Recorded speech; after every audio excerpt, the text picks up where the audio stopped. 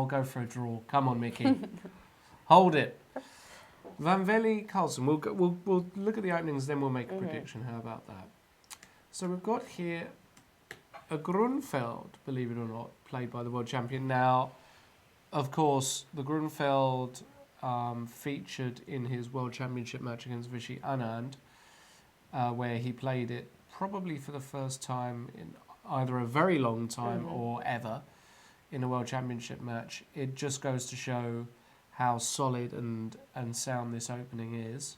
And of course, ladies and gentlemen, if you want to know more about the Grunfeld and you are a premium member, remember to check out Peter Svidler's series on Chess24, one of the most comprehensive works on the Grunfeld ever, let alone on the internet. So you can really learn a lot there from Peter Svidler, 12 hours worth. Become premium and check that out. But here, well, we could go into the theory, but there's not really any point. There are just so many moves against it. Luke Van Velde tries the move Bishop F4. What sort of approach do you think Luke will be taking in this matchup, in this game against Carlsen? I think Luke's just trying to get a kind of interesting, unbalanced position. I think he doesn't want to be in one of these static positions where he can get slowly outplayed by Carlsen. So I think he's going to be looking for something rather sharp. And he's chosen a variation which I think probably allows that. Bishop F4, Bishop to G7, and now E3. So he does all this before developing the knight on G1. E3 castles, and now Rook C1. So a bit like Shaq. He's developed his queenside pieces before the kingside pieces. And I suppose the... trying to recall actually how this variation is supposed to go. I'm sure you can play a move like C6 here with black, just to keep... But the question is whether you can play C5. I always get very confused here. Takes and make... Can you go Queen A5? Things like this. Takes and Rook D8. I have a feeling that this is one of the main lines where it looks bonkers. You sacrifice two of your central pawns, but actually the point is that you've got so many things going on that it might be okay. Players like Anish and Fabiano and Maxim Vachilagrov and Grishchuk will know all about this. So it'll be interesting to see what Carlsen does here. Predictions? I'm going to go for a draw. I'm going to go for... I will stick to saying whatever, something different to you, so I'll say 0-1. I think it's about time Magnus wins his first game. What did he do, by the way? He played this other move, Bishop E6. Now, this is the other move that I recall, and I thought I saw this move with... was it a Grishchuk game? Please update us on Bishop E6 in the Carlsen game. Let us know which is the reference point for that. That would be great. Let's move on anyway to Wei versus Giri. Now, for me, the most interesting game of the round. Yep. So let's see what happened. You have a Sicilian knight off variation. Our first night off of the tournament. First night off of the tournament. Is that true? No, it's not true. No. It's not the first night off the tournament. But... well, there was one in the Challenger. Oh, maybe it was the Challengers. Maybe you're right. Maybe you're right. As I said, I'm really have no memory whatsoever for openings, so... Well, in any case, anyway, we've got interesting. And very interestingly, already as early as move 6, after Bishop E3, Knight G4, they repeated. Now, Wei Yi, of course, could just repeat here, and there would be boos from the crowd were they to repeat this. But instead, Wei Yi chooses the G3 system, which is one that's been championed by Carlsen, Mickey Adams, amongst others. Nowadays, the move H3 is all the rage, and after E5, Knight D to H5. It's what's been seen loads of times, but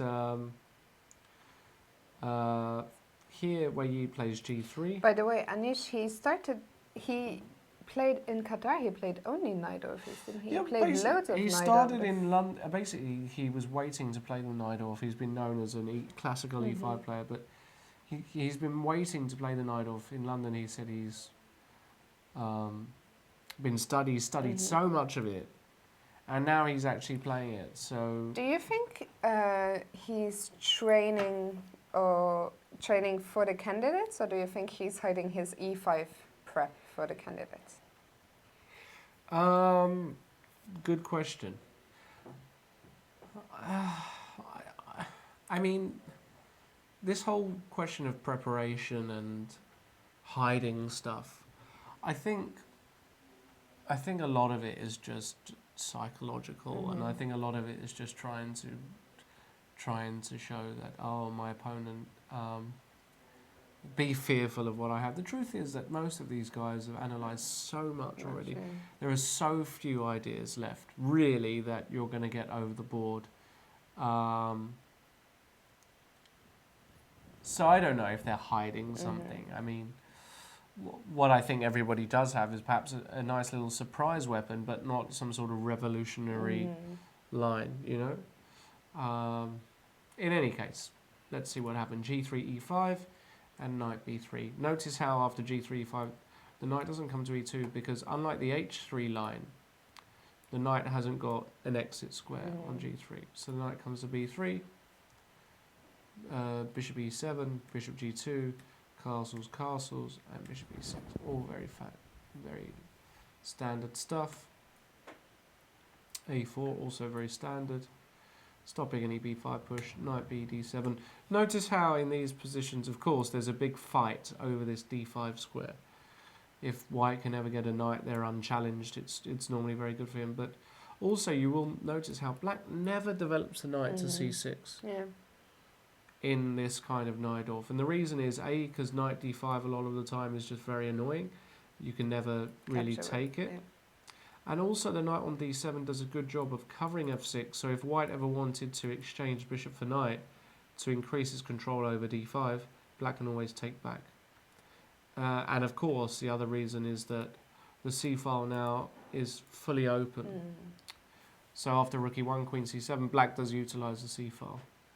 And I think it's absolutely clear that Anish has come out of this opening very, very well.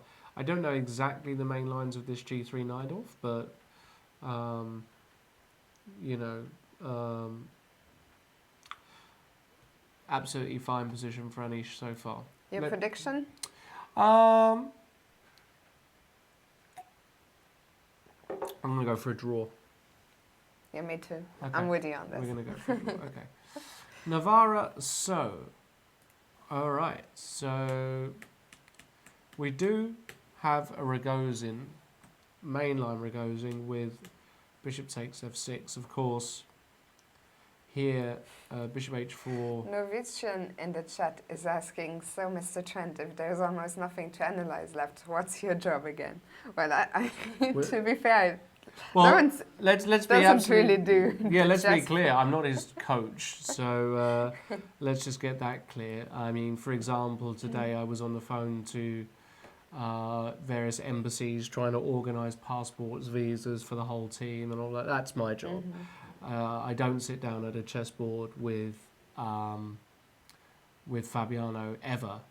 The only time we do is if we play a bit of blitz or something like that, but nothing serious. So, yeah, that's it really. His coach does that. So here, yeah, bishop h4 is of course a move. Sometimes people even take first and go bishop g5. I think that's more common. When you go bishop g5 straight away, I think there might be a problem with going here now.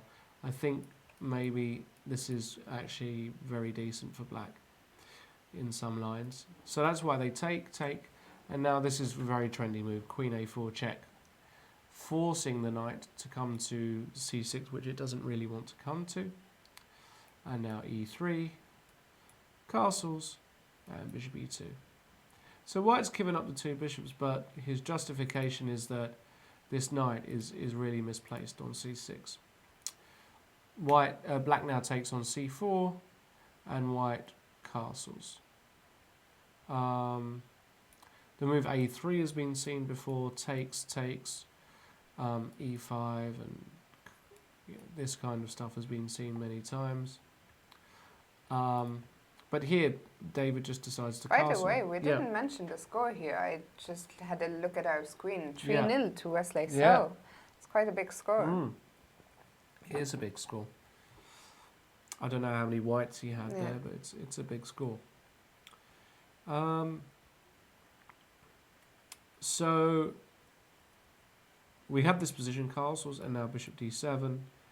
Finally, white takes on c4, and basically there's no good discovered move for this knight against the queen because the bishop's undefended.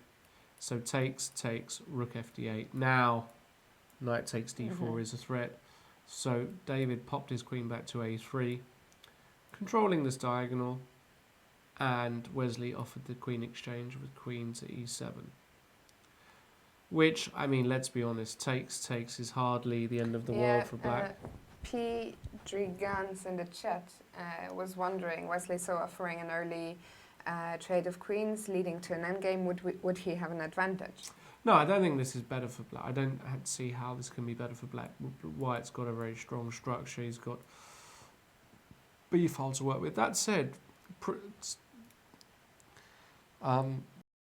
objectively speaking, maybe you could claim that black has got the better structure, got the isolated pawn on a2. Black has just got no weaknesses here, and knight e5, bishop a4, it must be just absolutely fine for Wesley. So I think he's perfectly fine. He's chosen a very safe option. The way, before we continue our tour of the games, can we have a very quick look at Magnus Carlsen's game? People are going on in the chat about something happening there.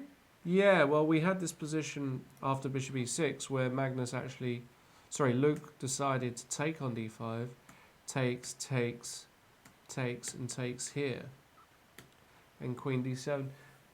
The problem with this is that if you don't know it really well with white, I think you could get in a lot of trouble very quickly. Because here, black wants to play knight c6, gain a tempo. Let's say the bishop comes back to g3. I don't know. Knight c6. And now, you've got a bit of an issue. If you go knight f3, I don't know, rook a c8, there are now knight b4s coming, and there is a reason why you can't just grab this pawn in this line of the... Well, or maybe you can grab it, but maybe it's just absolutely nothing. Maybe even here, something like this, you have to just castle and just give it all up. Yeah. Rook c8, queen somewhere, I don't know. Or maybe not even there because of rook c2. But black gets a lot of play very quickly. So actually, Lukey, he's got to be... Is that something you want to do against Magnus? Give him a lot of play this early in the game? No, but at the same time, if it's just going to really liquidate very, very quickly, then maybe it's no problem. I think Luke has to be wary of that. He did play bishop g3, which makes a lot of sense. Knight c6. Maybe he's going to go knight e2 here to put the knight on c3. That also seems very sensible. In any case, he has won a pawn. Yeah. So Magnus does have to show something. He also did well in the first round when he faced Shahryar Mamedyanov. He was also under some pressure, but defended very well and even gained some clear winning chances. So we'll see.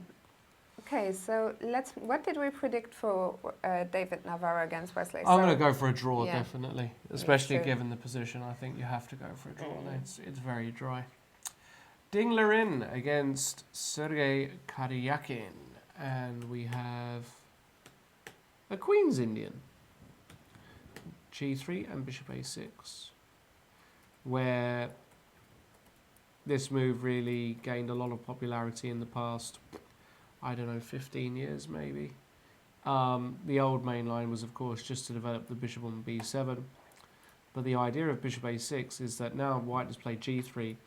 He doesn't want to play e3 to protect the pawn. Moving both of these pawns makes no sense. So he has to protect it somehow. b3, queen b3, queen a4, queen c2. All of the queen moves are possible. And the move b3, basically. So those are the main lines. b3 definitely took over as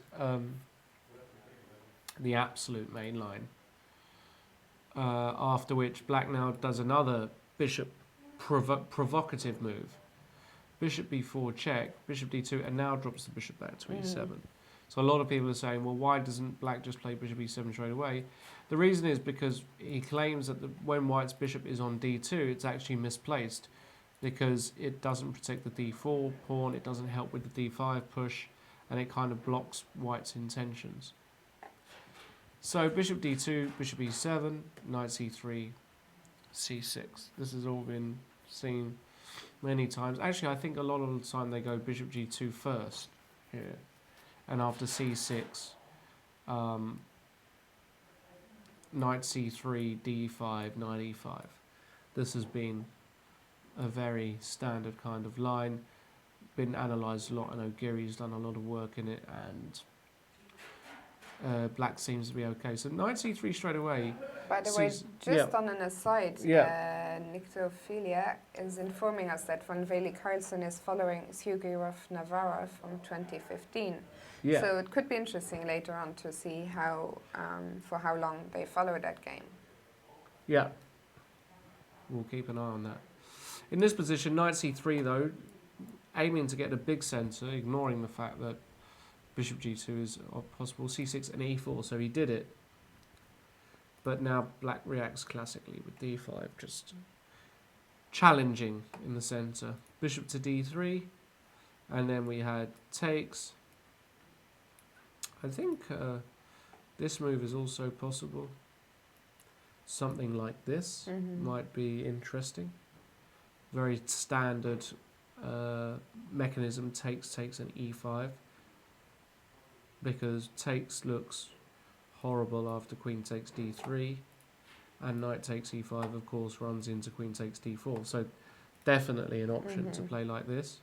But instead Sergei took on e4, and after takes bishop b7, queen e2, we get a very usual structure, except that normally white hasn't got this pawn on g3. If white's pawn were on g2 here, then he'd be really nicely positioned, because there would be no real trouble along this diagonal, and it would be almost like a French Rubinstein variation where black is passive. You know, he's got his pawn on c6, he's going to want to move that to c5, but this is the justification, is that now white has played g3, playing like this is okay, and knight bd7 is on the table. So you know, white has a pleasant space advantage, better control in the centre, nicely developed pieces, but he does have this weakness. Now the question is, where does he want to go? Do you want to go queenside or kingside? Interesting. And he went queenside, I was going to say. Okay, He just. I didn't expect that. I didn't expect that, but it just goes to show that after castles, I don't know, let's put a sample variation, castles, rook fd1, c5, he was worried about this open diagonal against the king. So castles queenside makes sense in that case. There's a follow-up question from Novician about what you do for Fabiano. Yeah. He thinks that you're his secretary. Actually, I think this is well known in the chess world. You're not his secretary, you are his manager. That is your official position. And he's wondering what you actually do besides getting visas. It's a good point. Yeah, I do. I'm actually very, very busy at the moment. I will just get some water. You get some. She's going off screen. What can I say? Well, we have two major sponsors at the moment where we have a lot of work we do throughout the year, both marketing, media, of course, personal stuff. We're also involved in other potential endorsements and commercial deals that I'm not going to reveal at the moment, but working on it. And of course, one of my big jobs is to be also Fabiano's personal manager and help build the team and start really doing something that before wasn't being done, helping the brand build, and we're all with the view of making him become world champion. Yep. So there's a lot of work to be done that goes on behind the scenes. I mean, yesterday I was just ridiculously busy, so a lot more than meets the eye, let's say. Hope that answered your question. Today, though, I'm just, So let's go to his game.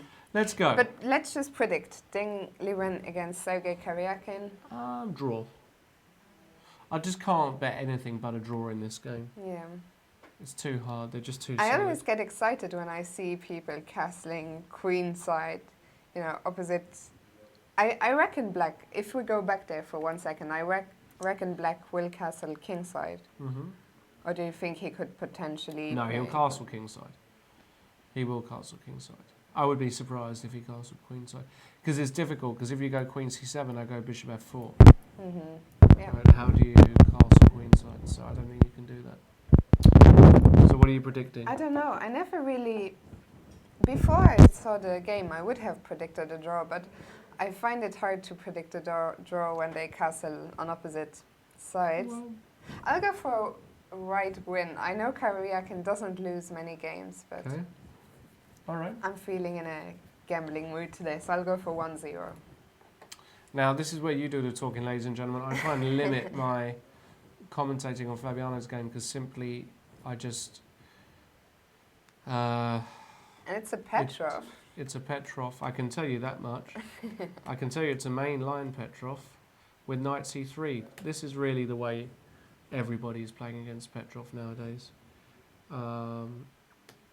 And the idea is that, I mean, this position is already sort of the main line, where white's got this compromised structure. I can talk about this because it's not the real game, so this is still theory, so I can talk about it. White has a compromised structure, so on paper black is better in that sense. But white has open files to work with, and he has a bit more flexibility in his position. Queen d7, and now here there are all kinds of moves. h4, king b1, a3, b3. There are just so many subtle ideas that the guys at the very top know a lot about, and the guys who aren't at the very top don't. So, for example, the move h4, it kind of almost looks strange because you give up the g4 square, but actually, in a lot of lines, you just don't care if he takes this because you get so much pressure against the king side and the two bishops. So after h4, actually h6 is a very common reply, and now the move king b1 has been played. Fabiano played a3, again another standard way to play. And now just a move that you don't even consider if you've not studied this position at home. Rook to g8. Do you think that Petrov was a surprise? Does Hou Yifan usually play the Petrov? I'm not sure if she does, but Fabiano, I know, he's worked on this opening. So has he played it as black as well or not? He probably hasn't, because it really is a case of you're either going to draw or lose. Yeah. It really is that simple. Okay, so what happened? Rook g8. What's that about? What's that move? You know what that move's about, don't you? Pushing g5. No, not pushing g5. I think the point of this move is that after castle's queenside and now knight d4, in some positions, white gets a double attack. Only in some.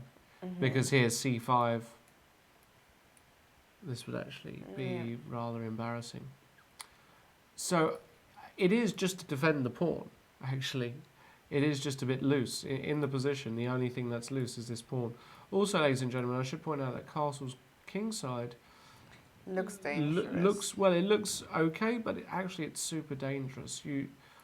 White's just going to be sacrificing or launching, and there have been a number of very quick wins there. So rook g8. Now Fabiano played knight d4, which is just the typical mechanism in this position, to either try and win the bishop pair, maybe allow f3, g4. So she took... And now there is a bit of a decision to make. How do you take on d4 here? Well, you can take with the pawn, to then threaten d5. So c6 and now, I don't know, king b1. But with symmetrical pawn structure, I think Fabiano wanted to keep some imbalance in the position, which is why he took with the queen. This also stops Castle's queenside, and black has to play c5 here. So this is clear. So where does the queen go?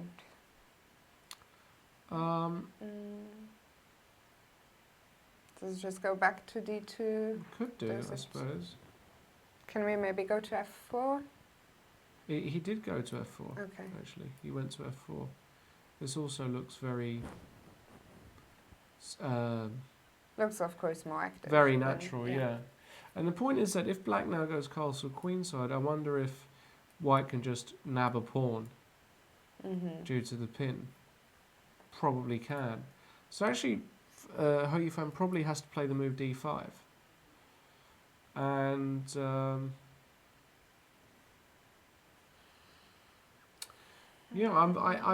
I really struggle to assess these positions correctly. If we go back one move. Yeah. I'm still looking at g5. It's probably just a horribly stupid move.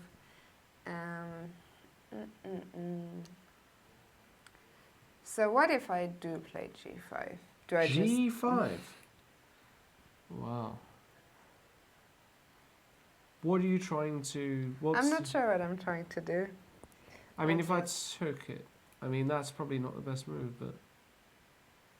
You want to go bishop takes? Yeah, no, okay, I'll just give up on my g5 idea. Yeah, no. I don't think g5 is really in the spirit of the position. Okay, so what does black I think do? she has to play d5. Yeah. I think this is her idea. And here, a move like... Of course, white can just make normal moves. King b1. The king is always better on b1 in this position. Bishop e2, maybe. Or maybe even some crazy move like queen g3 or queen h2 to counter bishop d6 with bishop f4. And after castle's long, something like this. And if bishop d6, you just go bishop f4, potentially. But it's really, it's really tough to understand these positions. Yeah, for example, I don't understand why, if black manages to stabilize, why is black not just slightly... No, that's the point. Black is better, because he does have... Oh, better? Yeah, because, white has these double pawns. I think, but okay, black has some work to do to stabilize. Yeah, and also, even after d5, even though these pawns are nice and they're connected and whatnot, they are still kind of targets, right? Whereas white's pawns aren't really being attacked. People reckon I've been listening or maybe spending too much time with Simon if I suggested g5, which might very well be true. Yeah, that might be a true. It's all your fault, Simon. Simon Williams, ladies and gentlemen, if you haven't known, does like an interesting game of chess. Let's move to the last game, Tomashevsky against Eljanov, and we have a... By the way, I'll predict, I know you won't make a prediction, but I'll predict a draw. Okay. I got my prediction last time right. I was very surprised I didn't. When I left the studio, I thought it was a gone prediction. Yeah, me too. Okay. So the last game of the day, Tomashevsky against Eljanov. Now we don't have a Nimzo Indian like in the Adams game, because after g3 check, knight into d2. So the idea of this one is that even though the knight wants to come to c3 in an ideal world anyway, white claims that his knight is still useful on d2, and whenever the move a3 is inserted, black has to make a decision if he wants to part with the two bishops.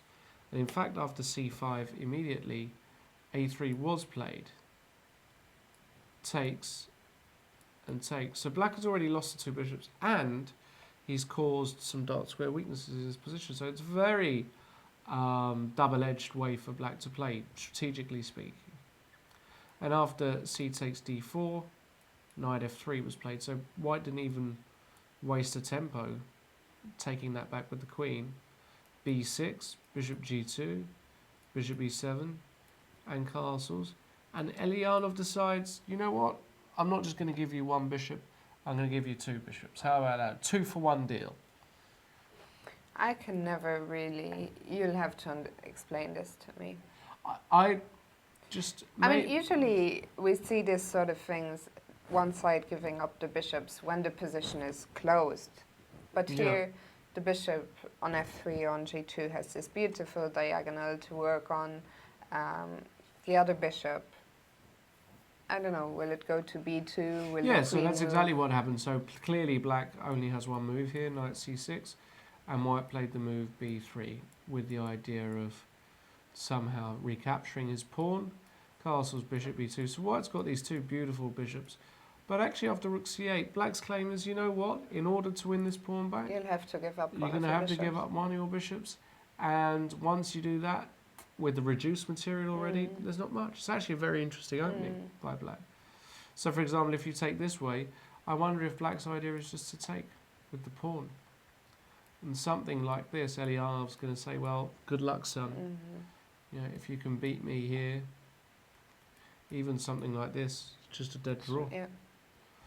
So, after rook c8, it's really up to Tomashevsky to decide, is he going to take on c6? Is there any way he can play something like rook c1 and then try to play b4?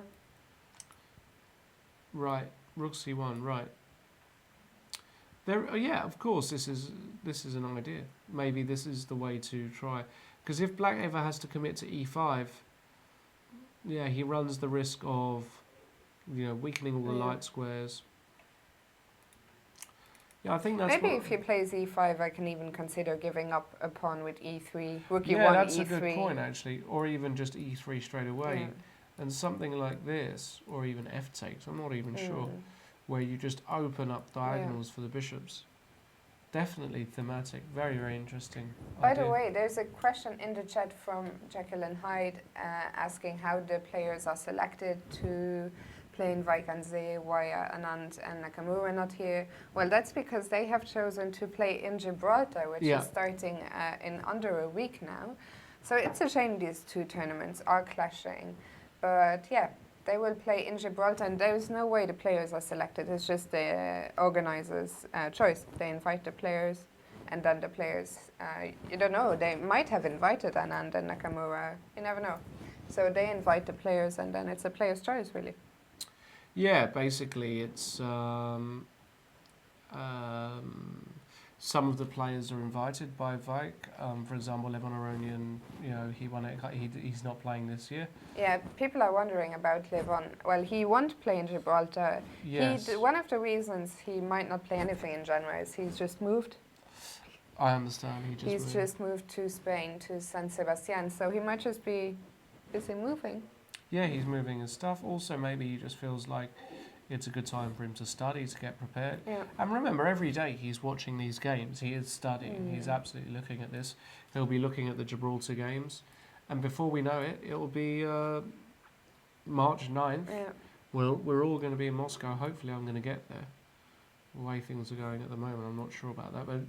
But I'll get there and yeah, it's going to be business time. Business time. So, Magnus Carlsen nabbed we the didn't ball. predict. I'm going to go for a draw there. And here comes. Look who we've got.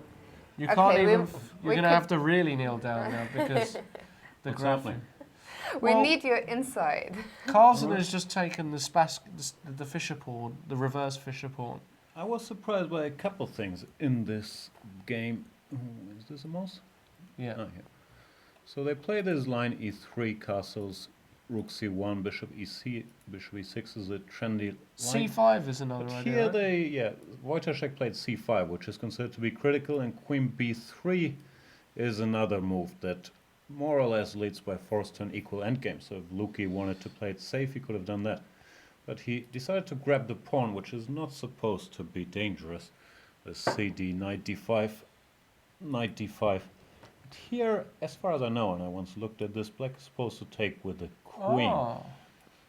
I'm Okay. just introducing some ideas with queen a2. So Magnus took with the bishop, which I'm not familiar with. Then bishop c7 looks logical, queen d7, bishop g3. No, I'm also surprised he took the pawn. But yeah, I've never seen this, I just checked a little bit. Because here I thought you should go knight c6 Yeah, according to the computer and go for compensation. Well, this he's sort of inviting Luki to develop and gain a lot of tempo. And if white gets knight e2, knight c3, bishop e2, short castles, he has a better structure, so I'm not quite sure what's going on. Okay. Thank you very much for your input. That's all I got. Is that all you People got, reckon Fess? you do look slightly more ginger today on the camera than More you ginger? usually. Yeah, look at yourself. I don't know. Took a sunbath at Hamburg Beach last night, but I'm not sure how much effect that could have had. Actually, to be honest, ladies and gentlemen, this is Jan Gustafsson, not the two caricatures that you see above. I know you could get confused with either of those being you, but this is the real one here. I just got some caricatures, tough word, of you guys. We're gonna, Oh, we're really? gonna have them in the show. I'll send them Oh, over in a wow. minute. Fantastic. What else is going on? I only have 5 minutes because I'm still working with Artur Yusupov, but I'm very curious about the openings. You love openings. I don't do you? love openings. Okay, Karjakin is some topical Queen's Indian line, and General Karjakin knows everything here. Knight c3, plays c6, You castles do is have more so popular. many fans. Always great to see the man, the myth, the legend, Nah, Jan. it's the same two people. They're my relatives, but I pay them that they post a lot.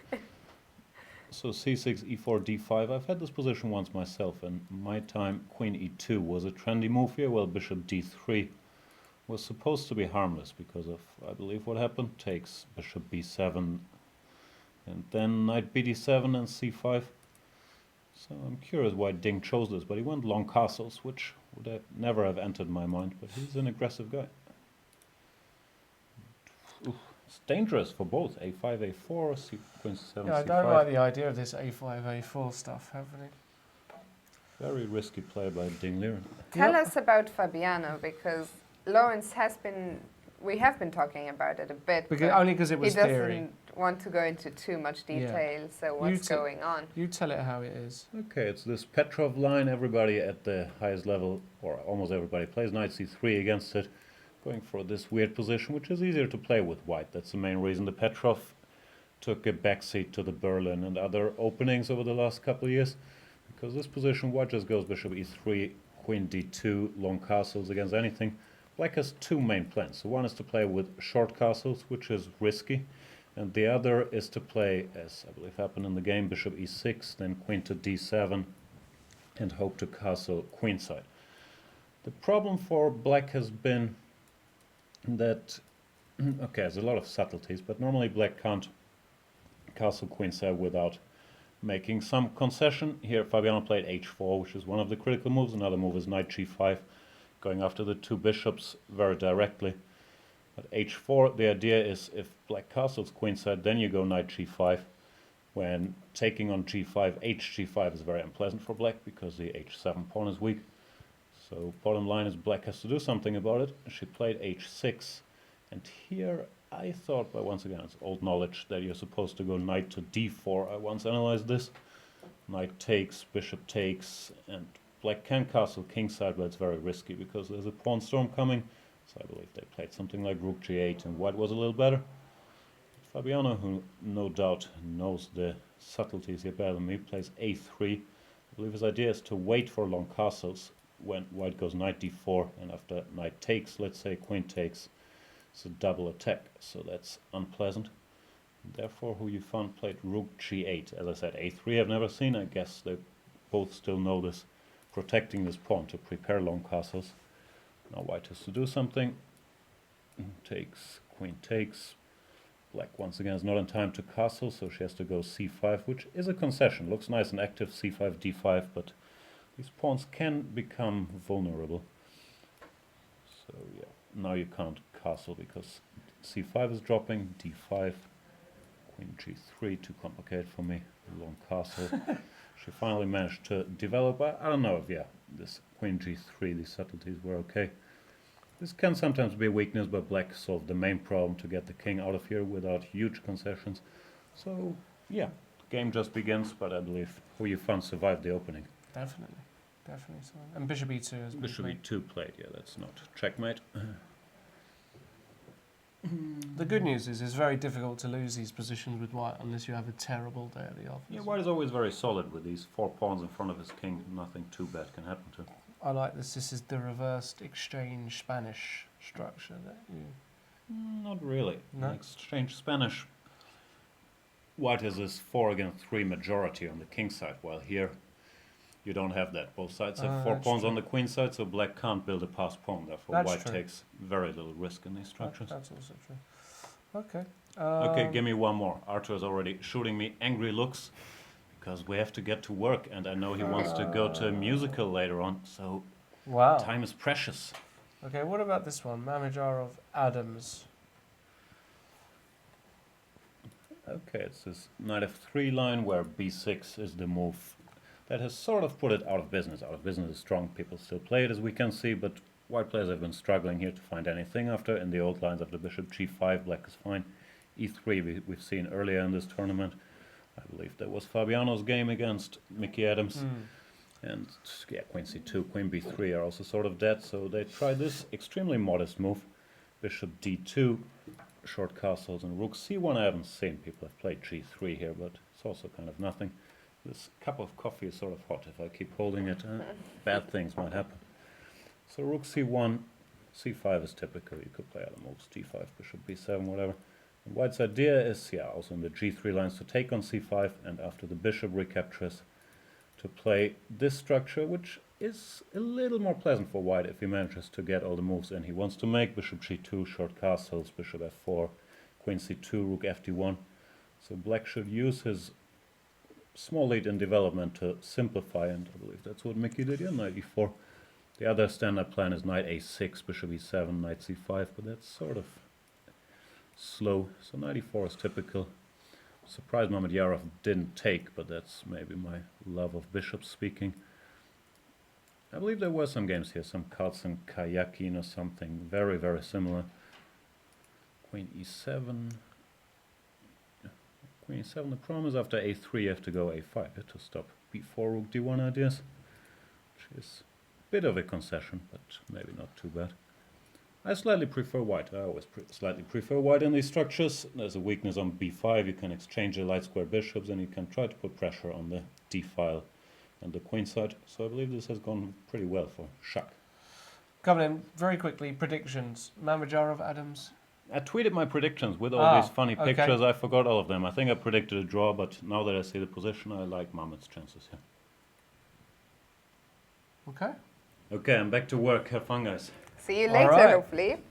There you go, ladies and gentlemen. Expert insight by the one and only Jan, the man, Gustafsson. Yeah, and if you've missed our commentary the last few days, if you wonder why Jan isn't permanently here with us, it's because he's recording next door to us with Artur Yusupov, a Artur new series. Yusupov, the one and only Artur Yusupov, had lunch with him today. Such a nice guy and such an interesting character, got lots of stories. He, for example, I asked him who his favourite chess player was, and he says, well, my favourite chess player in history in terms of contribution to the game of chess was actually Victor Korchnoi. A lot of people would say, well, Fischer or Tal or Capablanca. He said Korchnoi. He said, in terms of pure contribution to the game, what he's done for the game has been amazing. Ideas and development. So, Artur Yusupov, ladies and gentlemen. So while What a Jan legend. was here, there's been a lot of chat about Luxembourg and what you Wow. call people from Luxembourg. Okay. And I never know myself. What do we call them? I do usually say Luxembourgish. Luxembourgish because Luxembourger just sounds too funny. But apparently Luxembourger. that's really it. And Is then that the correct way? I think Luxembourger for a person coming from Luxembourg. Right. Yeah. Yeah, it would be nice to know. Yeah. Next time I go to McDonald's, I'll ask for a Luxembourger. And then there was someone urging me to say more about the games. I'm going to do more of that in a second, but it's just so hard in the opening phase. If you don't know the openings, you can't just throw in random. It's hard to, on my level, to say something about the opening. Yeah, we're playing. That's all we've been talking about the games. Don't complain. We're doing all the games basically so So far. now I think the Yeah. one that's going to get interesting first is probably Liren against Karjakin. Let's maybe go there. I see Wow, A5 on the A5 board. has been played. So yeah, I mentioned this, and this is a very typical idea in this position, isn't it? I mean, what does Black want to do? He wants to just play A4 and open lines against the White King. That's why it is dangerous. To castle Queen side here. Yeah, so after King B1, A4. The thing is, if White wants to keep things closed with B4, I think a lot of the time Black flicks in A3 just to not allow White to consolidate with A3. And then, well, at some point maybe, but it's difficult because also, I mean, I wonder if a theme here as well, even if you don't go, let's say, I wonder if a theme in some positions is actually to go B5. To be able to give this square for the knight. That could be interesting. That said, after C5, your bishop is completely locked out. So, actually, Liren played very quickly, played rook HE1. Yeah, because Black is going to have he's going to have to make a decision about his king as well. Well, he's going to go kingside. Yeah. But now, I guess White wants to, can White play D5? No, it doesn't work right now. Probably not. But can I play bishop C3? I think that's probably the diagonal I want to put my bishop on. It might do a good job defending my king, and it can also counter-attack. I've got this idea in the position as well now. This is a cute idea. Wouldn't work so well if the pawn were on G2, but now if you take... But I don't want to take. I understand. What do you want to do? I'm not sure yet. I'm still looking at D5, but D5. I can't quite make it work. Or I can just I? think I can... Well, maybe. Takes. Yeah, just. But now with your bishop there, I want to... Yeah. Okay, let's go back a few moves. So this is Fiona and Lawrence, are there doping controls at this tournament? Do you know this? I don't think there are at Vikanse. I know certainly for the candidates tournament there are. For official FIDE events, there normally are the big events, but not for this one. No. Let me give a sign to Ilya. I'm so thirsty. If Ilya could bring me some still water, it would be very... I'd be happy to be your servant. We've even got room service here at Chess Before I do 24. that, can I just comment on this game? Wow, Because Ilya I know Zaragatsky, from Grandma's Ilya personal Zaragatsky. sufferings. We're just getting any kind of person walking in, anybody. Who are we going to get the next guy off the street I in think the here? cleaning lady is, Yeah. is due soon. What do you want to comment Yeah, on? actually, I lost a very similar structure to strong Grandmaster Ryazantsev once. This game, Ding Liren against Karjakin, I'm talking about. You had this line with A4, B4, then B5. You wanted to free this square on D5. But I just play C5 and I claim that I'm a piece up because your bishop on B7 is just horrible.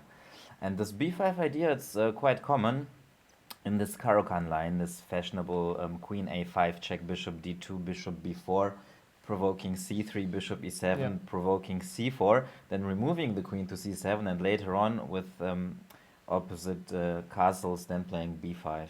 And even you had this line with B5, C takes B5, C takes B5, then White couldn't recapture on B5 because the knight on F3 would be hanging. But even if it wouldn't be, Even this if would it's open not, lines. be fantastic. Yeah. Yeah.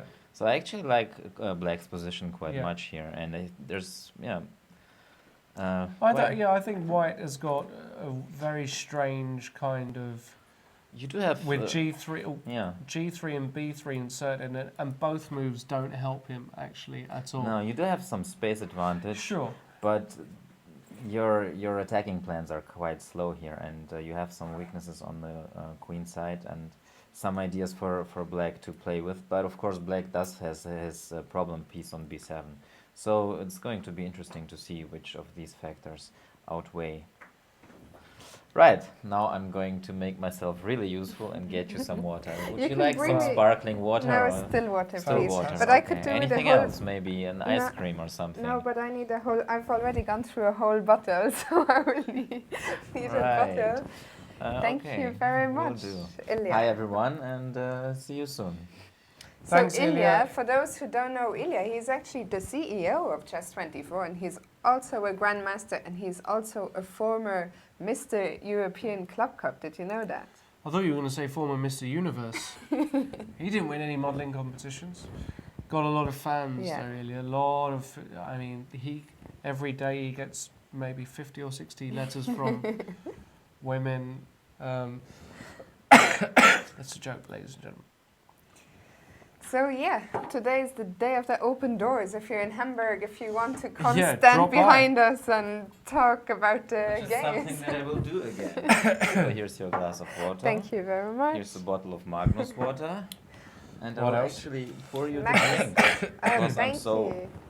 hot for camera time. Whoa. See, this is what CEOs do here. Is this Thank your you 15 very seconds much. of fame? I think so, yes. All right, guys, have fun. All right. So what else have we got? Let's quickly go back to the Van Velde Carlsen game. Knight e2 was played and bishop d5.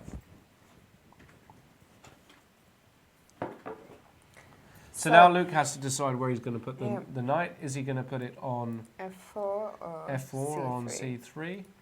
C3? Probably C3, right? Bishop C6, something like this. But now it's a bit problematic for white to develop his kingside, which is why he's analysing knight f4, because after bishop c6 you can move the bishop to c4. But this doesn't look like much for white, I have to say. That said, you do have the central majority. You are castling next move. Maybe that's what's. I think he probably will go knight f4. But now can I not? Okay, is e5 too much? e5 here? Yeah. Yeah. Yeah. Takes. What do you want to do? Take, yeah. I'm sure this runs into a tactic. Knight takes g6. Oh, nice. Yep. Okay, so much. Yeah. And check. Intermediate. So I think he will go knight f4, Luke. I think that's what he's gonna do. I think this has gone quite well for Luke. Yeah, I think so. As Jan said, in this position, queen takes d5 is more common. So bishop. So yeah, very interesting. Let's go to another game. Let's go to Wei Giri. Now, the last time we saw it was after queen c7, just a couple of moves ago, and is that the... There goes our Magnus water. It's closed. It's closed. The Magnus water is still alive, ladies and gentlemen.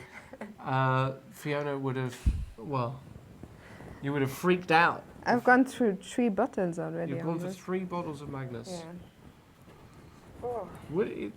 Imagine that was his own. No, he has a water sponsor. I was very surprised. Yeah, he does. He has a water He has sponsor. this Isklar. That's unbelievable, water. isn't it? Yeah. Just When are you gonna get Fabi? a water sponsor. Yeah. We might do, actually. That's probably a good idea. Okay, so knight d2 was played. Yeah, knight d2. So the idea of this move is clearly this knight is not doing much on b3, and white's principal idea is control over d5. So knight d2, and now bishop d8. There's not a move you see every day, but actually it's a very common move in the Najdorf. Because after knight f1 and queen to c5, queen to c6 is also sometimes played, but queen to c5 avoids any problems with knight landing on d5. The bishop now finds work along this diagonal. Yeah. And also look at the time situation. Yeah, Anish has barely spent any time. Yeah, and Anish might still be in bulk, or it might still be preparation for Anish here. And I actually prefer Anish's position. Do you know what? It wouldn't surprise me if he won today. Did you predict it? No, we both No, I predicted predicted a a draw. draw. But then again, Wei Yi has proven Yeah. to be very resilient so far, so... Oh, he's very resilient and he doesn't get frightened. You know, it's one of those positions, if you just play automatically knight e3, let's say bishop a5 pinning, bishop d2, rook a c8, tell me why black should be at all worried here. He's extremely active. Yeah. And white is... Yeah, I'm wondering well, a bit where white's play is going to come from. thing is, if you come here, I can always take this way now. And after take something like this, and move like g6, very useful move to stop knight jumps. And this transformation of structure definitely helps black. Look at this guy now, he's just pointing at nothing. So, yeah, I think Giri has played very And well. look at Hou Yifan. Well, she played g5, which I said that's not her idea. So what do I know about anything? It's funny how 2 days ago I predicted she would play g5 for the wrong reasons, but 2 days ago I predicted her to play g5 against David Navara as white. And today I predicted her to play g5 again. Maybe you've got a little thing going on with her at this g5. A bit of telepathy? Telepathy. Yeah. Or maybe you've got like a little bet going on and she said, I'm going to play 10 g5s this tournament.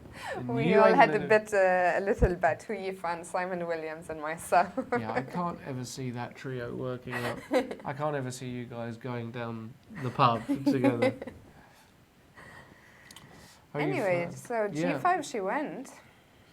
Well, of course, Fabiano took like this.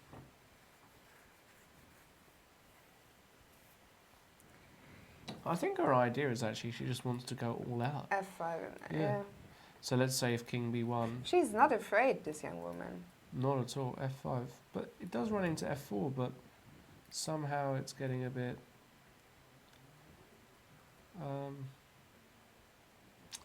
maybe it's just fine for black. Maybe she solved her problems.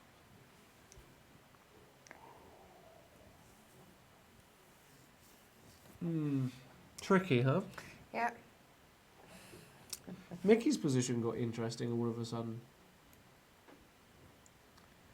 So what do you think? Do you think she's just I think she's done fine. okay out Yeah. of the opening? I think she's absolutely fine. It's very difficult. The Petrov is very solid. This is going to take a long time to break Yeah. down, but I think she's fine. More than maybe, I don't know. So, Shahryar Mamedov against Mickey Adams. Yeah. And Mickey's got this bishop, which nearly is trapped. Nearly being the operative word. b4. But thankfully, if b4, you can take. And if takes, you can just take. And win a pawn. So you can't do that. So after d6, Shaq needs another move. Yeah, the move knight d4 looks really logical, just to shift it over to a very decent square on b5, and after takes. Also knight d7 now is not possible because of knight c6. Yeah.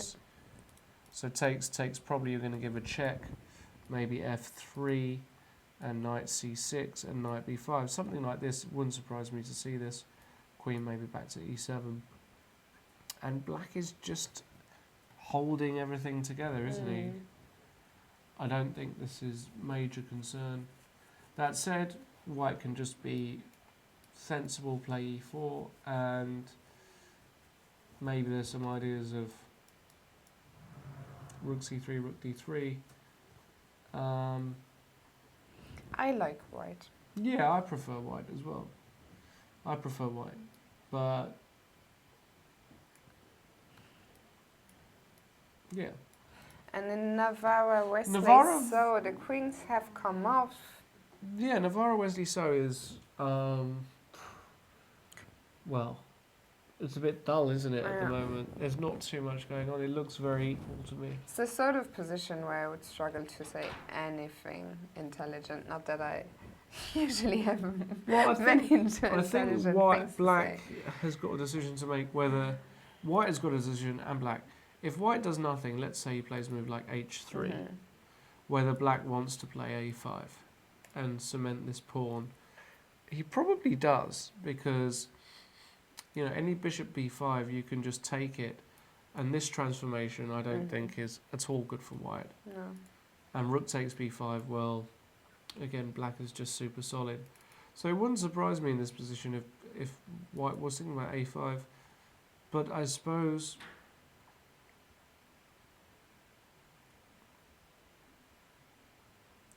You know, is there a case of b takes a5? Oh, not there, but takes. The problem is if you take, you have to calculate this. Yeah, I'm never in that sort of position. I'm never sure if a distant passed pawn like that on the a file is a weakness or a strength.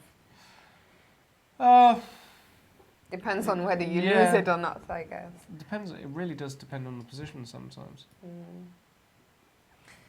But yeah, I doubt we will see. I could see this just being a quiet and solid draw. Yeah, I don't see much going on here. By the way, Anish did play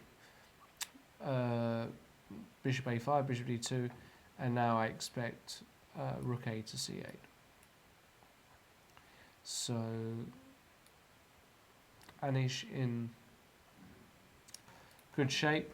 And Tomashevsky did go for, after rook c8, he did take on d4 with the bishop. So he gave back one of the bishops. Now rook c5. Wow.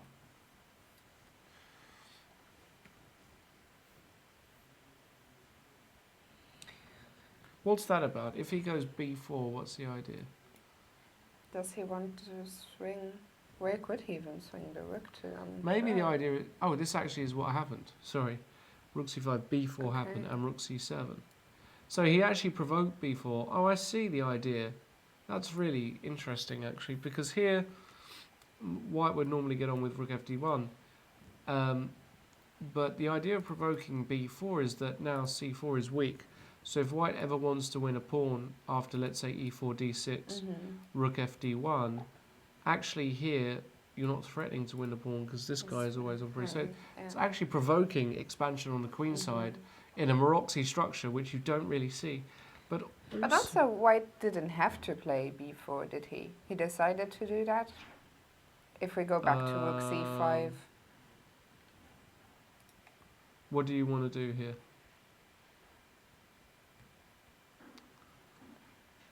I'm just trying to think where I want to put my rooks. Can I play rook d1, rook a2, rook d2? Somehow, well, just triple up on the d5? But you're not actually threatening anything. Not yet. Or ever. I mean, as soon as this knight is covering d7, you can't. No, really interesting. Yeah. Okay, so let's see what happened in the game. Well, he went b4. Yeah, so this is the rook to current c7, position e4 after and d6. d6. Really, what white would want is this bishop to be here, this pawn to be back here, and him to have the pawn. But with the bishop there, it's a bit passive, just defending a pawn. So after bishop e2, maybe you can go e5. And the reason you can go e5 here is that after queen d3, you say, well, you gave up the square on d5, but there's no knights to go in there, and there's no way to eliminate. Yeah, but is your pawn on d6 not going to be incredibly weak? Now I will simply play f3, put my two rooks on one on d1, one on d2. Visually, I don't like this for black. But I mean, at all. Okay. Okay, I'll play rook d1, rook d2.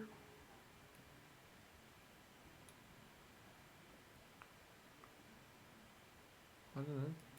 Still have to make a case, but... How do you ever win it? Okay, I'll just... I mean, the thing is I have loads of time, don't I? You're not threatening. I'll just play king g2.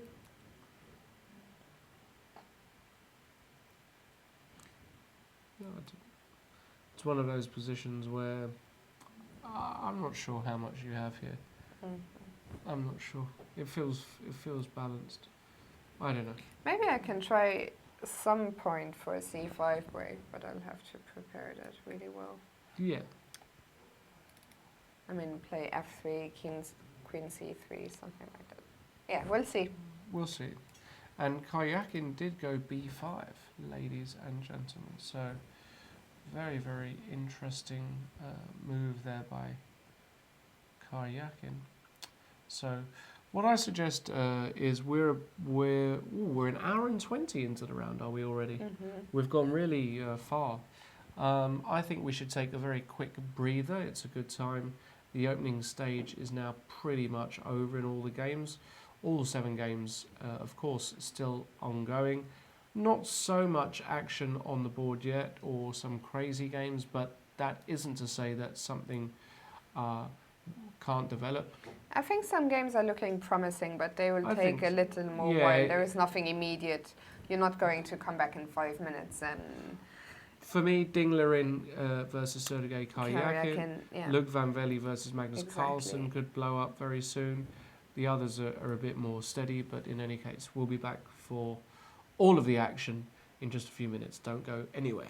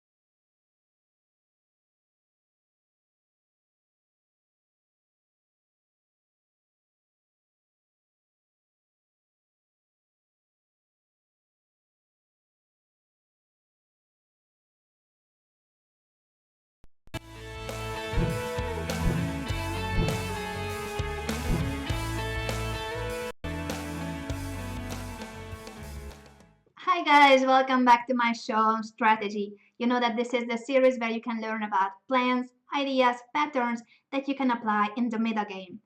Today I'm not here. I mean, I'm here but not here at the same time. This is a recording because I'm already heading to the Netherlands.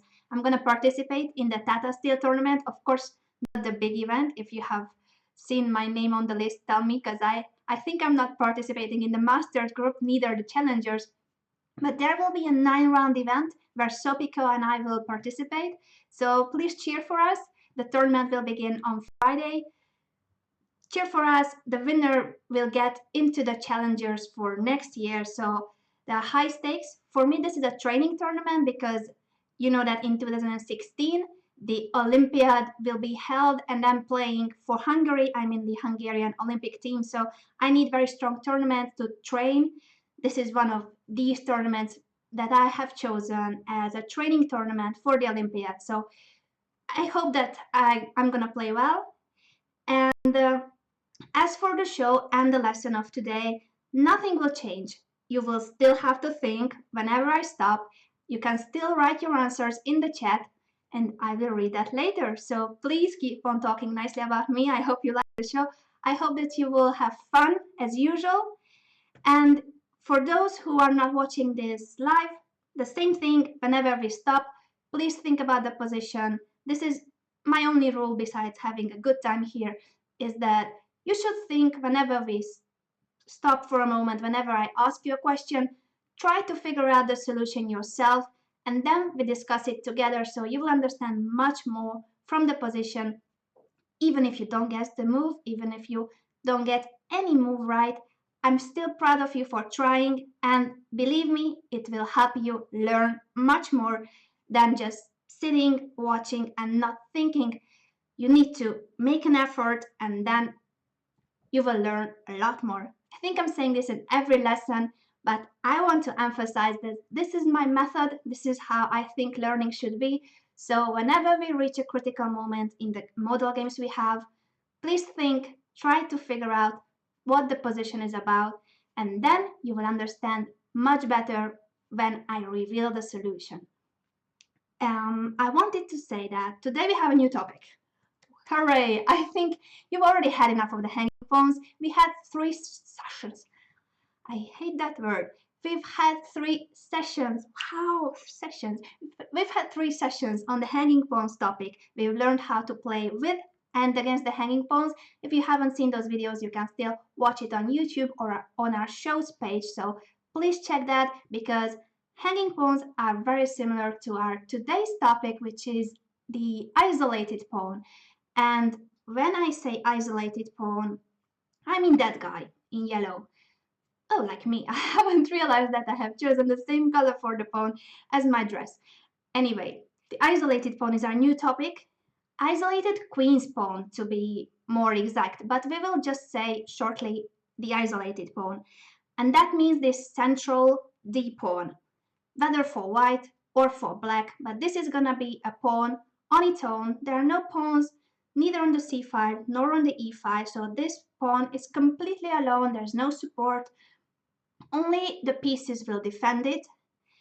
So if you just look at the position without the pieces, you can really say that this pawn is weak since it's not defended. But of course, normally there are pieces on the board, which means that this position, having an isolated pawn, has its pros and cons. And this is the first thing you should do today. Think about this position. What do you see as an advantage for white, and what do you see as a disadvantage?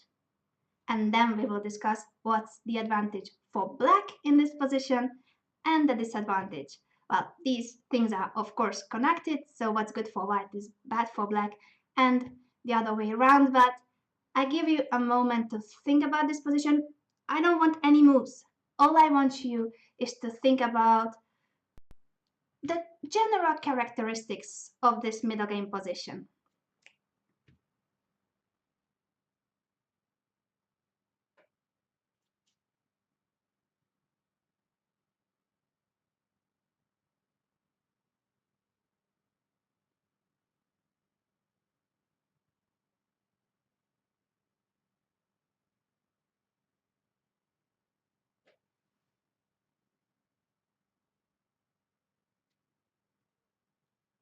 I think that many of you would have said or have said, I will check later on in the chat, that white has more space. That is one thing, that's an advantage for white. Also, white's pieces are more active. If you have more space, it's easier to develop your pieces, it's easier to place them in active squares.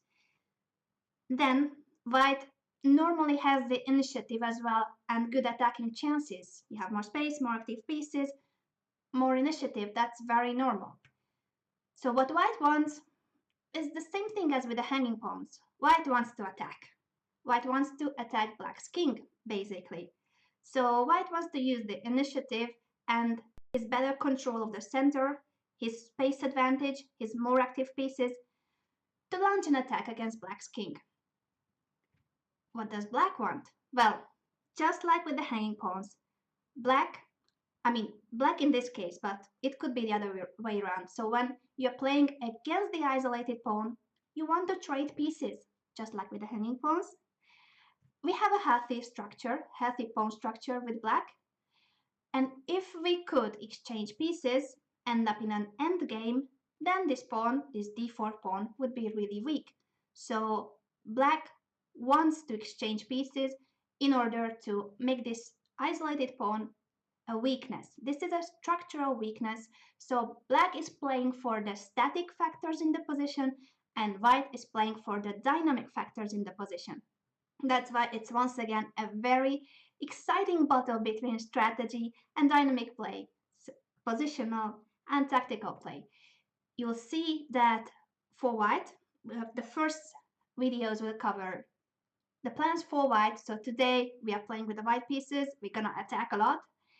But we will also see how to play against the isolated pawn. We will learn everything about this isolated queen's pawn. So let's get started. I think it's time to check our first game, which is a classic game. It's a game from 1971, Petrosian against Spassky. So if the game is from 1971, it means that Petrosian is the former world champion playing against his successor, Boris Spassky.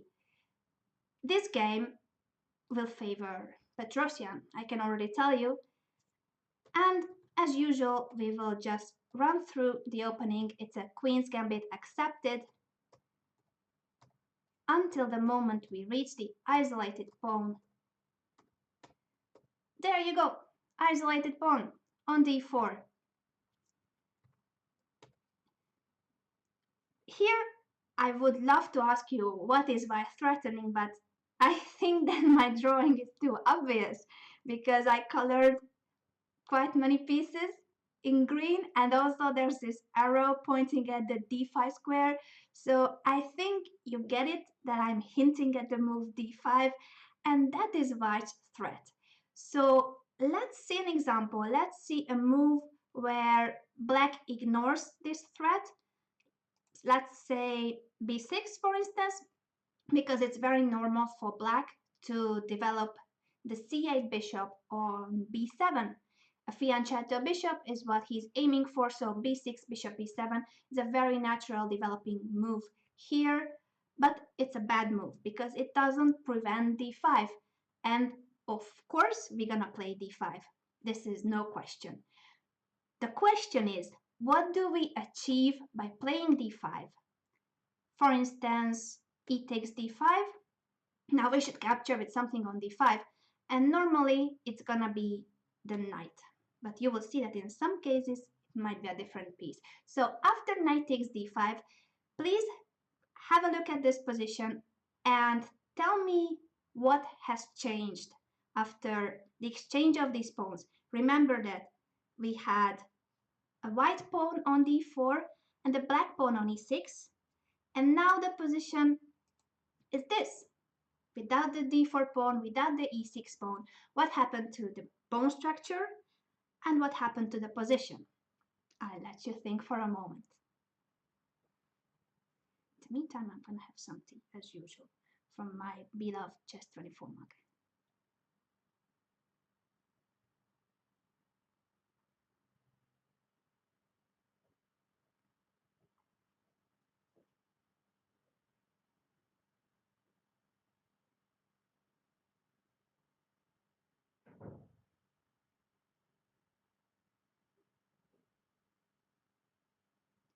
I think that you got it right. Now the pawn structure is quite symmetrical. The only difference is that on the queen side, white has a pawn on a4 and on b2, and black has pawns on a6 and b6. But they are all on the same files, really symmetrical. The thing is that this d5 breakthrough has opened the position, and that is very important. White has managed to open up the position in a moment where black's pieces are still not developed. Okay, with white we also lack some development. The c1 bishop and the a1 rook will still need to be developed. But we have this very annoying rook on the d file already facing black's queen. Then we have a beautiful centralized knight on d5 supported by the c4 bishop. Also our queen on e2 is an annoying piece because it might attack, well, it is attacking the e7 bishop. It might capture it in a moment. So white has opened up the position, and that means bad news for black because now he should do something about his queen. White's immediate threat is... what is white threatening? Indeed, white is threatening to win the queen by playing knight takes f6, discover check. So the knight gives a check, the rook captures the queen. That's a huge threat. What if black responds by playing knight takes d5? Now how would you capture on d5? Bishop takes, rook takes, bishop takes, or rook takes.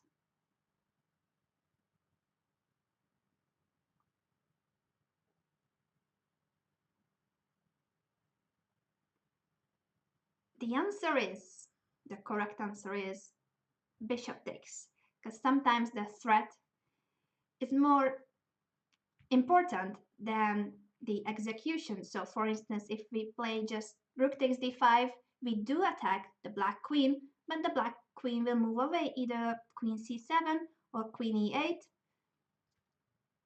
But then, what next? It's better to capture with the bishop, because after bishop takes d5, so after knight takes, we go bishop takes d5. There's so many threats on the board. We are threatening among others. with the capture of the c6 knight. That's 4-1. We also threaten bishop takes f7. Once again, the same motive.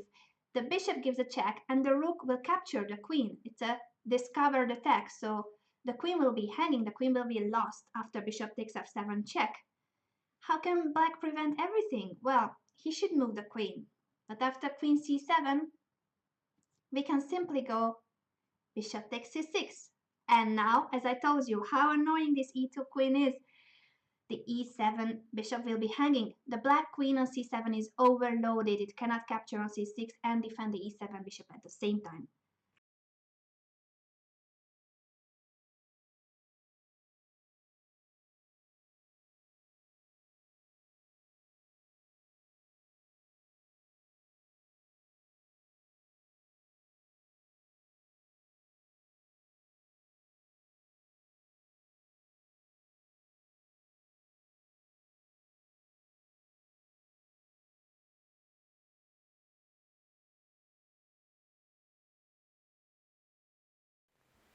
Welcome back to round 5 of the Tata Steel Chess 2016. I'm still, a lot of stills, still Fiona Steil-Antoni, and with me is Lawrence Trent.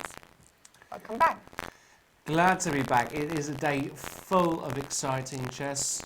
I don't know about if that chess is taking place in this tournament, maybe in another tournament. Across Maybe in Macaulay's game maybe in tonight. Macaulay's.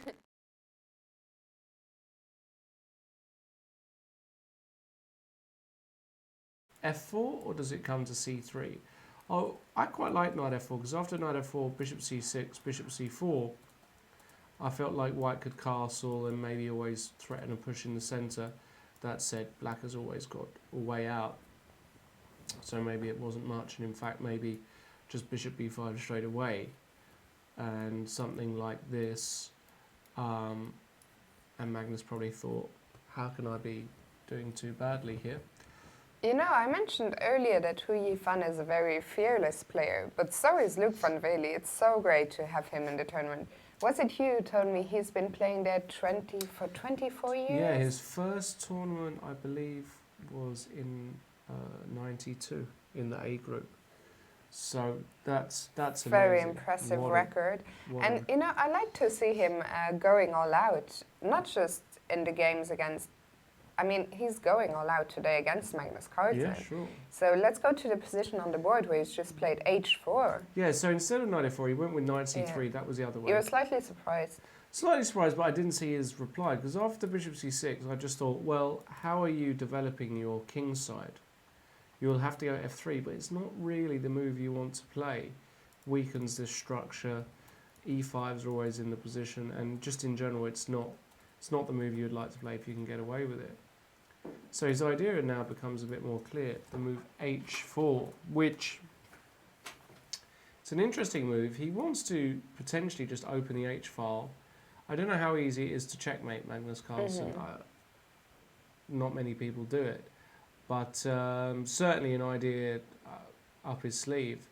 And it's also a move that says, well, okay, you know what is your move? How are you actually liberating yourself, liberating your position? Because this knight doesn't have any of its natural squares, and it can come to a6, I suppose. But even here, maybe Luke would contemplate taking it and playing this. Believe it or not, because and just now give up on his attacking plans and try to play an endgame. The great thing is the bishop controls this b8 square, so that the rooks can't get active quickly. This guy is a bit weak, and you can just, now it would make sense to somehow organise this, even though here still it's not clear to me at all that this is anything too worrying for black. But maybe that's his idea after knight a6, or if not, maybe his idea is just, you know what, once you've said A, you've got to say B. Knight b4 maybe. But here it looks as though this knight is... Yeah, it's going to be strong on d5. And also, I'm always, in general, I tend to be quite optimistic, but here I'm struggling to see where exactly the attack, or how he's planning on conducting this attack.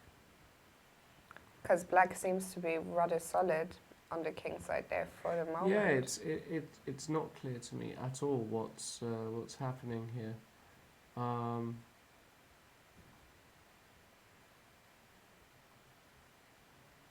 Yeah, it's just not clear to me at all. So. I would quite like to see what, maybe go quickly to Mickey, because someone on the chat was saying, I mean, we'll leave this for now, Yeah, we'll let it's Magnus interesting, think. Someone was saying that maybe d5 here could be a bit risky. Okay. Well, so there is some kind of pin along the d5. So the first move that comes to mind is the move knight b5. But maybe Mickey's idea is that he wants to go d4 here, and just suddenly the knights are kind of weirdly placed. They're a bit offside. So d5. So what can you do here with white? Let's see. Yeah, it's weird. It feels like black's position should be somewhat shaky with those I would underdeveloped pieces on the queen side. So if you go here, and if I take, the idea is that here there's going to be some trickery.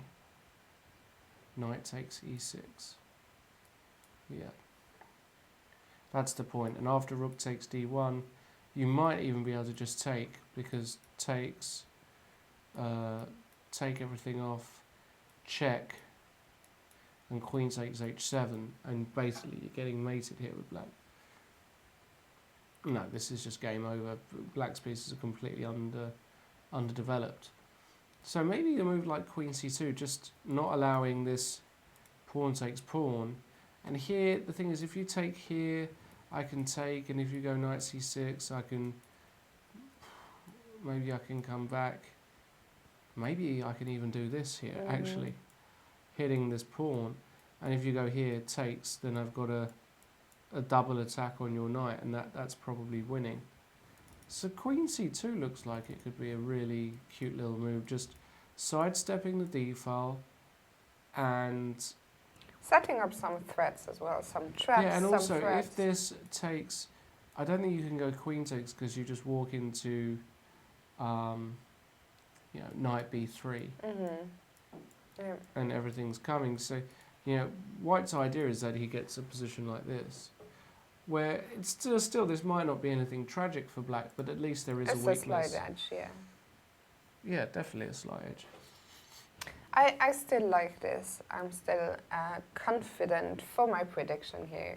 You weren't here the first couple of days where I was banging on and on how I'm a big Shaq fan. So we'll see. You were talking about how you're a big With Shaq Jan, fan. yes. Okay. So let's see if there's been any movement in Karjakin. Ooh. Okay. Yes. Against Liren. Well, we have had a few moves. So the last time we looked, as I say, not much has happened in the past half an hour. But rook he1 was played by, and Karjakin did in fact play b5, which is what we were talking about. And the point is that if you take this off, here black can even think about it, but probably his idea is to castle, and he's getting all of these open lines, and as white, you're the shield of your king is being compromised. So that's why white played c5. I can understand why Ding played that. And Ilya was in the studio with us earlier, and he said that, yes, indeed, here after c5, you're just trying to make a point that bishop on b7. Yeah, but there's a very big difference between, for example, in this position, if a4, b4, b5, c5, because now this bishop really is totally locked. buried, yeah. If you compare this position to the position they have on the board, where black has just played b4, Yeah. now The bishop has life along this long diagonal, which is so important. Can white try and play a move like bishop d3 and put the bishop to c4? Yes, but I'm worried that black is just getting really, really quickly, I don't know, a move like knight d5 first, and then after king you can put the bishop here. But basically a4 is always lurking. And where is the white attack? I don't see what's going on. Well, I say where is the white attack. And there it Mr. is. Liren has just told me where it is. G4. Wow. Off we go to the races. And it really is the race. Who is quicker? I think black is quicker. So let's start with one question. What happens if black takes on g4? I don't think it can be good. I just don't think you can take it. Just is rook there G1. any immediate? Just rook g1, winning this pawn, and then everything is compromised. I don't even think Sergei looks at that move. I just think, well, you know what? You go g5, I'm putting my knight in on d5. So let's say castles, g5, knight d5. I think his idea is h4. I think he wants to go h5 and g6 really quickly and just completely break through. And this could be slightly dangerous, actually. I think that's a good move by Ding. Certainly, we've got a real game. I think he here. had to do something. I think so, because otherwise he was just going to be a bit too passive. And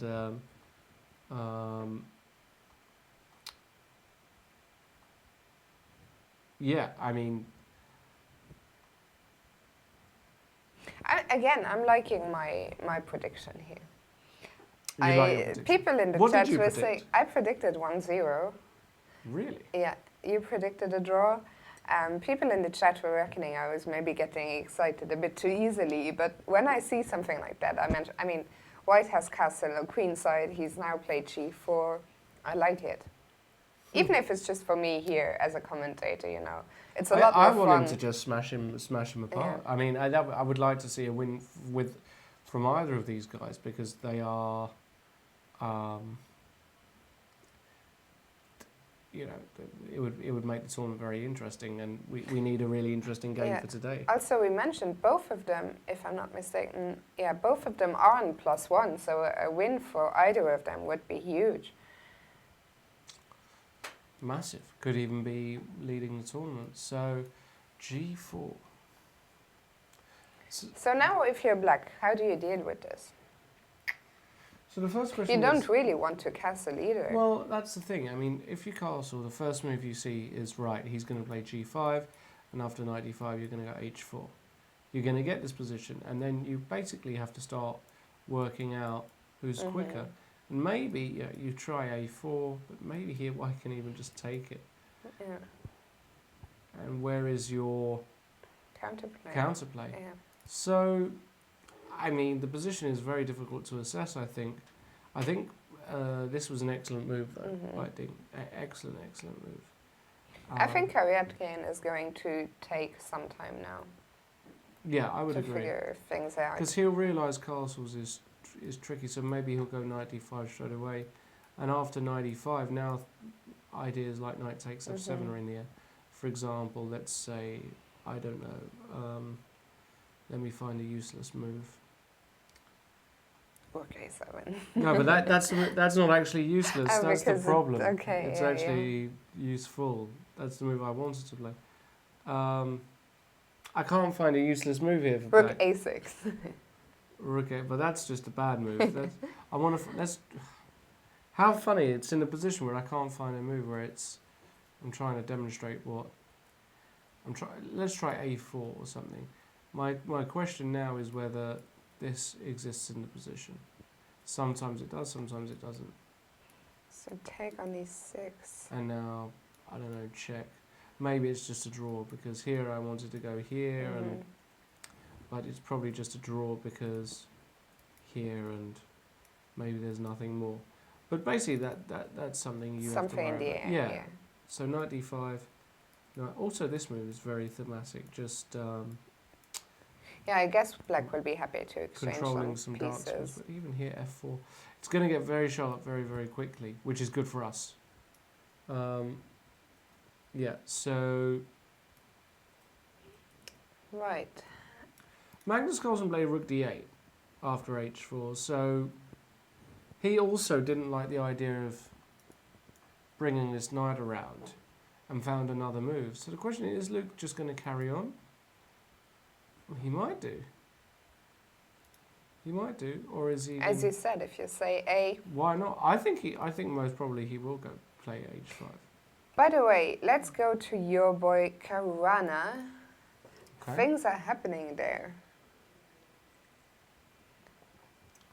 Okay, so while we were on break, well, we actually only missed one No, move. we haven't missed. Well, we just missed Well, this a couple, move here. Rook yeah. H7. Before the break, this was the position. Rook H7, and now Queen to A4. Don't understand. What's the idea of that one? B5, B4. Well, you really have been spending too much time with Simon Williams. Even Simon isn't that crazy. Oh, he is. Maybe. Oh, well. Well, I mean, the queen seems to be very well placed on A4. Not only is it casting a bit of a look at the white king, but it's also doing a good job defending all those squares on the 4th rank. So it stops any kind of bishop G4 or those sort of moves. True. So what do you do here with white? How do you see? These positions are just so hard. I find these positions so hard to understand, to play with both colours, because I don't see an immediate. Maybe you just shuffle around, play a move like King B1. Okay, so if you do, what if I go go D4? totally crazy? No, I want to go B5. B5. If there's no immediate problem. There probably is. I mean, no, it's not. That's not what she's trying to do. He played King B1, by the way, ladies. You and said to gentlemen. me earlier she wasn't trying to play G5, and she did. Yeah, but that one is very different to going B5. That really. I mean, I'll be honest with you. If she goes B5 now, You'll I'm going to do something. I'm You'll going to invite give me you for a dinner. free roll. I'm not going to invite you for dinner. I'm going to. What would you like? When's your birthday? a week ago. Ah, did I say happy birthday? I don't think I did you on Facebook. did. You? Was I invite? Oh, I might have been invite. Yeah, I think you missed it. Sorry. Happy birthday. So as a Buy birthday me present. a belated cake. I love cake. Okay, I'll buy you a cake from the.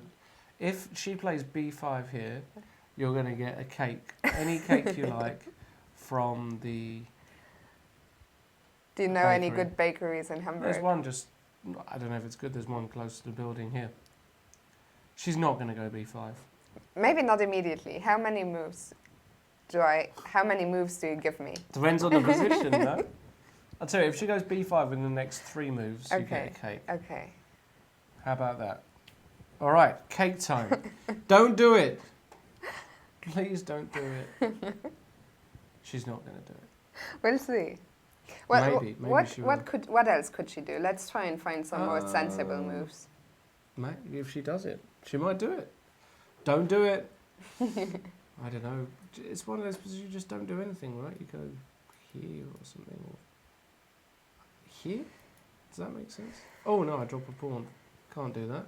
Well, can you then? What if she plays B6? Would that be more sensible, or is that just too weakening? Looks weakening.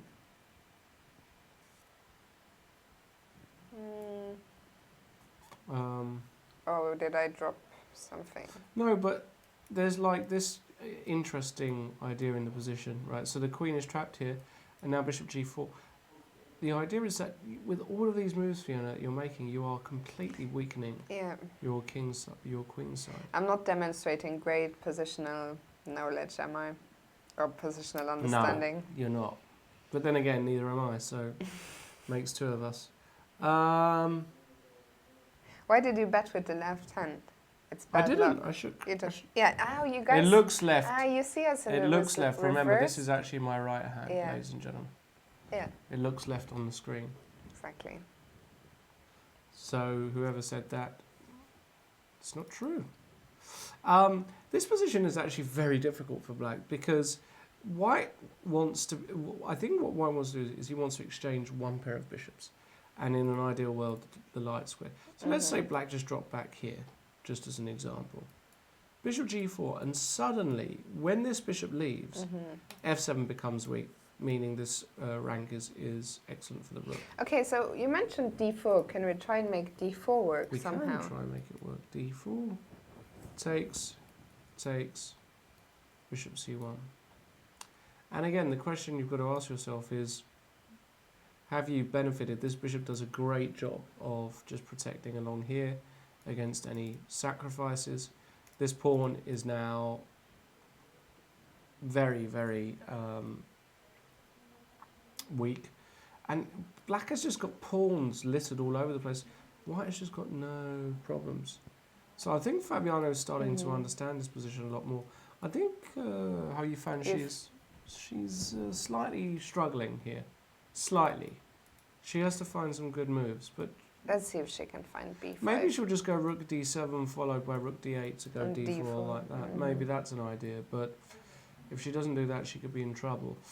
What else is going on? Let's just quickly check in Navara. So we've got an ending where, you know, it's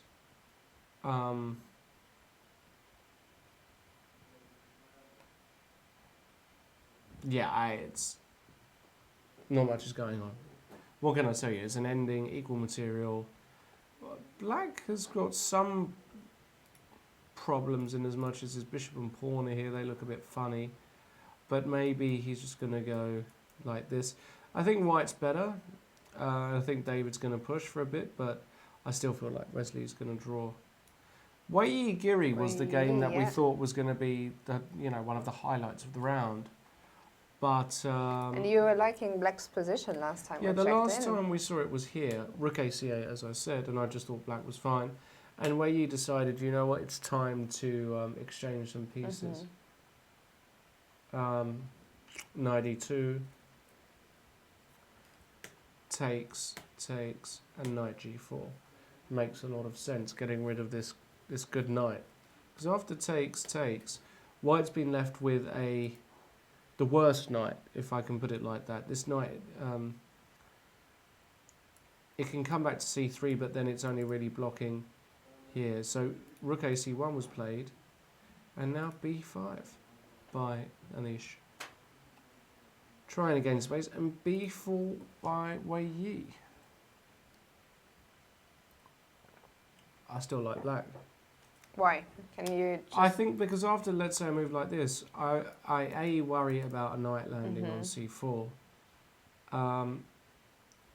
Also, I've still got issues down the c file. Yeah, it's difficult. White would really like to bring his knight to d5. Now he I can't. reckon, So but it's even difficult. knight, well, it's just impossible now. Knight c3 is just impossible. So Tell me, I'm gonna suggest another. Is Suggest. f4 ever an option or not? I just- at all?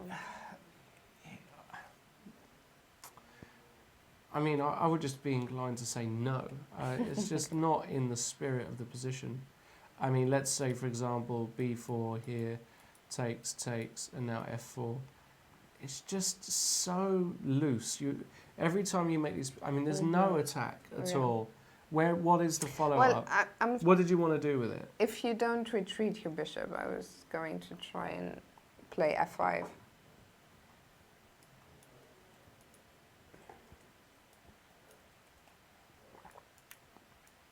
For example. Okay, let's go back a move.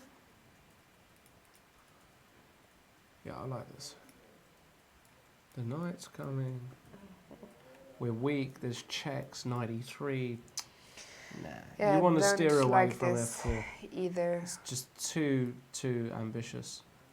So yeah, I think Anish is doing well. It wouldn't surprise me if he got some serious advantage. Also on time. He has a nice time advantage. He does have a time advantage. Yeah, he's got nearly an hour. Excuse me. Sergei Karjakin has played bishop a6, which might be a very clever move, actually, hitting the queen immediately. because a lot of the time the queen wants to go to e3, but then now this will be hit by a knight move to d5.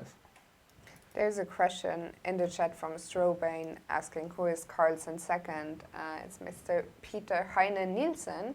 There was a bit of, not controversy, but in the beginning when Peter Heine started working for Magnus, it was a bit dodgy because he used to be on Team Anand Yeah, and then switched to Carlsen. Well, I don't think there was that much controversy actually, because there was an understanding. They are all professionals, Yeah. and Peter Heine actually used to work with Magnus before he worked with Fishy, although Magnus was extremely young at that time.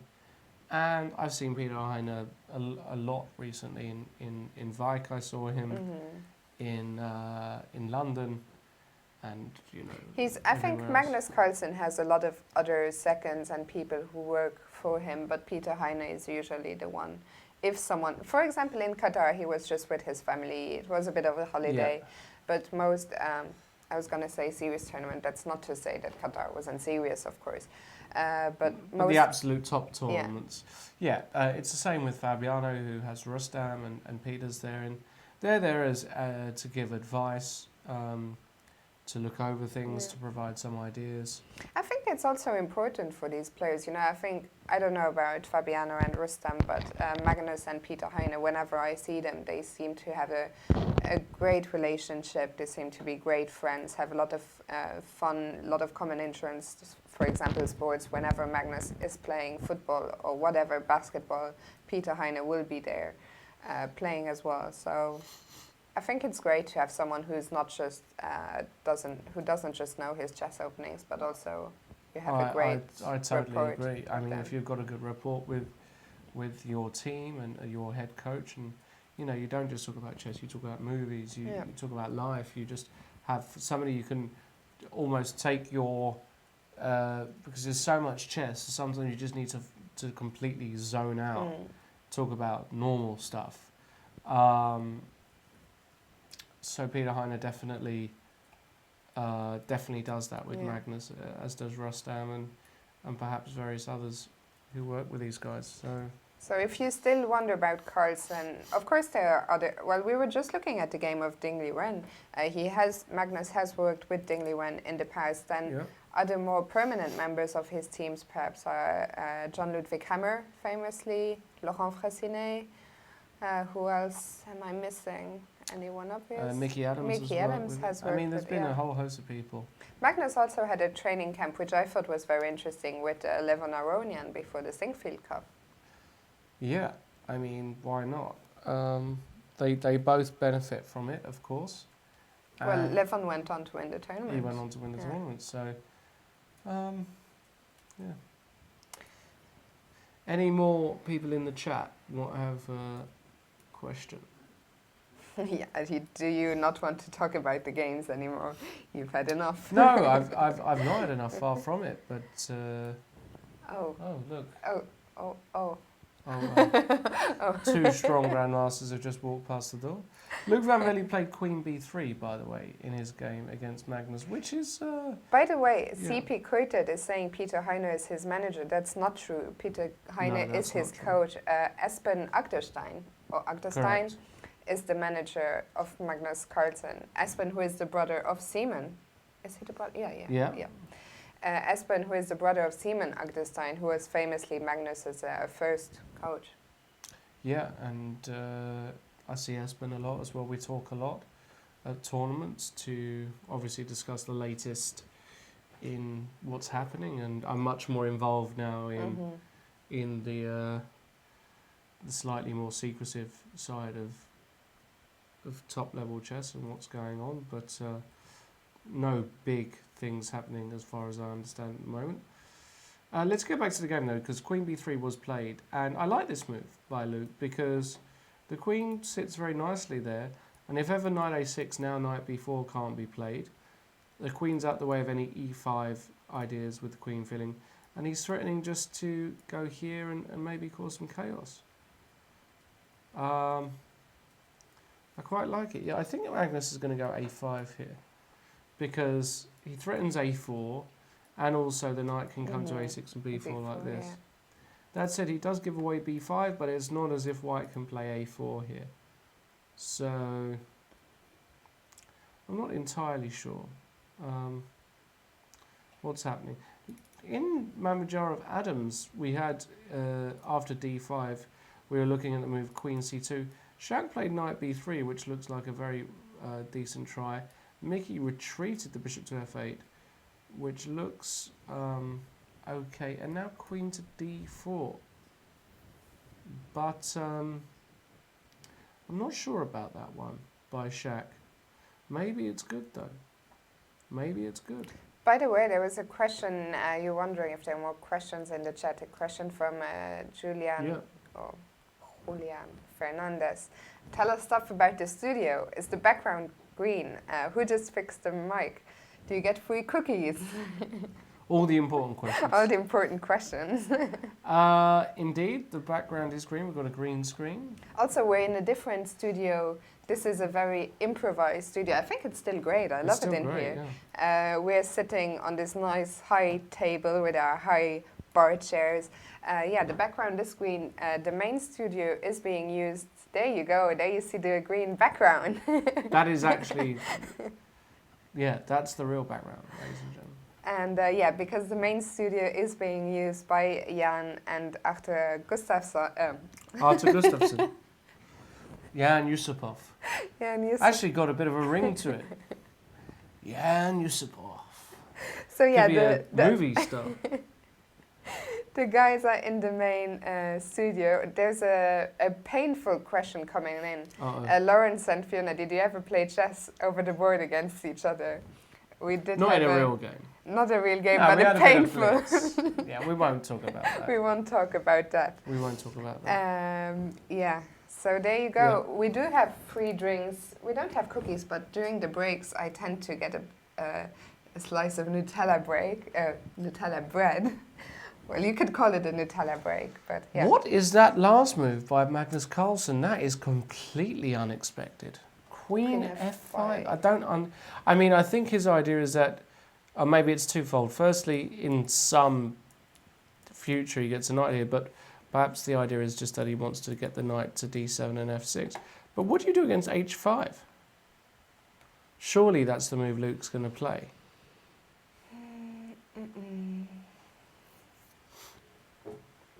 And if knight d7... Oh, wow. Is d5 winning at some point? What's going on here?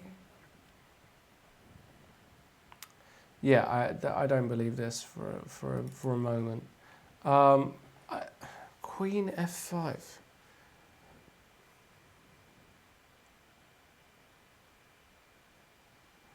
Don't know. Struggling. Don't know about this one. Yeah, I don't know. In general, I'm feeling quite confident about my predictions today. Not so about this one. Predicting. I like white. I really like white. Yeah, I agree. I think white's doing great. I would just play h5. But he will have to do something quick, because I think white is not going to castle in this game any longer. So I quite like the idea of going like this as well, actually. Bring your bishop to c4. Yeah, let's go.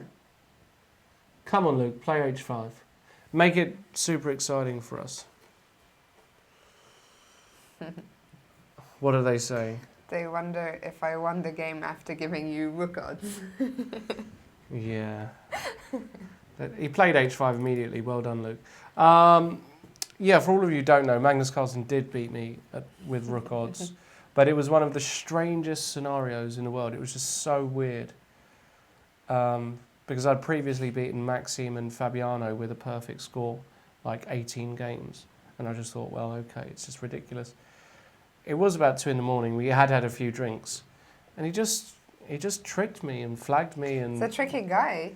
He's just really difficult. He's going to have to be tricky today, because Luke has just found h5. I love Luke's position. What's Magnus's reply? What's his idea?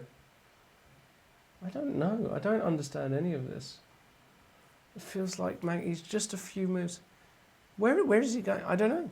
I don't know where he's going. Yeah, I think let's let Magnus figure this out. Or do you think we can? By the way, people who are like, oh, he lost rook odds. I did win 6 games. No. He didn't just beat me 4-0. Like, I was winning 6 games and I had to get to 7, and I didn't. So, just to dispel any myths, I can't win a rook up.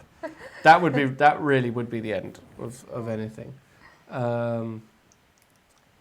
Yeah. That was just a very unfortunate moment in my life. I was getting heckled like you never believe as well. Deservedly so. No, I mean really like heckled like you have no idea. Anyway, Hou Yifan found rook d7. Okay, yeah. So there's 2 more moves. 2 more moves for my cake. Your cake. It's a free roll though, so you're not losing anything. By the way, Tomashevsky, Eljanov. I mean, let's just leave this, shall we? Nothing going on. Bishop against knight. Static. No real serious ways to break through. I still think Tomashevsky is going to, you know, he has as many free moves as he wants to improve his position. There's nothing really immediate black can do, no active plan for black, not as far as I can tell at least. So yeah, might try to claim that this pawn on d6 is a weakness and try to see if he can do it. But how can you ever get to it? Yeah, that's what he will have to.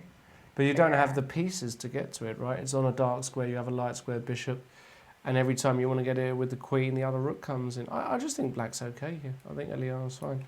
Wow, Mickey's just played b5. So... There's a question for me in the chat as to who my favorite co-commentator is. You know, it's hard to answer. I don't have much experience. I've only worked with 4 people so far. You're only number 4, so there has been, before Lawrence, there was Jan. There were men before me? How dare you? There was Jan, but only for 2 days. Then I worked with Simon Williams at the European teams, which was great. You know, he's a great friend. He's a great laugh. I think everyone I worked with were very nice to work with, but they're all very different, so it's hard to compare. But I loved every single one of you guys. So yeah, just can't really compare. Who's you? You've worked with a lot of people. I've worked with loads of people. I mean, everybody's different, right? It's difficult. I mean, even working with Nigel was great fun. At the candidates, very, very long tournament, but one of my most favourite memories, working with Maurice in some capacity is always good fun. Millionaire Chess, working here, of course, with Jan. You and Jan. Working with people. I mean, I've commentated with so many people now, and it's all been, I haven't had a really bad experience, I would say, commentating. Great job. Yeah. So what's happening, ladies and gentlemen? Well, Mickey just played b5. Yeah. Let's see what this is about. The point is that if you take, I'm just going to take, and black is absolutely fine. Ready to go knight c6. All the pressure is gone. So you probably have to go here, attacking the queen, but then just queen c6 maybe? Or even queen b6. Pinning. Are there no tactical No, problems? well, maybe for white. Yeah.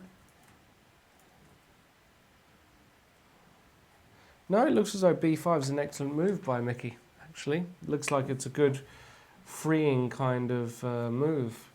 He just needs one move to get this knight out, and then his position That works. would be fine, yeah. Yeah. So he might have found a way to do that, which is great. In Navara, we've just had a few changes. We'll quickly go to where it was. There was an exchange of queens, and white got his pawn up the board to a5. And we last saw it around here, this position. Bishop d7 and c4, played by Navara. Just trying to gain space. Takes. And now an excellent reply, c5. Excellent reply by Wesley. Really, really good stuff. The point is that after d takes c5, you want to take a pair of rooks off and go rook c8 and win this pawn back by force. King d4 runs into e5, and you don't want to do this because that one or even that one is checkmate. That would be. So you can't go king d4. People in the chat are pointing out that time situation might be an issue for David Navara. Okay, he's low on time, but it's not the sort of position where that is such a big deal. I don't think he will have too much trouble making time control here. I mean, for example, takes here, bishop b5, takes, king takes, here, takes, here is probably just a draw. And that's a very likely scenario. G5, and as long as you don't allow white to enter this way, or even maybe just a6 here, and you can just move back and forward. I think this is going to actually be one of our first results. I think this is just going to, because I don't see another move apart from this, or maybe takes here. But even this, sometimes you can be worse with white. So. No, I agree with you. By the way, what happened in Ding Liren? Moon 12 is saying that Ding Liren's position looks fantastic. So let's see what's Fantastic. happened. Wow, okay. Ding Liren. All right. So we last saw it after bishop a6. He went queen e5. I like this move because it doesn't get hit by the knight. And Karjakin did castle. G5, knight h5. Okay.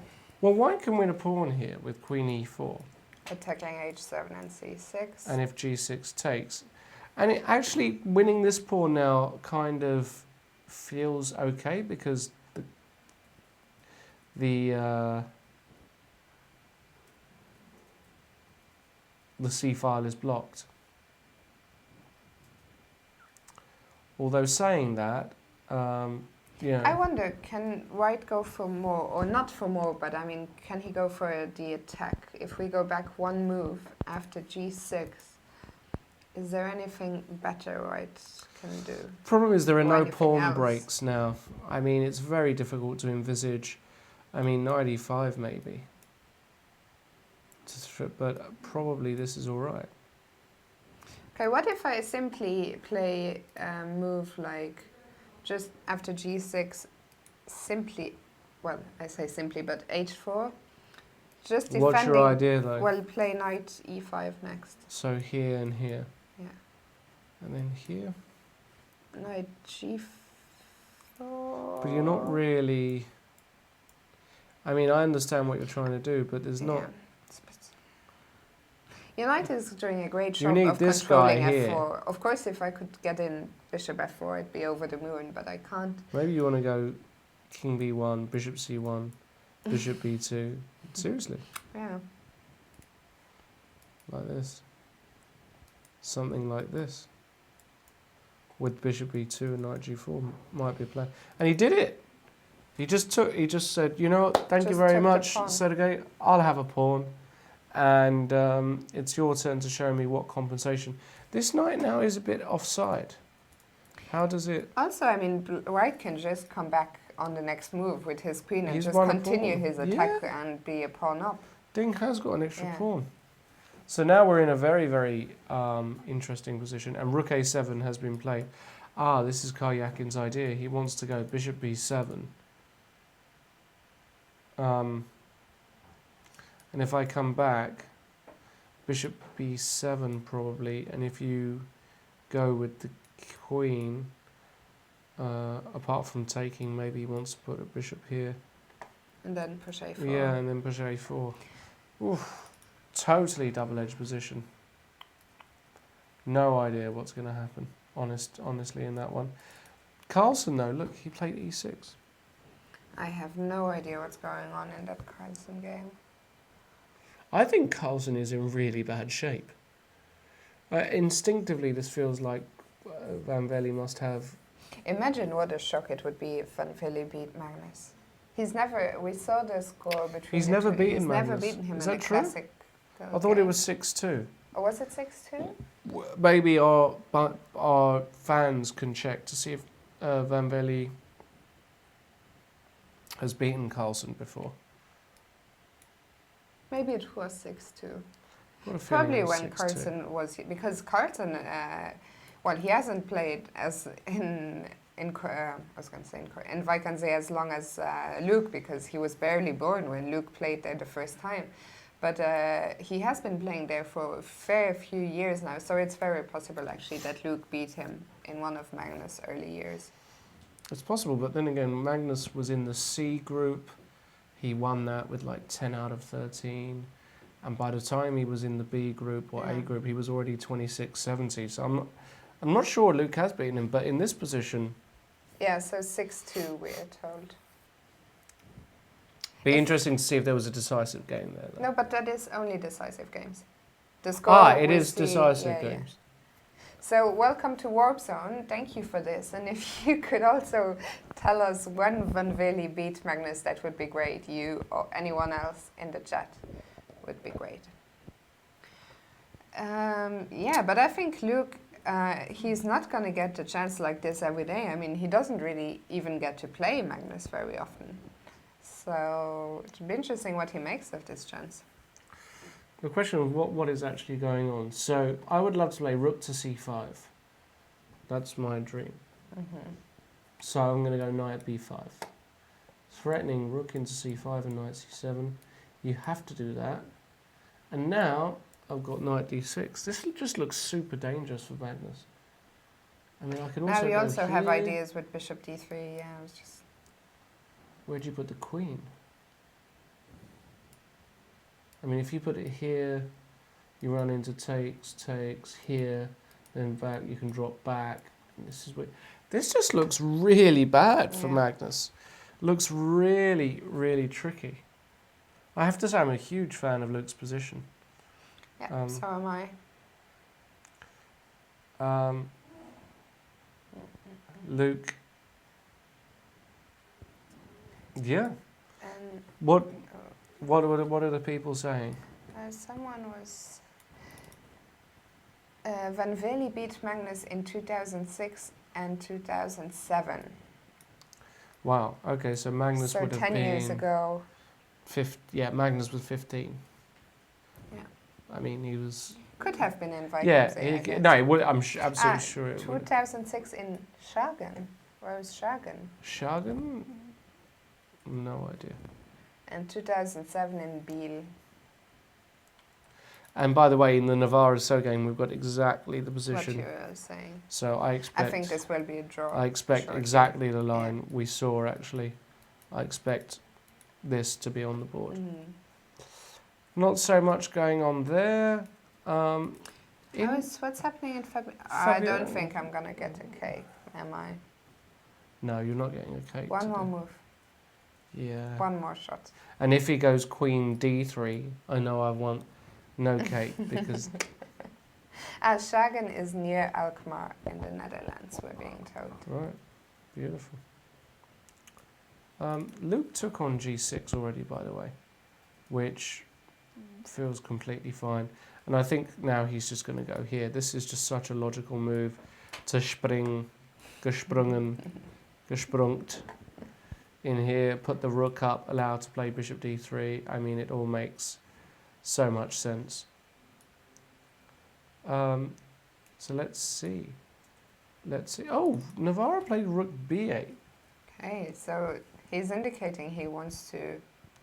I'm not Try. sure what he's indicating. Because after rook b7, the draw is pretty much forced. Black doesn't have a choice but to play rook c7. I think it's just such a simple draw anyway Yeah. because... Yeah. Okay. So what with 4:30, so we're how many hours in? 2.5 hours. hours only, yeah. So they get an hour and 40. It's such a long time control. We It really talked is, about yeah. this with Jan the Yeah. first couple of days. Crazy I long, think actually. it's one of the longest out of all those super tournaments. I think it's the longest. Yeah. Definitely the longest, actually. And we were saying for defense, it's a shame that they have an increment before move 40. And by the way, look at so he's taken on a5. Yeah, I mean, so we get a position like Yeah. this. I never, I never. on my lowly level, I always prefer to play with the passed pawn here. But Navara must have had something. Well, in mind. Navara has reckoned that A, the rook is poorly placed in front of the pawn. The rook is active. I mean, it's just going to be a draw anyway. I would be really surprised if this wasn't a draw, I have to say. Wei Anish Giri, Anish is still pressurizing, in my opinion. Queen c4 is interesting. You can't take on d6 because of queen takes knight. Remind me what we predicted here. I Please predicted tell a me. draw. I think Did we, you really? Yeah. Did I predict a white win? No. I predicted something. Did you predict a black win? I think you did. I think I had a draw here and you had a black win. Or did we both predict? We both I predicted a can't draw. remember, actually. Since useless, we're Useless. saying we should write these down. I think we both predicted a draw, actually. Okay. Is this the second line of games we have in our viewer? Yeah, we Yeah. both predicted a draw. Okay, fair enough. Queen e1, yeah, I think after knight f6, just hitting e4, and he's got a little something here. Fabiano did play queen d3, yes! So now I'm assured that she's not going to go b5, and if she does, I know you're in cahoots, because only a mad man or mad woman would play b5. So what's he going to do? What's she going to do here? This isn't easy though, right? Because look, your g-pawn's hanging. This guy's here, and this move is kind of like... It's a good point, Michael J. Why not make a note of your predictions? No need to rack your brains then. Good Is point. it- We'll I do mean, that It's in the future. absolutely hopeless making 7 predictions and not being able to remember. We've got no hope. But you know what's good? Like this move here, queen d3, right? That's an excellent move. At the very top level, and actually as you approach Grandmaster level and beyond, you know what these top players do that average Grandmasters and players like me can't do? Is making nothing moves, but making good nothing moves. A move that doesn't change the position that much, but a move that kind of puts the question to you, and you have to be What a are bit you more going to accurate. do? Yeah. And that is such And a then take difficult... advantage of But any that inaccuracy. is such a difficult Yeah. art. By the I way, think Fabiano's got a good position. I don't normally say that, but I'm, you know, relatively happy. people are wondering about Luke's last move. Oh, what the hell is that? Either it's genius or it's horrible. I think the idea is that he just wants to go bishop d3 in one go, right? But then what? And then bring your queen to g4.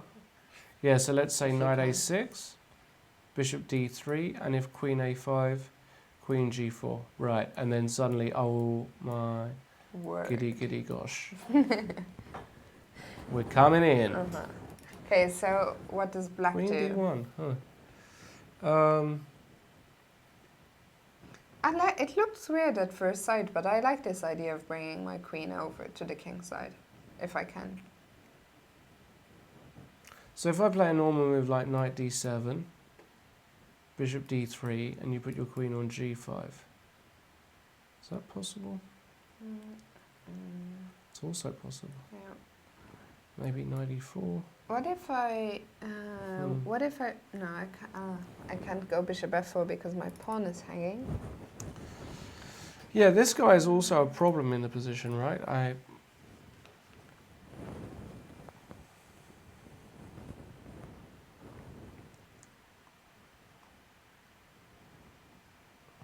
Yeah. And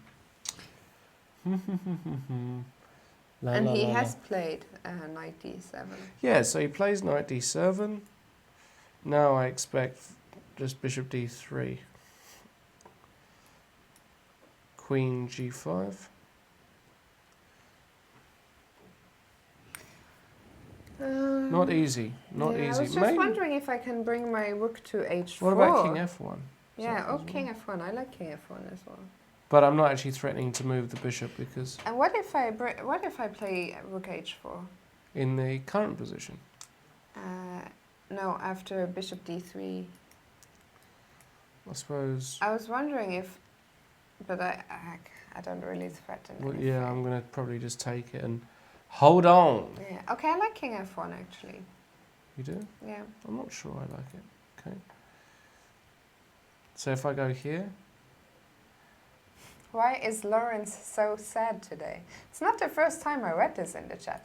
sad. Yeah, people are saying that you're not very cheery. Why? No, I'm just, All business. it's just business time, This is no longer like I'm looking at the tournament and it's all great and let's make jokes. Yeah, if the guy I'm working with does really well, it affects my life. Actually, with this tournament, it doesn't affect it that much. But If with he the becomes world yeah. champion, it'll affect my life. What are you going to throw a massive party? Oh, I don't know what. Even I'm if he gonna do. wins the candidates. Oh, you if he should wins the throw a candidates. party. And he'll win the candidates. Yeah, big time. Oh, I can't even think about what I'll do. I'll be so happy for him. Will you jump in the pool in Moscow? No. That said, without revealing any details, the location of where the players are staying is absolutely brilliant. Where they've Are they staying and playing in the same hotel? No. Are they playing in a hotel? No. no, they're not. I'm not sure I'm allowed to reveal details, so Okay. We'll find out soon. you will enough. find out Yeah.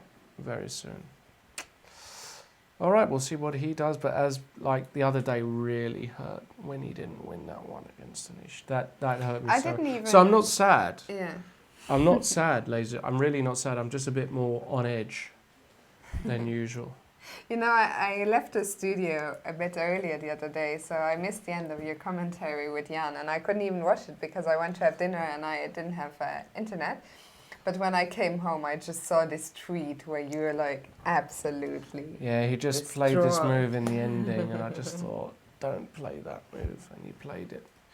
But it's not. Rook endings are not easy, and especially after so much chess.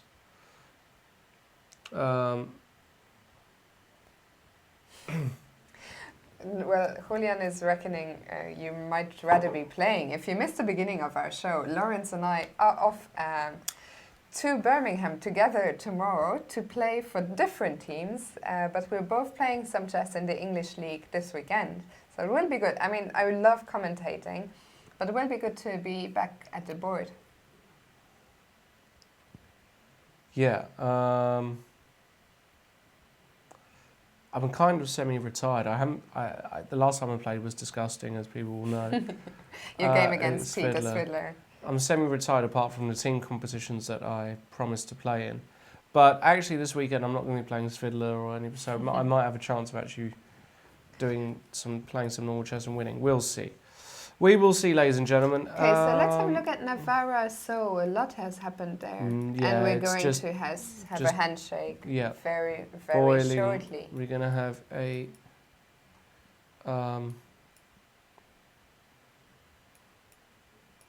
I mean, they're just. Are you trying to find way? I'm trying to ways find a of way losing? to lose. This is the position. No, but this is an elementary draw. H5, King G5, King E5 takes. It's just a draw. So they're just going to prepare Yeah.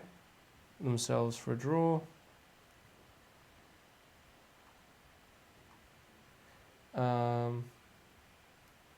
By the way, Novitshin has sent us yet another tweet.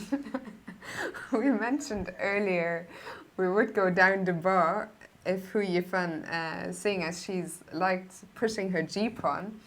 So Wow. he sent us this Photoshop of Simon Wow. Williams, Hou Yifan, and myself down at... And that's you, Lauren. Yeah, I'm You're sneaking there in. as well, Sneak- sneaking in the back. I like this. Keep it up, Nice. Novitshin. Nice. Have you seen his other Twitter art? No, I haven't. So I'll have to. I think Novitshin created a Twitter account just to send us these Photoshops. there was this one of Jan challenging. Wait, I'll post this in the chat so you guys know what I'm talking about. I'll link you to Novician's Twitter account, and you can see his art there. There was this one of Jan and I. Wow. I wondered who this guy was, if this is Novician himself. Or... Probably. And then that's an old photo of Jan. He looks really thin and young. And then this one, I like it. I like how cheery Hou Yifan is. Cheery girl. Yeah. Draw in Navara, so... And Magnus has put his queen on a5. Now, I think... but maybe he's just okay. Maybe we just don't understand anything. Queen d1 was okay, but I really like knight b5. Because you introduce rook c5 and the knight comes to d6. I like that one, but maybe it wasn't clear anyway. So king f1, rook a c8.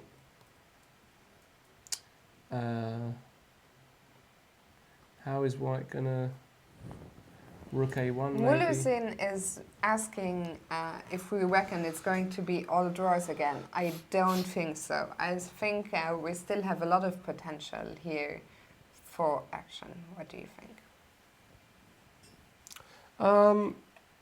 In this game, potentially.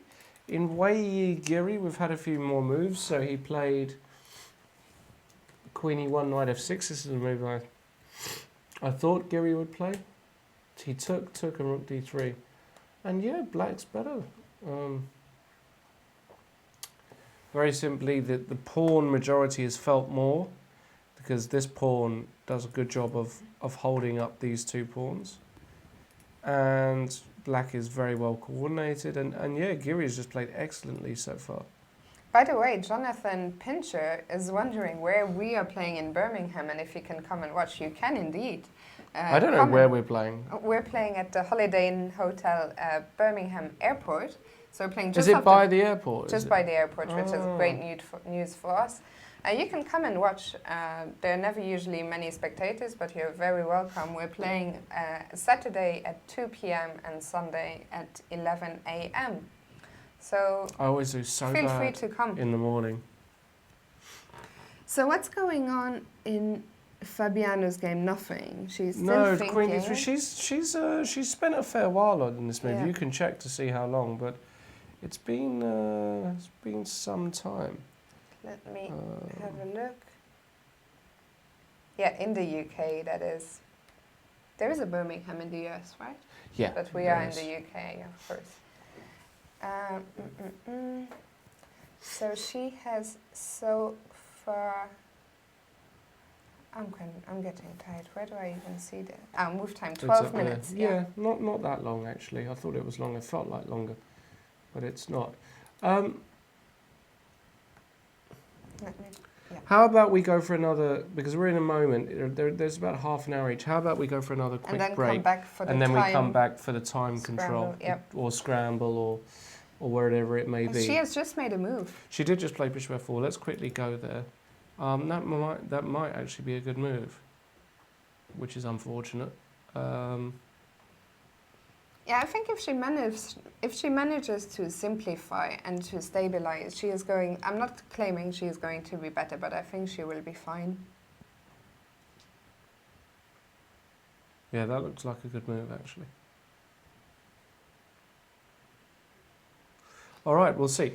Do you want to maybe have a quick roundup of all the positions and then we go on break? Sure. So this is Mamedyarov Adams, where Mickey played a very interesting move, b5, and after here played the move queen a7, which also looks excellent, because if you take on b5, a4 is his idea. Very, very tricky. And if queen takes a4, well, you can't because there's the rook. You'd have to go like knight d2, but then you run into maybe knight d7 because the queen is pinned, all kinds of stuff. Magnus, I think, actually, his position is just fine. So what happened there? He did play king f1. Yeah, he played king f1 and knight f6, and we'll look at that. Wei Yi, I think, is in trouble in this position, slightly worse. We had a draw, as we saw, between Navara and Wesley. So Draw in Navara. So Dingler in Karjakin is also very complicated. We'll have to Yeah. analyse that when we come back. Caruana, Hou Yifan, as we said, she might be. she might be okay. She's been doing very well. She's on +1. She hasn't lost a game. Yeah. And she's been doing very solidly. So I'm very, very impressed by her performance. Yeah, and Tomashevsky, Eljanov, Still, yeah. Okay, so we're going to be right back. Don't go anywhere. Still, 6 games in progress from this round of Wakanse, and we'll see you very, very soon.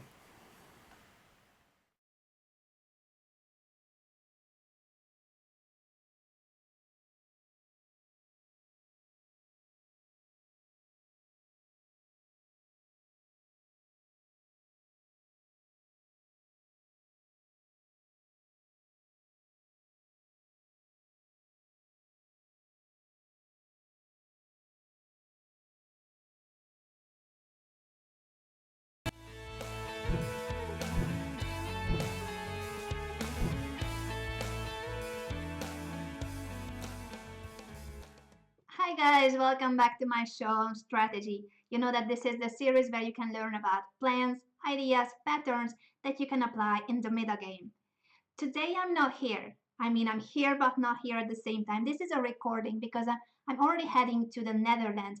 I'm going to participate in the Tata Steel tournament. Of course, not the big event. If you have seen my name on the list, tell me, because I think I'm not participating in the Masters group, neither the Challengers. But there will be a 9-round event where 5 even exchange queens. And you know that with the hanging pawns, just like with the isolated pawn, normally we will not want to exchange queens, but this is a completely different story. Now, tell me, where is white's isolated pawn? The only player that has an isolated pawn in this position is black. And in an endgame, of course, we want the opponent to have the isolated pawn, not us.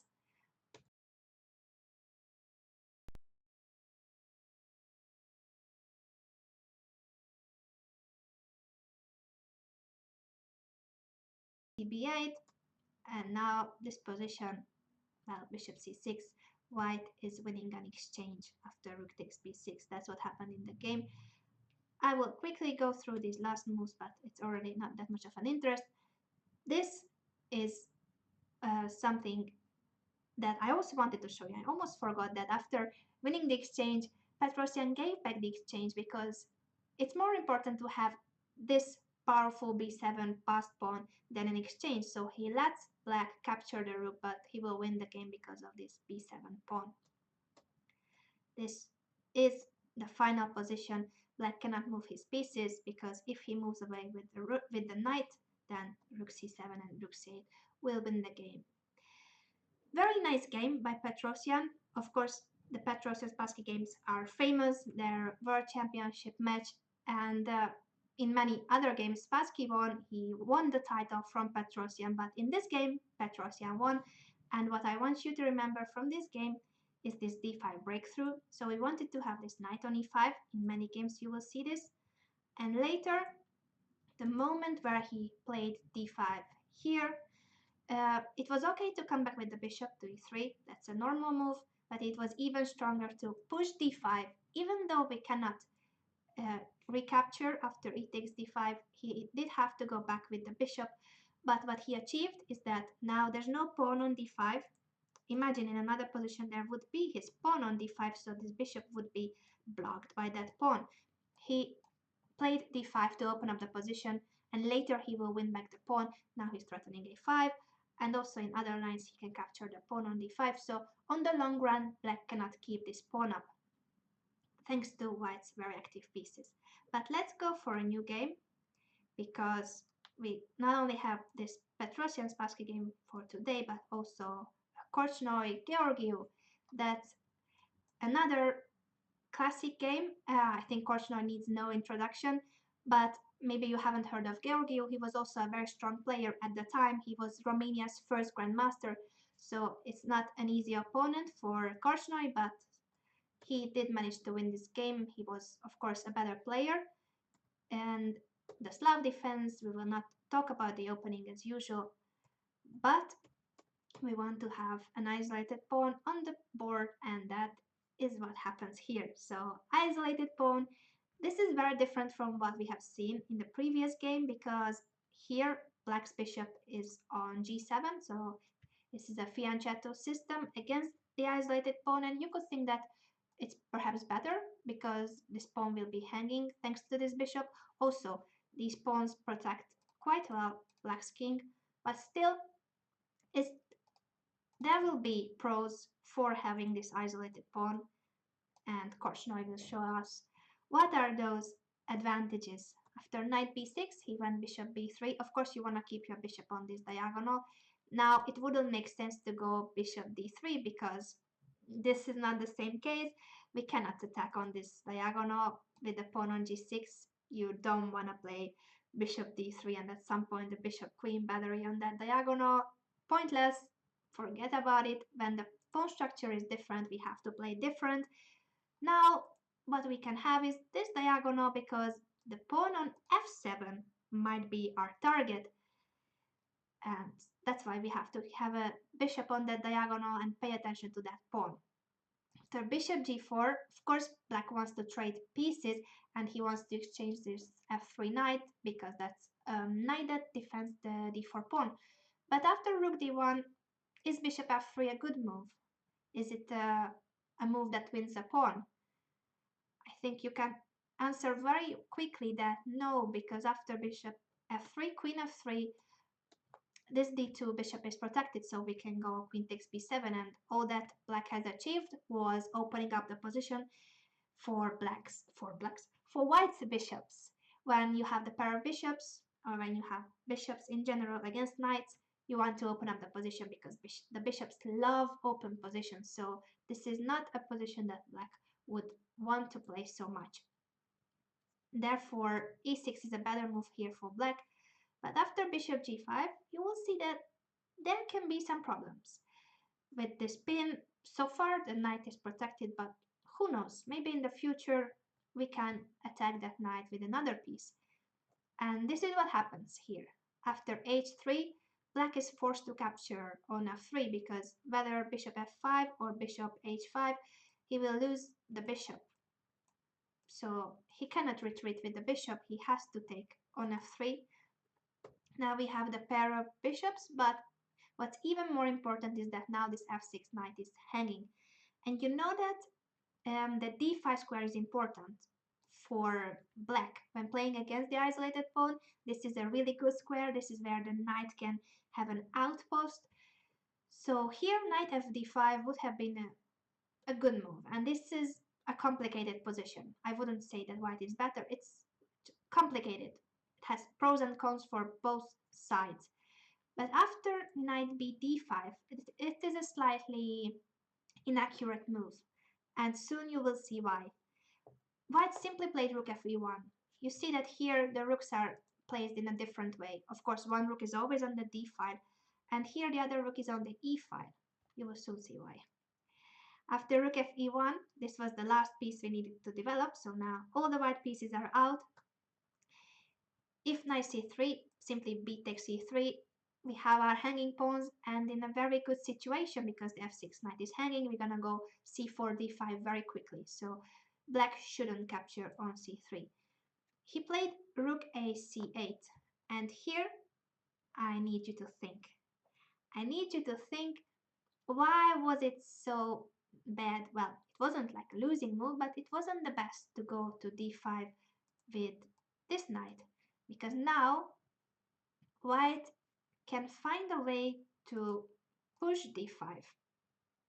I know it's a bit unbelievable because there is a piece on d5, so we cannot put the pawn and put it like, yeah, on the head of the knight. You can't jump onto a piece. That's a very stupid phrase I've just said, but anyway, we cannot push the pawn until the knight is on d5. So how to make this knight leave the d5 square? And by this, I don't mean that we're gonna stay and wait until he captures on c3, because that would be like praying for him to capture on c3 and just not doing anything. No, we will force him leave the d5 square, and you will find how.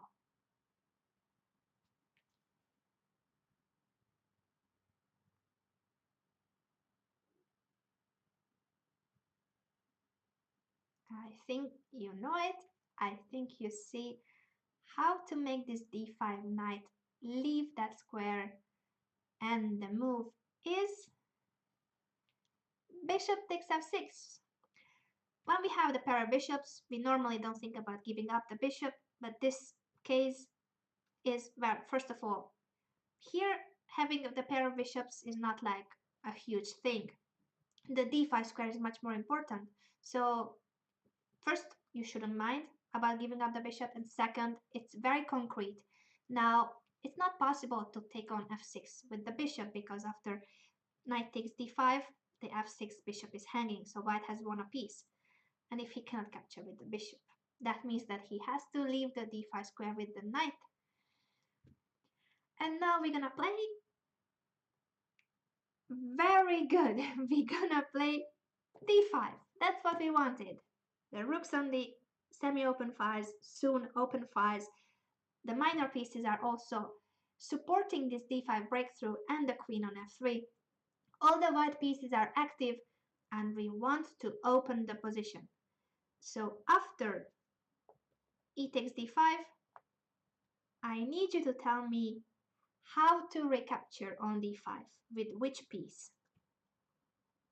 And this is not that easy to answer, so make sure you take into account both options. I am not expecting you to sacrifice your rook with rook takes d5. My question is whether it's knight takes d5 or bishop takes d5, the move that should be played here. Think about both.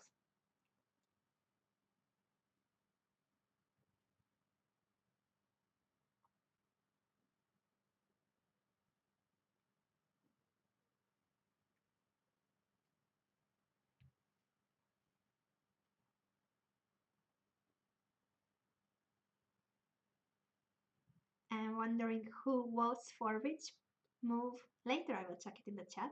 So make sure you keep on writing your moves if you are watching this live on the show's page. If you are watching it later on YouTube, then still please think about the move. Which one would you pick? You don't need to write it down, but simply do it for yourself because you will understand the position better after having made an effort, after having thought about the move, the position, the ideas. So here, it's better to capture on d5 with the bishop. Normally we capture on d5 with the knight, almost always. But the right move depends on the exact position, and now this position requires bishop takes d5. I'll soon show you why, but first let's go for knight takes d5. After knight takes, bishop takes, we have an opposite colored bishop position.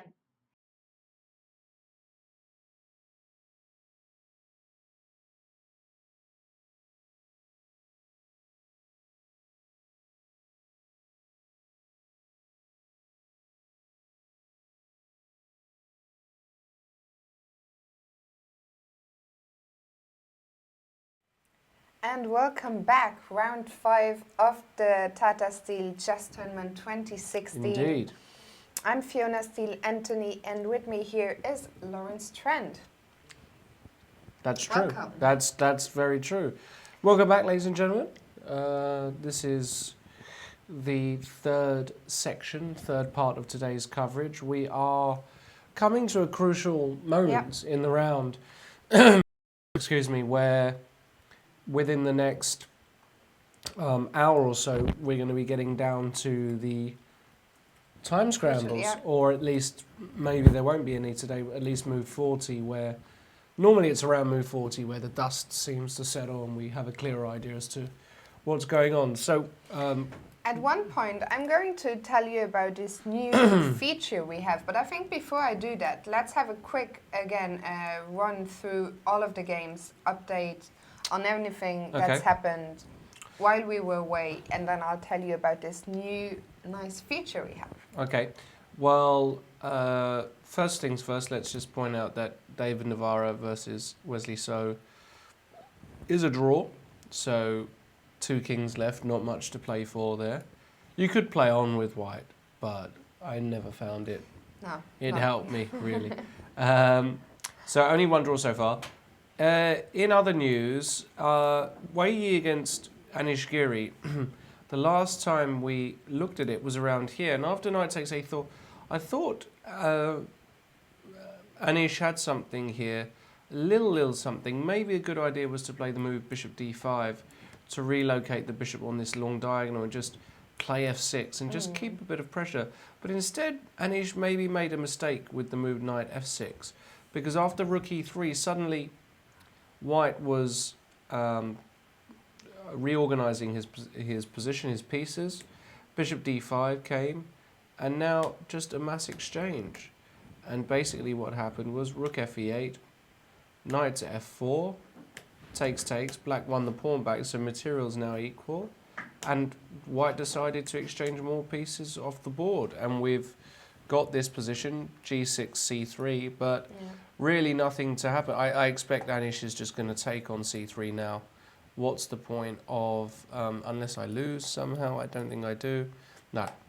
I think you can just take on c3 and this is going to end in peace, which is the result. This is probably going to be the second. Yeah, probably going to be the second draw. I mean, there's not really much. You can play queen b2 here, but after queen d7,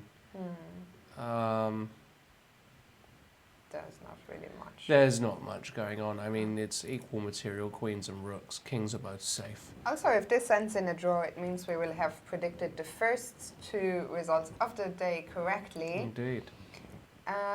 Okay, so what else? In the game between Liren and Karjakin. Yeah, this one has got actually a bit of life to it.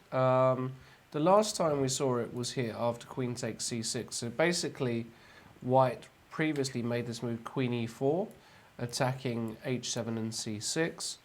Black had to block the checkmate, took the pawn, rook a7, threatening bishop b7. White played bishop e4, covering that. Bishop b7 was played, queen into b6 now, and takes, and black to play. And I imagine Sergei is going to play rook b7. And the question is, I think it's clear white is in the driving seat now, at least, you know, if anybody is for preference, it's white, because this knight is just so offside. But it only takes the knight 2 moves to come back to f5, let's say. Yeah, this is true. It does have a route back. I was wondering, if I play a move like bishop e3, am I stopping you from taking on Yeah, the f6, I mean, or am I not? that's exactly the move that Liren is analysing now, because he wants to play d5. If he gets this move d5 and he's just winning, rook takes b6, d5, and but here maybe you can just hold on, rook a6, takes, rook d7, takes, knight f. But this looks slightly tricky, in my opinion, for black. You know, the rook is active along the 7th, the knight's still cut off, these pawns are on a5 and b6. That said, if the knight ever gets to d5, it's good. Or it's very tricky. It's going to require pure calculation now. But I think white has got chances. Instinctively, I feel like bishop e3 and, you know, unless you can go bishop d8 and take this way. But even here, d5, takes, now king b1. I'd love to be able to go rook b5 here, but that runs into check. So maybe with the king on b1, I'm threatening that. Takes, you know. But something like this, yeah, you can't. Isn't so much any Yeah, longer. but these pawns are still a bit. Yeah. You know, knight d4 is coming. I don't know. He played bishop e3, of course. So a bit of pressure on Sergei Karjakin, but I think with best play, he probably should find a way to hold the fort. Wei Yi Giri, by the way, is this position now, Yeah, so and that's, they have agreed a they've just draw. agreed a draw. And in the game between Mamedyarov and Miki, what's happened here? So we last saw it after a4, knight to a1, and queen to b6. Excellent move by Mickey, just hoping to pick up the pawn on b5. And Shaq took this pawn on a4. Okay, so now he's 2 pawns up, back to 1 pawn up, knight c5. So why can't I take on b2? I don't know. I mean, I have to take this way first. I've also this pawn on e2 is hanging. So what's if I take this check? Ah, he wants to go queen f2. And then he would have the 2 passed pawns. So he's probably not going to do that. He's probably going to take Can I take with the rook. But then this time I see the difference is that the rook's undefended. Yeah, so I can't play queen f2, and if I don't, then f3 drops. Exactly. Yeah. So knight c5, he's probably going to take it, forcing queen takes c5. And now if this, then again we've got queen f2, and I don't like the idea of giving you these passed pawns. But you can take on Even b2 instead. Yeah, you can. Even this probably isn't that bad, by the way. But you can just take on b2, hitting e2, and hitting a3, right? Yeah. So knight c2 looks logical, and now just knight d7. And black's for preference, because white's got a weak pawn, he's got a funny knight, the queen can come back. Yeah, this hasn't gone No, this has well gone badly for for Mamedyarov. this has gone badly for Shaq.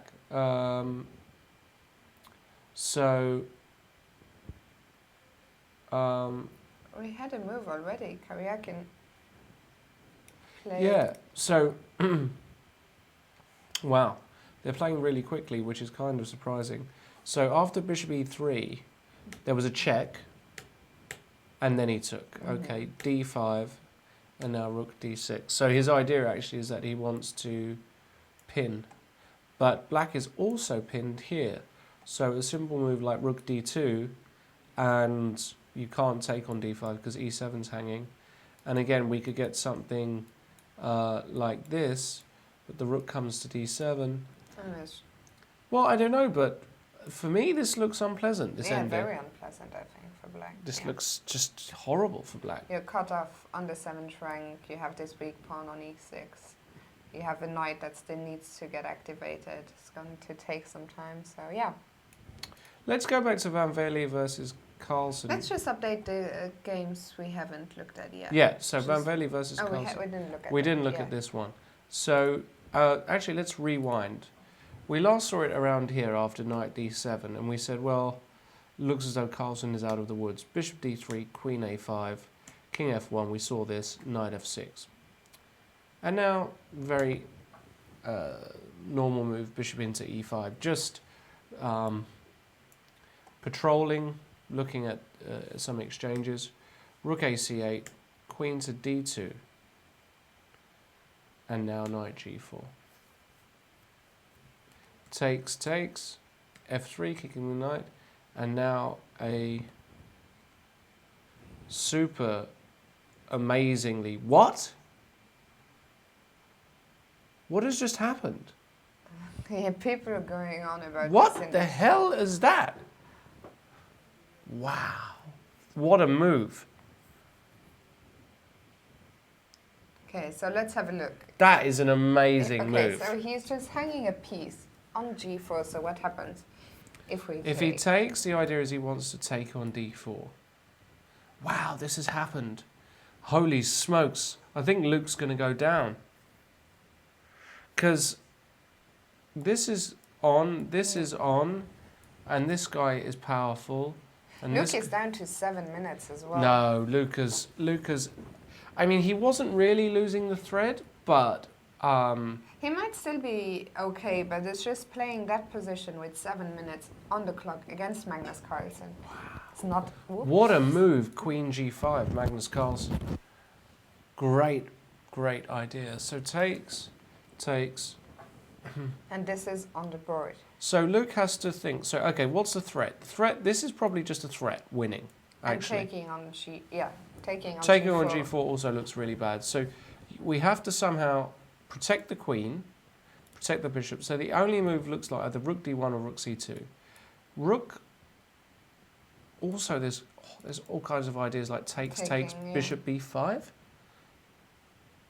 with this rook.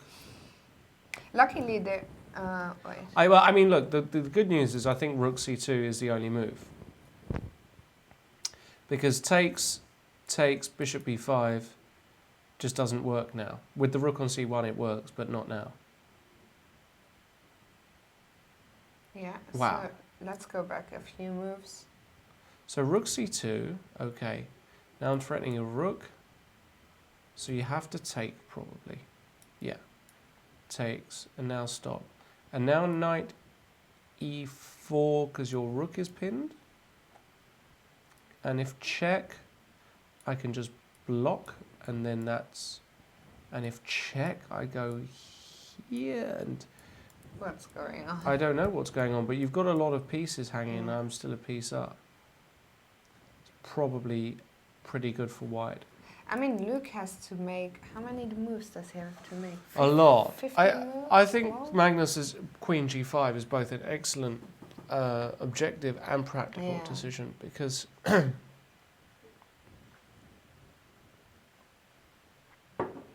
So he has... Jan 5 wouldn't be happy now. No. Jan would say, Luke, you know, he's got a tough time. He's got to find rook c2, hasn't he, really? So he has to play 16 moves in 5 minutes. Wow. No, I think Magnus is Do you agree with people on the chat that if Luke had had more time, Magnus might not have gone for this? Possibly, but I don't understand how he could, why this all happened. I mean, yeah, maybe you have to go f3 already. Maybe it's already getting to that stage. Just a great move. Maybe Luke missed it in all of this. That would. I mean, it's an easy move to miss. Yeah, it is an easy move to miss. Let's keep an eye on that very quickly. Liren played rook d2, and I think Karjakin's in for a lot of suffering today. And Liren, he loves to play on. He loves to just play and play and play. Sometimes I feel like these Chinese players have endless reserves of energy. I mean, they are young, they are fearless, they are full of energy, and if they are slightly better, there is no way they are going to call it a day with a draw. Caruana, Hou Yifan, do you want to say anything about that? Well, I think Hou Yifan has done brilliantly again. Just a very solid game. I don't think she's under any pressure any longer, really. She has done...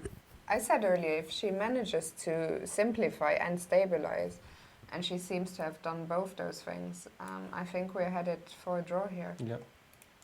Tomashevsky Eljanov is pretty much the same position as it was if we just shoot back 7 moves. Not much has changed. If I just, that's move 25 and that's move 32. Yeah. One of those positions where you just mess around. I just can't see this being anything but a draw. I just think it is going to just, there isn't enough play in the position. Wow, Luke played king e1. I mean, he's protecting the queen another way. So what does black do? What did black actually sacrifice? A whole piece. And he only has a pawn. He only has a pawn for it at the moment. So let's say you take on g4. I think the idea is knight e4. Because once again, this rook is pinned. Queen e7. And now you need a good move. Now, the first move that comes to mind is check. What happens if I check? You're going to go e5. Right? What was your... Well, if you go f6, I'll go rook h7 check. Okay. Oh, that's Or nice. knight takes first, Yeah, sorry. yeah, that's nice. And rook h7. Yeah. So But check e5. e5.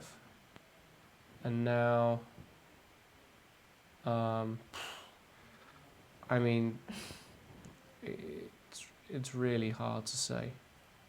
But king e1 might not actually be that bad. I don't know. Luke with 4 minutes 37 seconds.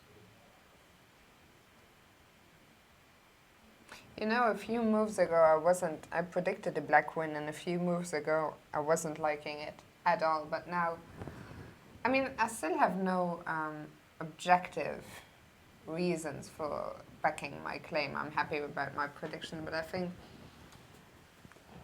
if you're so short on time, and I think Queen G5 will have caught him by surprise. Yeah, possibly will have. Yeah. I think it's more from a psychological point of view. It will be difficult because he was in the driving seat all game. He was doing very well. He was the one attacking.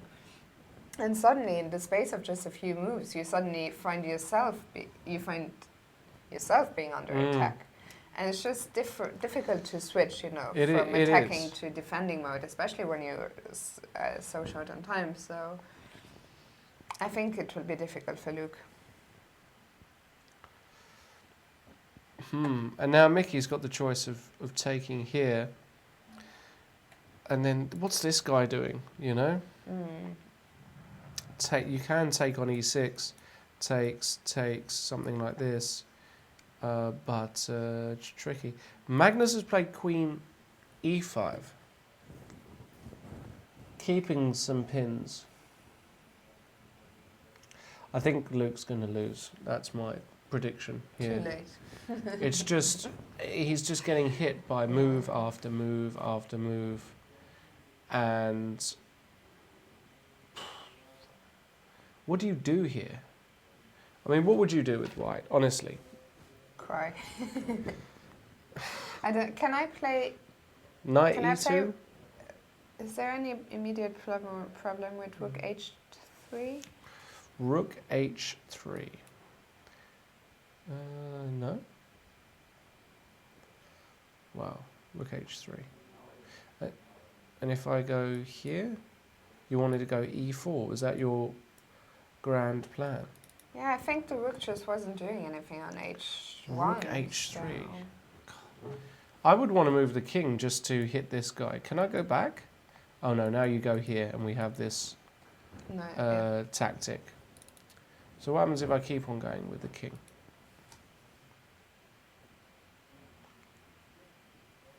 Because here, at least, I hope you don't see that. I hope you don't see it.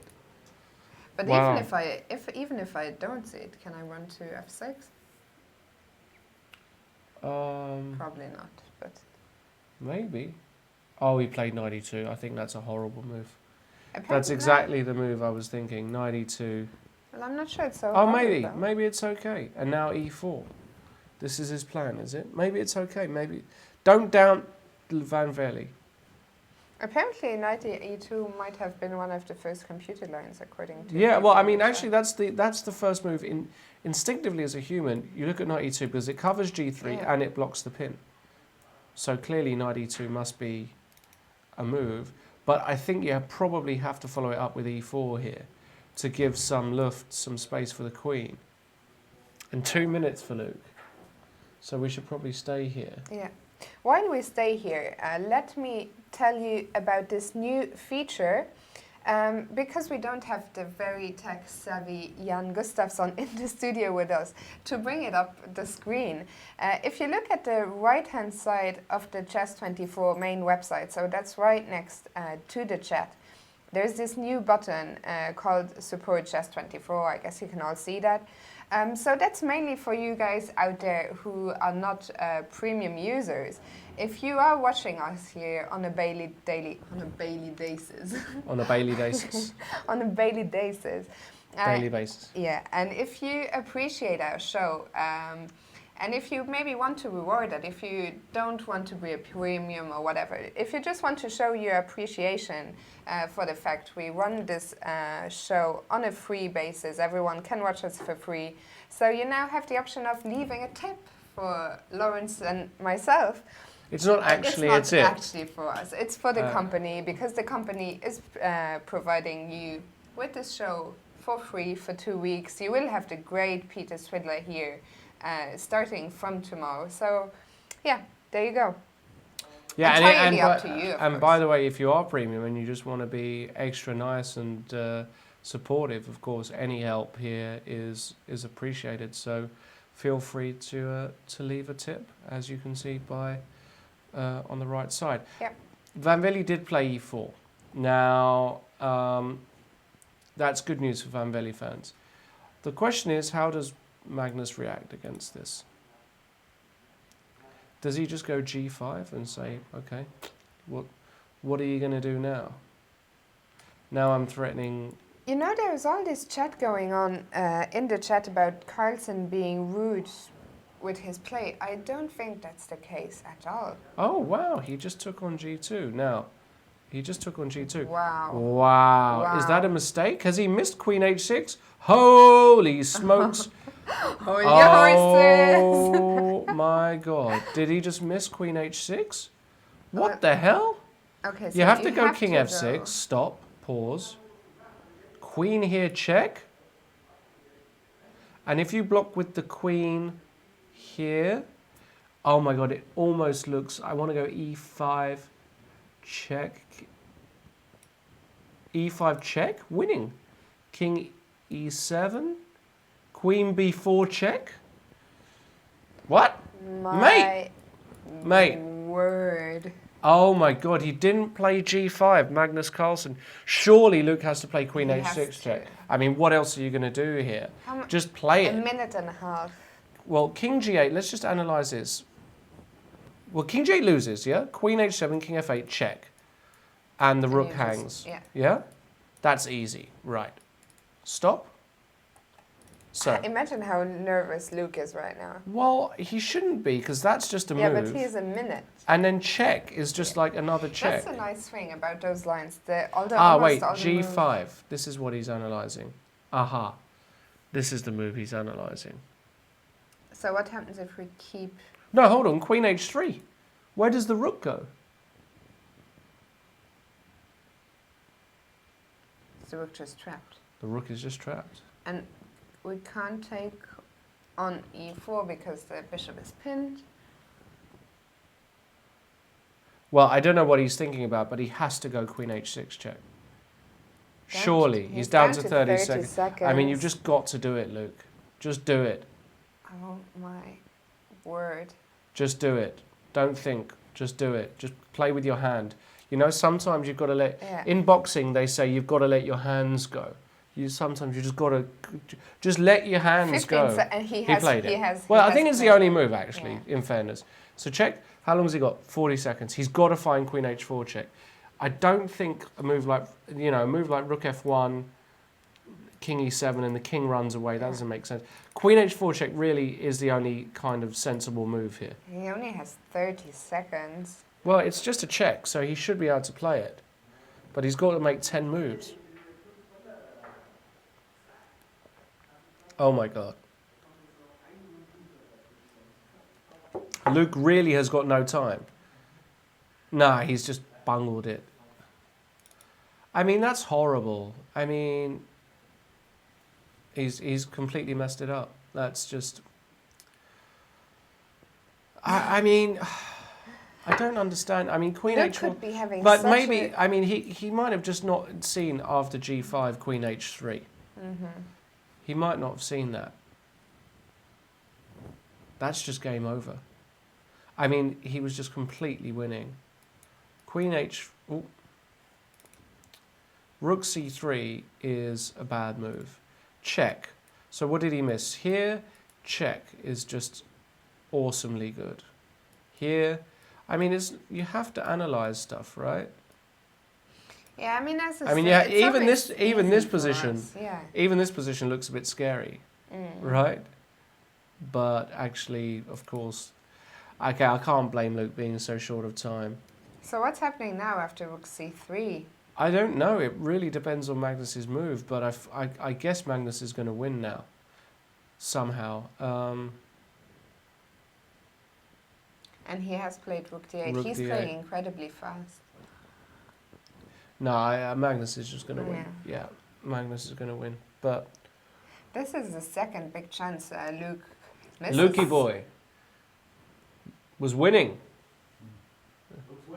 against He Magnus was, yeah, up until the a last minute move. ago.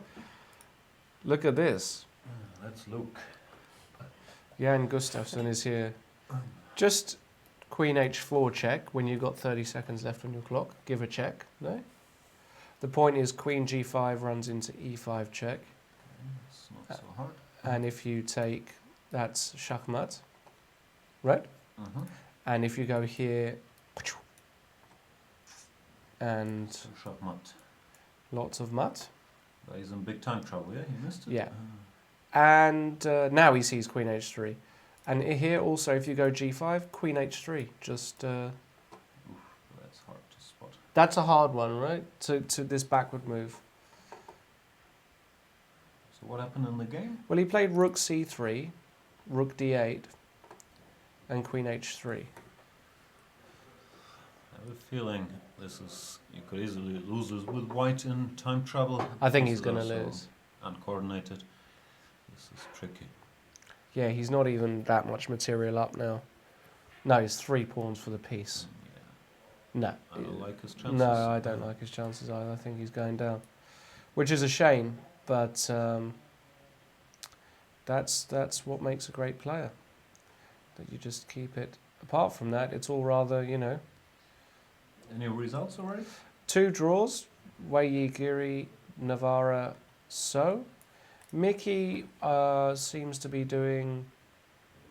What, did he? Yeah, Mickey seems to be doing fine against Shaq here.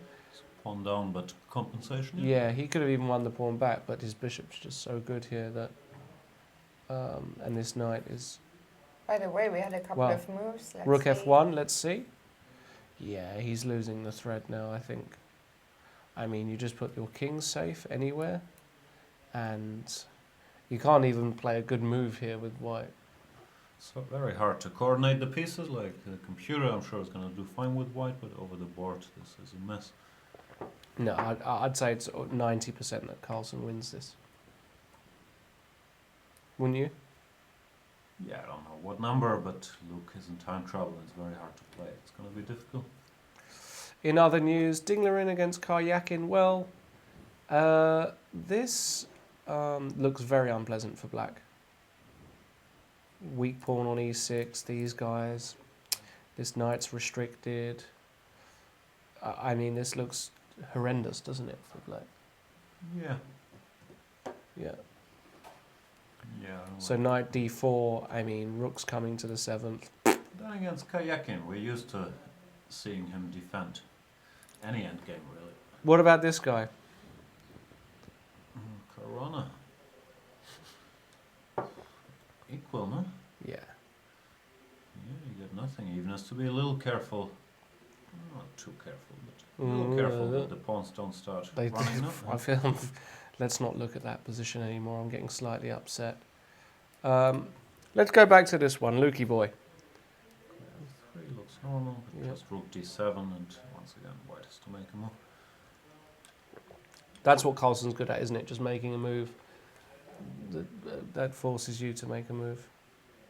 He's good at making moves. Is he? That's what he does. Oh. I didn't know that. Any other... Yeah, knight d4 played by Ding. I think Ding is doing very, very well. And No, it's Karjakin. Never write Karjakin off, no matter how bad his endgame. that's true. Giri drew already, yeah? Yeah, I yeah. think I predicted Giri would win. He didn't. It's a pity. What are you doing? Are you off?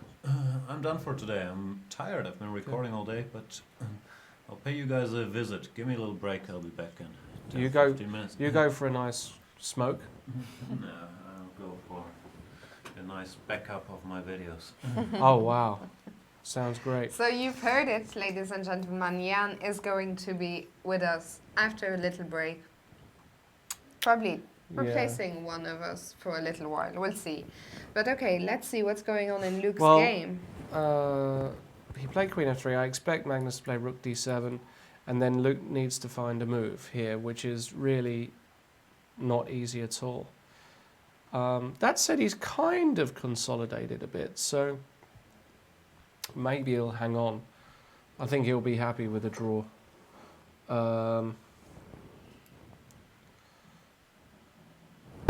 Yeah. The other games, I mean, this game has just been the same position Yeah. for 10 moves. I mean, What's the time situation in the other games? Is there nothing happening here? Sergei Karjakin has got 6 minutes. Yeah, for 7 moves, not really, but his position is tough. Fabi, I hope, is, yeah, it's equal on time with Hou Yifan. And Magnus, of course, did play rook d7. Let's stay with this, because Luki's got 53 seconds now. Still has to make 8 moves. What do you do? Don't know. He did play. Played rook f2. He wants to just alleviate.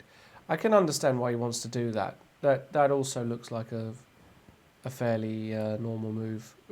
Black is pretty much. I mean, he can go rook g4.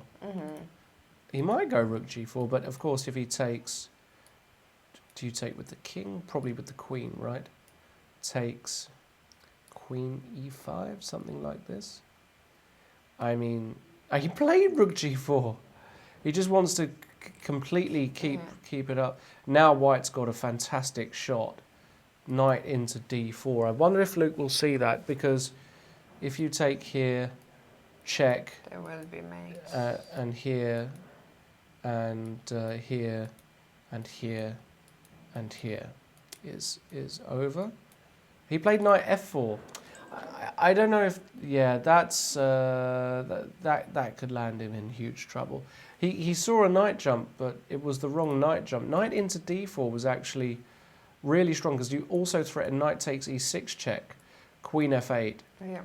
and business time in that way, I think, as well. Wow, yeah, that would have just been a draw. Knight d4. He played knight f4. Again, the problems with getting low on time, Fiona. You just you have so many chances you miss. And now, I think also you're so tense. It's not just. I think it's not just the usual time trouble. You're playing the world champion. You don't play him very often these days. You can feel that you had him on the ropes, and then it all goes. You feel. I don't think he realizes he missed the forced win, but No, I think of he course not. realizes he might have missed something, and then switching to defensive mode is just so hard to do. Yeah, don't fancy his chances anymore. no, I really don't. In Mamajarov Adams, is Mickey down? No, they've both got about 10 minutes each.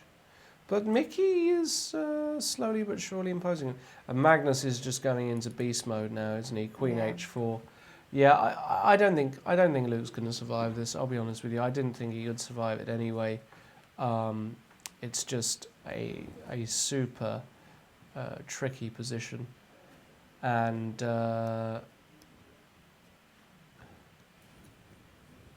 Yeah. Let's stick with. I think let's stick with this. What's happening with the 40 seconds for Luke? yeah, 40 seconds. It's hard to even find a good move now. You know, knight g2 maybe attacking the queen, check, king e2, but now there's all kinds of takes, queen d1, king e3, queen d4. Maybe this is a draw though, right? Oh no, you have to go king f4. I mean, it's just got way out of hand. Way out of hand for Luke. No, I'll be super surprised if he survives. What did he do? Bishop e2? Okay. Well, so check, bishop f1. People in the chat reckon it's over now. Of course, it's easy with an engine, but I do think Magnus is not going to let it slip. No, I don't think he is either.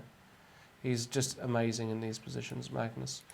Someone's asking, Alif Akbar Hafiz is asking what the time control is. So they have an hour and 40 for the first 40 moves, but that's plus 30 seconds for every move. Then once they reach move 40, they get an extra 50 minutes, again with 30 seconds per move. And then on move 60, they get yet another 15 minutes, so a very, very long time control. We had a couple of... Let's go back. I think let's just stick with... Well, no, this is the Karjakin position, but as I said, I think White's got a little something to work with. We can go back to Luke. Rook g1, bishop f1 was played. And now just e5 and Yeah, it's starting to Crumble. the wheels are coming off. E5, Yeah. knight d5. Maybe you can go f5. Yeah, whoops, and just pinned and pinned and pinned. Look how many. He's not even material down. You know, Carlsen has got 3 pawns for the piece. It's really not looking good. In Mamedyarov Adams very quickly, Mickey just played bishop h6. I think he's attacking this rook. If rook e2 is played, is the idea to go d4? No, because then f4. I wanted to go d4 and bishop e3, but I think I just get in f4. Yeah, Just in Mamedyarov played time. f4 immediately. Yeah.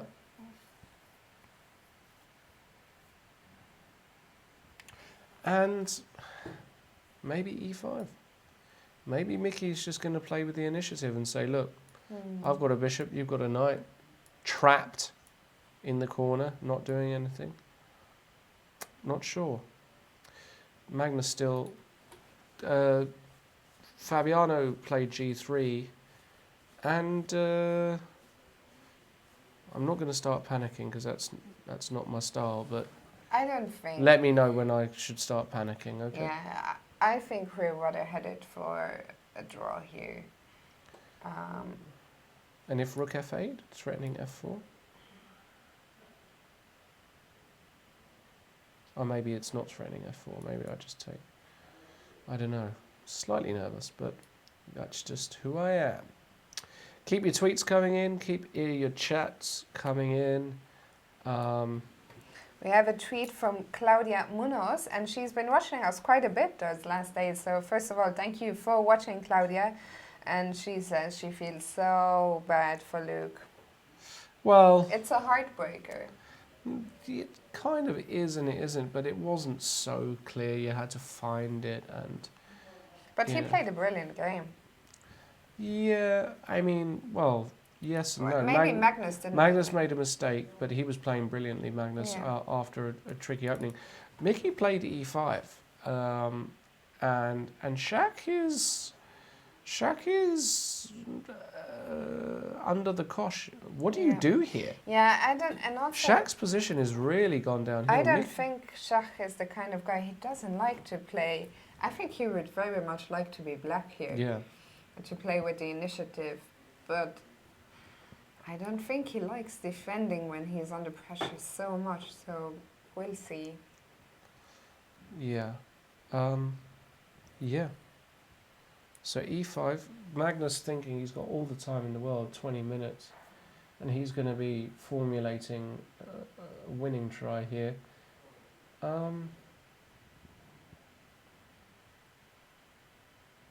Yeah, I suppose what Magnus is looking at is after e5 whether knight e6 is ever possible. Check. I bet it's never possible because the rook is pinned. Yeah. So, and Shaq played queen f3, by the way, which is probably a decent move with the idea of after ef4 to go rook f2, and at least you're threatening things. Maybe you protect like this, takes, the pawns are all over the place. Oof, it's really tricky to assess this one. I'd rather them than me. I'm very happy here. Hou Yifan played rook d8.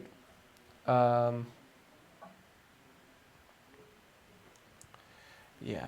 I think this is just going to, I'm not even sure what they're going to do. Do you think she can try and make f5 work? Well, I or- was wondering if, what happens if I go here? Logical move, right? Yeah. And my idea is that at some moment I want to go g4, give you a weak pawn on e4. By the way, we had a tweet coming in Yep. from Mikhail O, and he is saying such a performance is a shame for the world champion. No. Well, I tend to disagree. I think, as you said, I think Magnus is not playing great in Vaikanse so far. But, he's doing a great job of sensing when his opponents are starting to crumble a bit. And he's taking his chances amazingly. So I think, he's not playing the best chess. So he's not been the player we saw in Qatar or maybe even in London to some extent. But he is taking his chances, and yeah, I think the tournament is still long. It's a 13-round tournament. It's only round incredible. 5. It's yeah, only it's round 5, so much 8 rounds to go. And also if he wins today, that could give him the boost he might need. Yeah.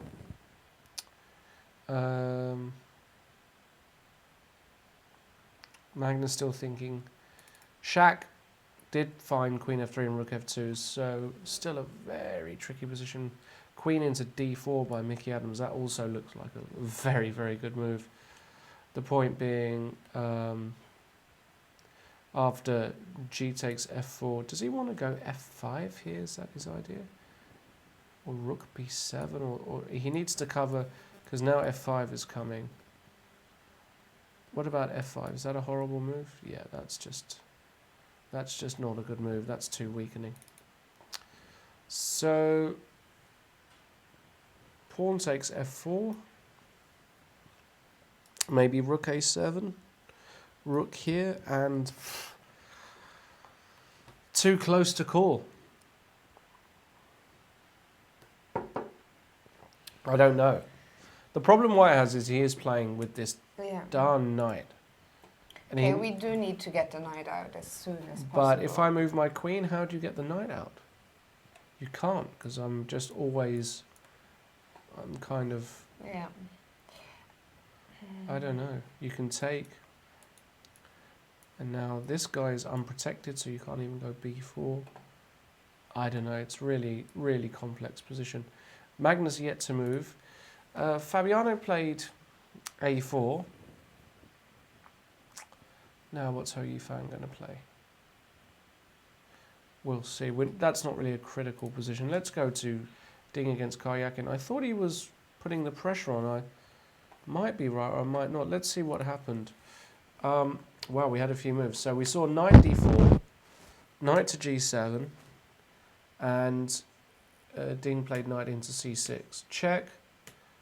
Offering exchange, would love to exchange because then this guy just falls. Came back to D5, took the bishop, gave a check, and played rook to C5. I told you all the way from the start, Fiona, these pawns, yeah. you know, this is incredibly difficult to hold, I think, practically speaking, for Karjakin. I actually think Ding's going to win this. I've thought that for a long time, and I still think that. I think he's just going to push and push and push. I predicted it. Pushkin. Though. Yeah, You didn't. yeah. You've So been let's right. see. You've been right. Is Magnus played the move. Magnus played. Wow, King G8. What is that? He was just afraid of all knight takes E6s. And, I mean, it might be a fine move. Lukey's got 50 seconds. Again, how do you find a move here with white? All your pieces are tied up.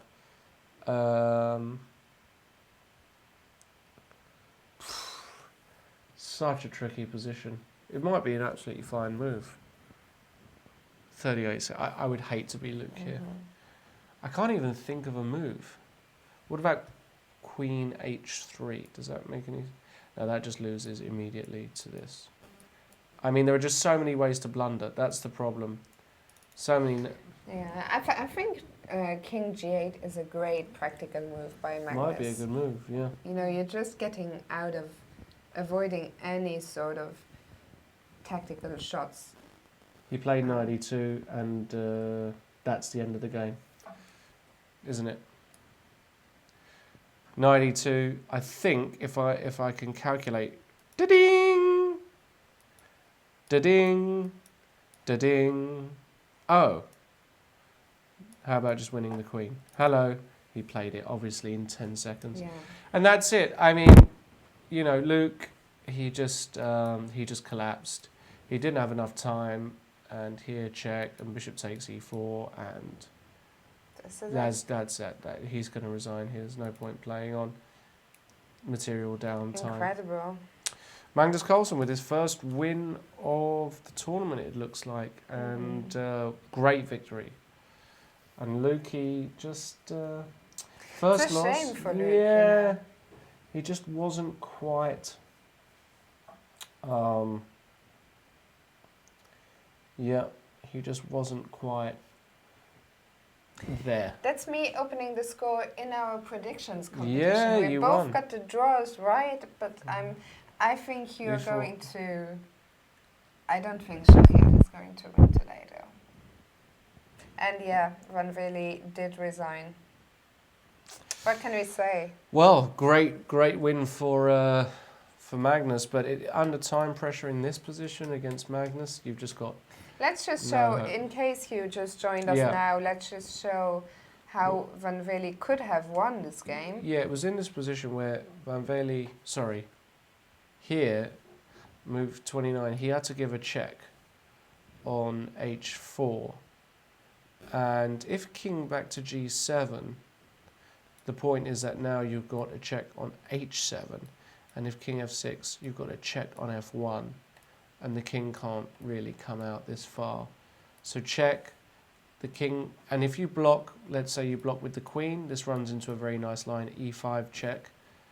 If king to e7, queen swing to b4 is actually mate in 2 moves. Check and mate. So you can't block with the queen, and if you block with the rook, well, that's just very passive, just rook g1, and you're completely tied up. And if you block with the pawn, that's the most difficult one that Luke didn't see. Queen h3 traps the rook. Black would have to take, and he's a rook down. He's still got compensation because white, black has got 2 pawns and white's king is open, but it's not enough. So queen h4 check would have been winning, but very difficult to see. Yeah. But As Jan mentioned, the move he probably missed was just trapping the rook on g2, because a retreat is always, a queen retreat is always yeah, more I mean, difficult to Luke missed a Yeah. fair bit there. So that's what happened, and then Magnus slowly. Luke's attack didn't go, and then Luke had to find some really I mean, here again, he had a great chance with knight into d4, Luke, which would, the point is you can't take because of mate, Yeah. like so. So knight d4 would have actually been great, and after e5 here, this is a draw, I believe. Takes, check, here, check. And then you have to go, because if you go here, you're running into bishop e2. Very nice move, pinning and winning. So Luke, and then after that, after knight f4, it really went downhill. Queen h4 was excellent. Rook g1 was good. King g8, very nice, just getting out of any checks. And then the next move, he I think people in walked the into a chat were trap. right. With king g8, Magnus was sort of almost provoking Luke into, because king g8 is a move that doesn't do anything active, but it gets out of any tactical shots white could have, and it just tells white in a position where he's already in some trouble, you have to make a move, and there are not many good moves in a position like that, and indeed it's just Luke just blundered immediately. But to be fair, his position was already so difficult at that point. Yeah. By the way, Tomashevsky, Eljanov was a draw. Absolutely nothing happened in that game. It's not even... I mean, this is the position, move 38. This is the position, move 24. So they've just been shuffling around. Nothing happened, draw, correct Is result. that the one we were wondering what we predicted? I definitely predicted a draw in that game. And did I? Or I did can't not? remember. We'll write them down next time, Yeah. promise. I think I did, to be fair. In the game Karjakin Ding has won a pawn, but Sergei has done very well to activate his king. Let's say this pawn also does a good job of restricting these 2 pawns, and also White has got now no targets on the king side. White can't create a majority because he's blockaded. So that said, you do sometimes get a check and bring the king in. There might be some Zugzwang opportunities here, so they're still playing. In Fabiano Caruana against Hou Yifan, well, again, slightly, well, I don't even want to There talk have been about a it. few exchanges. Let's go back a few moves. Yeah. So, wow. Oh my goodness. Bishop f7 could have actually been a huge problem for Fabiano. Wow. Let's just show that. Bishop, So yeah, because bishop f7, if you come back, I get f4 check in and that's mate. That's embarrassing. And of course, if you don't do that, then, and I take king here, my rook's trapped. You have to go king f4. But after bishop g6, that rook is not going anywhere. oh my god, I think that's completely losing. Wow. Somehow. g4, trying to loosen it, rook d2, takes, and then bishop f7, and again it's still, well, I mean, I'm threatening the bishop moves, and now check, and you know, to not be losing this is almost, well, black is the only one that can win. Fabiano is really risking it here, which is slightly disconcerting. So let's not look at that game, shall we? Shaq against Adams, and Shaq is looks like he's improved. Look where he's got his knight. Look at this guy. Wow. It was on a1 a minute ago, and now it's And we thought, gesprungen. it's gesprungen into action. The Springer has gesprungen, and now the knight does a really nice job of just attacking and it's actually black who's slightly passive now, although still very unclear. I still feel like Mickey's probably still all right. 3 minutes each with 3 moves to go, and So let's recap. We had 3 draws. Draws between Wei Yi and Anish Giri, a draw between Navara and Wesley So, and a draw between Tomashevsky and Eljanov. Magnus Carlsen, we talked about that enough. He beat Luke van Veli, so there are 3 games still going. Mamedyarov against Mickey Adams, Ding Liren against Karjakin, and Fabiano Caruana against Hou Yifan. It's been the games weren't shaping up so excitingly, but we've had a day full of action. I mean, the Carlsen game was quite something. amazing game, Yeah. great game, yeah. What is Hou Yifan? Now Hou Yifan, I think she's worried about b6 takes and rook b8, and she's got to see rook h7. But this isn't particularly easy. So I think Fabiano, I think he's still trying, and Hou Yifan down to 2 minutes. I'll be curious to see the next. Hou Yifan needs to make 3 moves in 2 minutes, in a slightly tricky position because Fabiano is coming round the back. Maybe she's just going to go rook e7, rook b8, but then what do you do with this pawn? Bishop d5, can you do that? Yeah, that's the way she probably should play. But then I think it's clear that with the active rook, white can't be doing badly.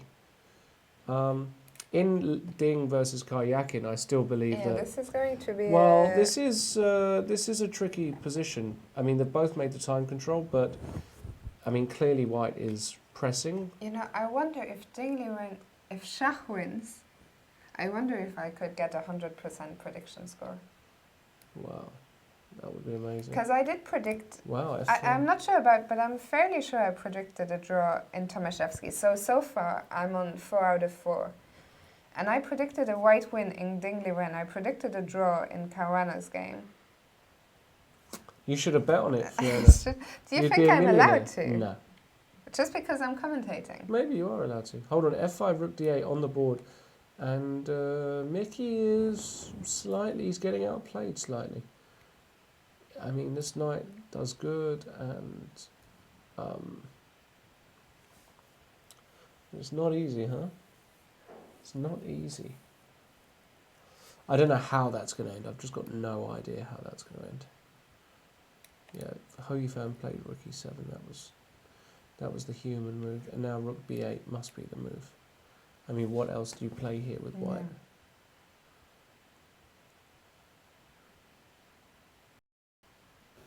Yeah.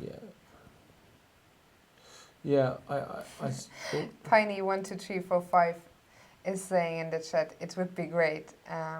Let me scroll back. It would be great to see Fabi against Mamedyarov with Lawrence and Fiona commentating. I don't think that's going to happen. That's right? not. It's our last I day. don't know. It's our last day. I mean, I might be able to come in at some point again next week, maybe. I will be in Vike, so. I think Mr. Svidler, I might pop in and see Peter. And yeah, it depends. I've got sorting out a lot of stuff, so.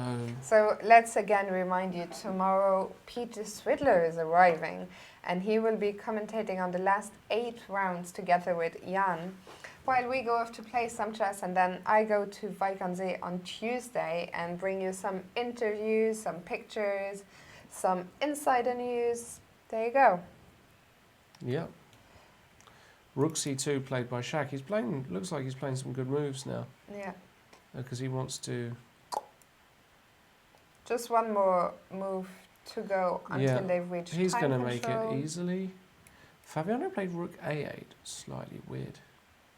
Slightly weird move. Well, I understand. His idea is if b6, he wants to go a6, right? And try and gespringen.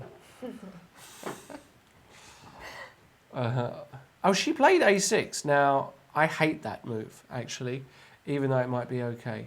I understand. Her idea is rook b8, bishop d5. Then it really is... Time to sign the score sheets. Well, takes king f3. And is there How any... do you make progress? Maybe you don't. I want to attack these guys somehow. With my rook. Yeah. Not sure. I think it's still going to be a draw. And I think so too, yeah. The problem is our producers left the building, so we can't even go on a break. We can't even go on a break now. It's really. We might just have to. We might just have to walk off. Here comes our savior. We might just have to walk. going on? We've got no producer. We can't. We can't go even have on. a We break. can't go on break after. No breaks.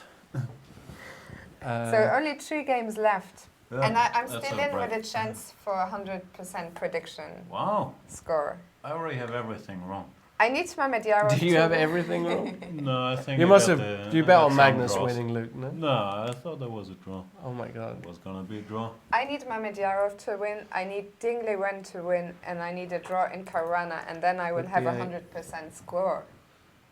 How much money has it cost you that you always bet on him, Mamedyarov, win in every situation? It would probably, if I was a real betting woman, Hou Yifan. it probably would She cost played me f4 500. check. Well. Show Jan what she missed earlier. Yeah, she missed maybe a chance to win. Let me get a chair. I'm too old to stand like this. You get a chair, yeah. That's Where's not Jess? even true. Sodacat is saying I'm changing my predictions after the results come in. That's not a fair That's not say. Yeah, that's not true. What we're going to do is we are going to go on We a are going to We have are a gonna have quick break. because we've reached move 40 here. Okay. 1 second. We've reached move No, 40. that's not We've- very nice. Just we've- Jan is just getting That's a all chair. right. We can get the chair installed for when we come back. So we are going to go for a break. 3 games still remaining. And I think when we come back, it's going to be the 3 of us. yes, we're going to have Jan in here as well. So don't go anywhere. We'll be right back for the post-time control play. See you soon.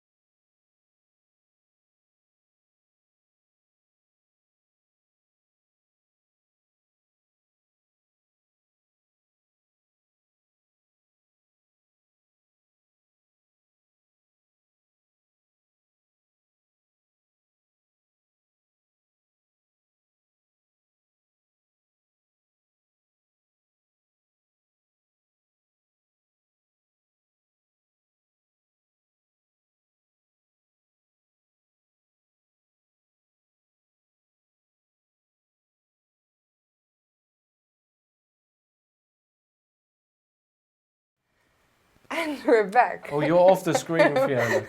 Go ahead to squeeze You it. come over this way. Okay. Welcome back, everybody. Fiona is here. We've brought in a guy. I don't know who he is. He just I'll just decided sit to. here. Yeah, Wouldn't be pretty.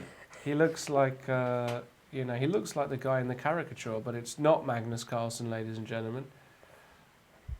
It's Jan Gustafsson. Tell From the us. same family, Gustafsson, Carlsen. Well related, all Scandinavian. Yeah, absolutely. Tell us, you were recording with Artur Yusupov today and the last couple of days. How did that go?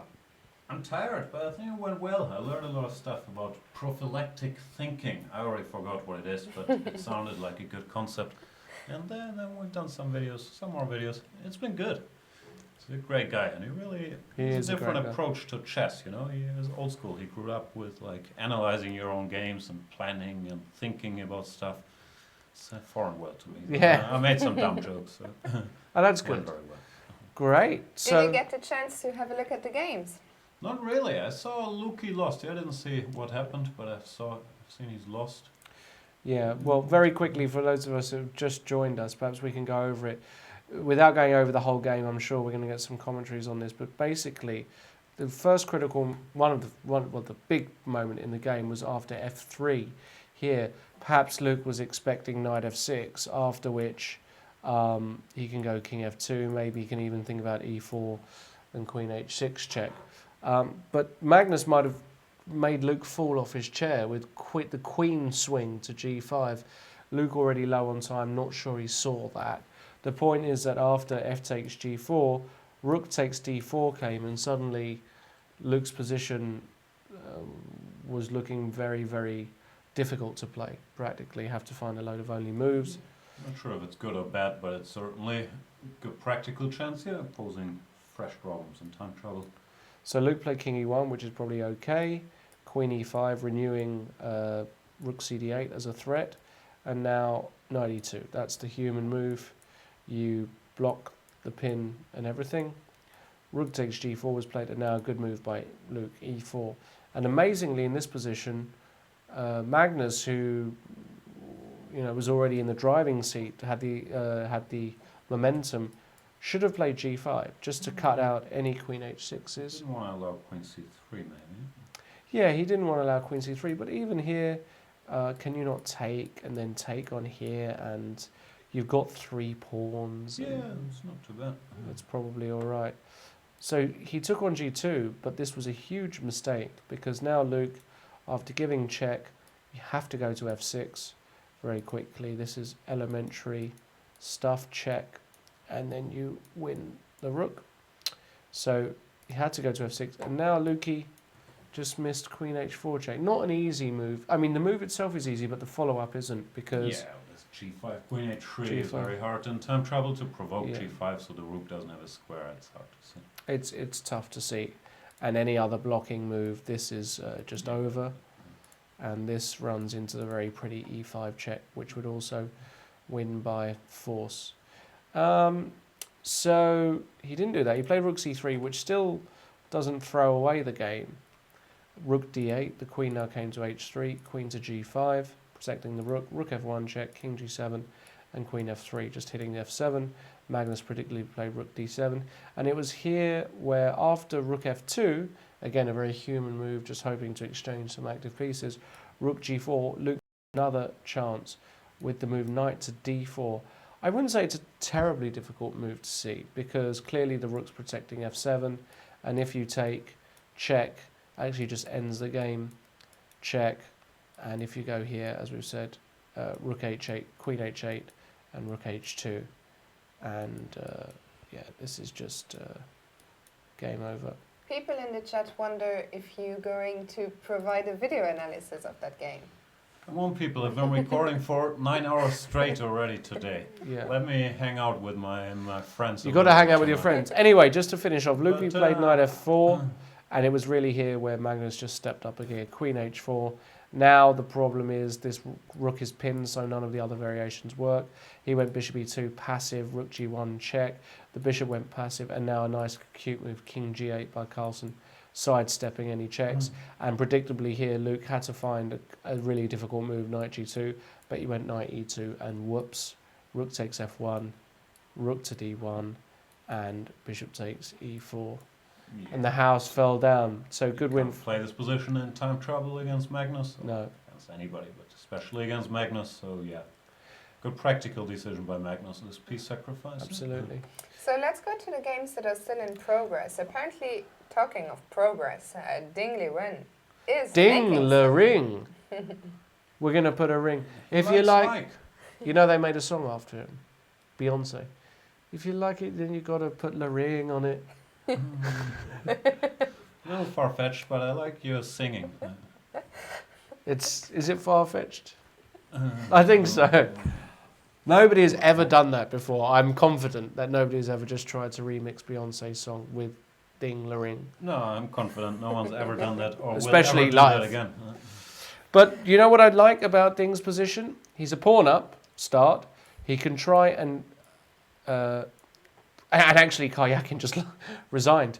Actually, I've just realised it's just completely Zugzwang, isn't it? The knight can't move. If the knight moves, king d4 comes.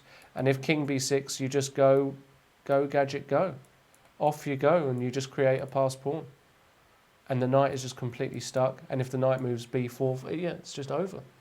And yeah, I'm still surprised he resigned, but no, I think it's yeah, just you're hopeless. right. H4, F5, and not No, much it's you just can do hopeless. about it. Yeah, just hopeless. Just totally hopeless. Oh, So That a makes great it win. 5 out of 5 correct predictions. I did say that for Ding me. would win for about the past 2 hours Yeah, or 3 hours. too though. late. 2 hours too late. So that means that Ding suddenly is up the top with the. So he's on 3.5 out of 5 plus Yep. 2. Okay. How is your boy Caruana doing? I always hate looking at Fabiano's games, especially when he's not. But is he somehow? No, he can't be pressing here, surely. Maybe he is. why? Bishop c8 or what? Bishop d5? Well, bishop withdraw d5 as well, loses. if we- No, Ah, rook e8 rook check Ah, loses. So we're hoping for this, right? Because rook Ah, e8, and then. okay, rook That's not gonna happen.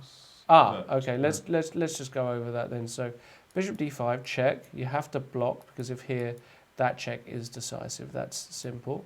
Here, rook c6, but you're just pinned, right? King f3, king f6. Yeah, I guess the pawn ending is winning. Yeah, because this pawn on a5 is. I mean, it's cute. It would be nice to analyze this, but it feels That'd be great.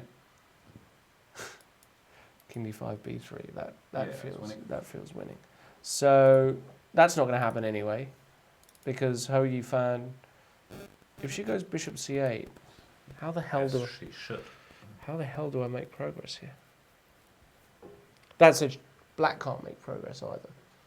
It doesn't look like either side can make a lot of progress, does it? No, because probably c4, right? Just to get an outpost for the bishop. I'll do nothing. Yeah. King f3. King f5. Very limited range of moves. but should be Maybe. enough to Hold on. keep the Hold balance. on. Okay. Keep doing nothing. I don't want you. If I go here, let me try it. Still some play. Let's keep doing nothing. King f5. King f5. Bishop f5. No, can I do something? No, still nothing. Yeah, bishop c8. By the way, people in the chat are noting Rumbarak. Just a draw, yeah. Should be. She played bishop c8 as well, ladies and gentlemen. So I don't see. She's played great though this game. So fair play if it's a draw. I was just going to say, Rumbarak pointed out in the chat it's surprising to see Karjakin lose to a Chinese player. He had Yeah, been that's doing true. so Yeah, well. he likes playing as the Chinese, but Ding is Greatest terror to China since you went there on holidays, right? me. You never been to China? No. Oh, okay. Have Never you? mind. I've been to China. Oh yeah, you went as the second for in. With Leica, I was in Leica. Nanjing and then to Shanghai. Loved Shanghai, fantastic place. Really? It's amazing. It's like New York on steroids. Wow. A lot of stuff going I on. love the roids. Oh, the cities that are on roids. Not the actual roids. I don't take steroids. As you can tell by my body Thanks shape. for clarifying. As you can tell by my body shape. That would be great. What's going on here? Jan, you're a man who thrives in messy positions. Yes. This is really your cup of tea, so please give an assessment. It's 0-0-2. Oh, I think Oh. you're 0.002 off, personally. Oh no, let me count the pawns. What is a pawn up? What is a pawn up? What's pawn up, yeah. So black is fighting for a draw. But black has got a dragon bishop. Yeah. It's going to be a draw, right? I don't know. I wouldn't write Mamedyarov off just yet. You gotta stick around with black. It's not obvious to me why this is a draw. Maybe there's some direct line if you take on e2 and rook e6, but why get some time? So Put it on takes. d5. If you go rook takes, is that bad? No. Bishop d4, rook e1, queen e6. Yes.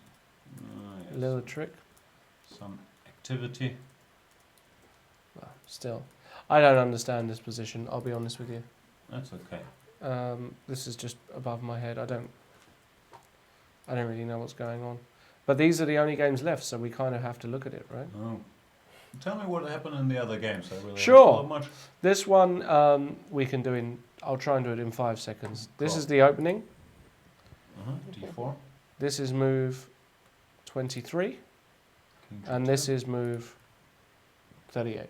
Okay. Draw. That's really all that happened. Karjakin with so lost. Navara so was kind of interesting, but not really.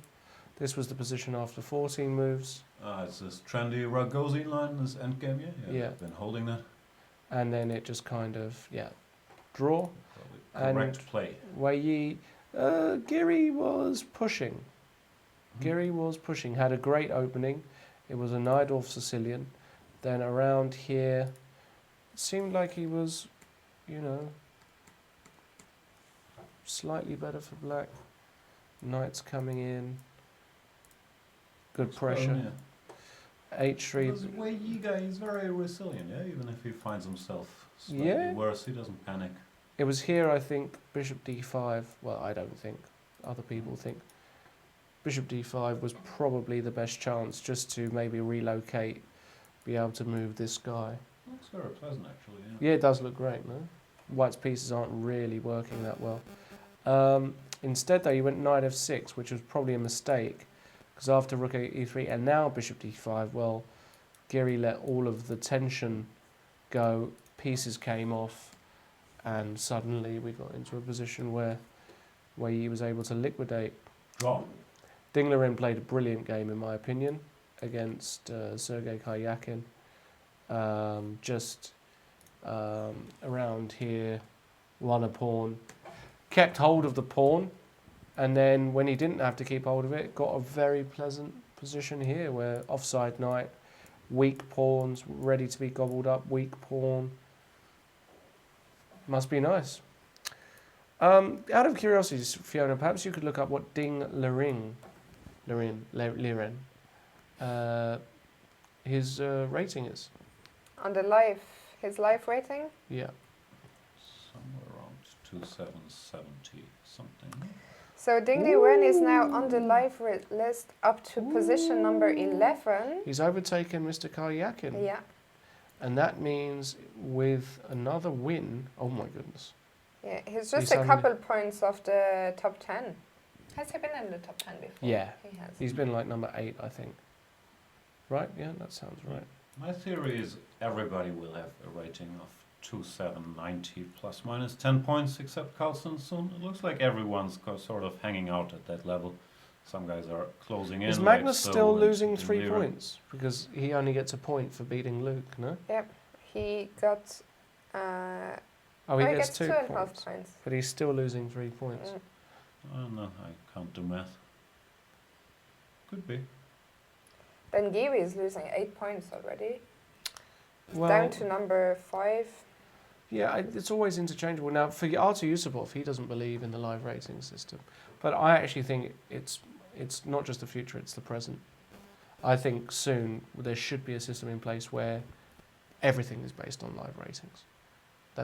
After this event, we don't wait for a published list, that is the live rating list. So if you lose today's game, then tomorrow you have a new rating? Yes. Okay. Yeah, makes sense to me. I mean, don't they do that with loads of other sports at the moment? Sure they do. It's just They that do we're it a bit on behind. chess24.com. Yeah. You lose a game, you lose rating.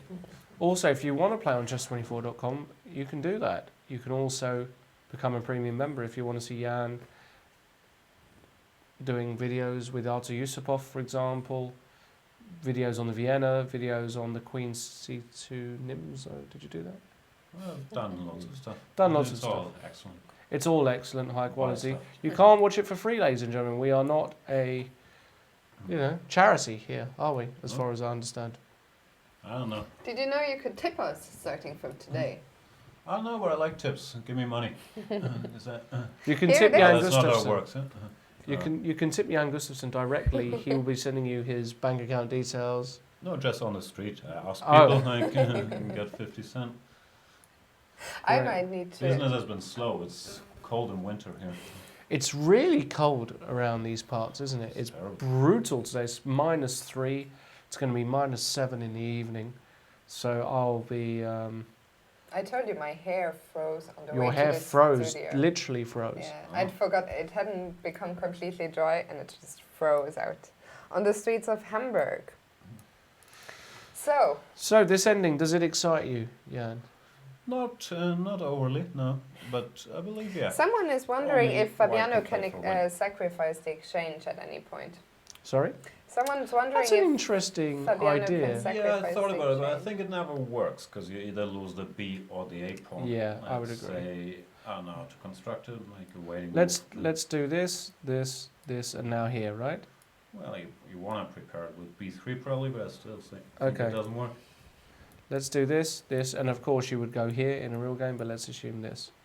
So takes, Takes, The problem is takes. your rook anywhere and bishop A6 minimum. Rook A8 and rook Yeah. takes A5. Only black. No, it doesn't quite work. So she played King D6. Same thing. Same story.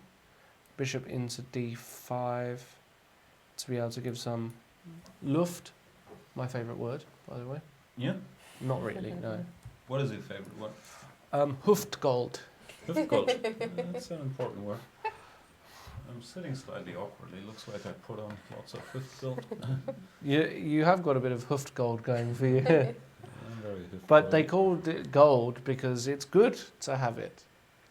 What gold? Huftgold. Okay. You know, it's How got. do you get it? Look at chess all day. I'm sure that's the recipe. Eating lots of pancakes. While looking at chess. Yeah.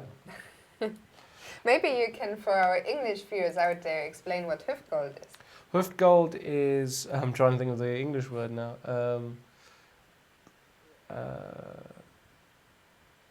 I can't even think of the English word. Can you?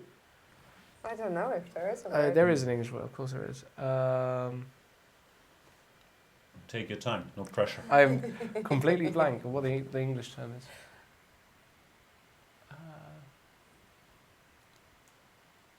Yeah, it's We're gone. going to You were run this gonna. program for half an hour. Yeah. While Lauren's trying Right, to I'll look think up about the it. translation of No, I'm not. Hüftgold. I'm thinking of.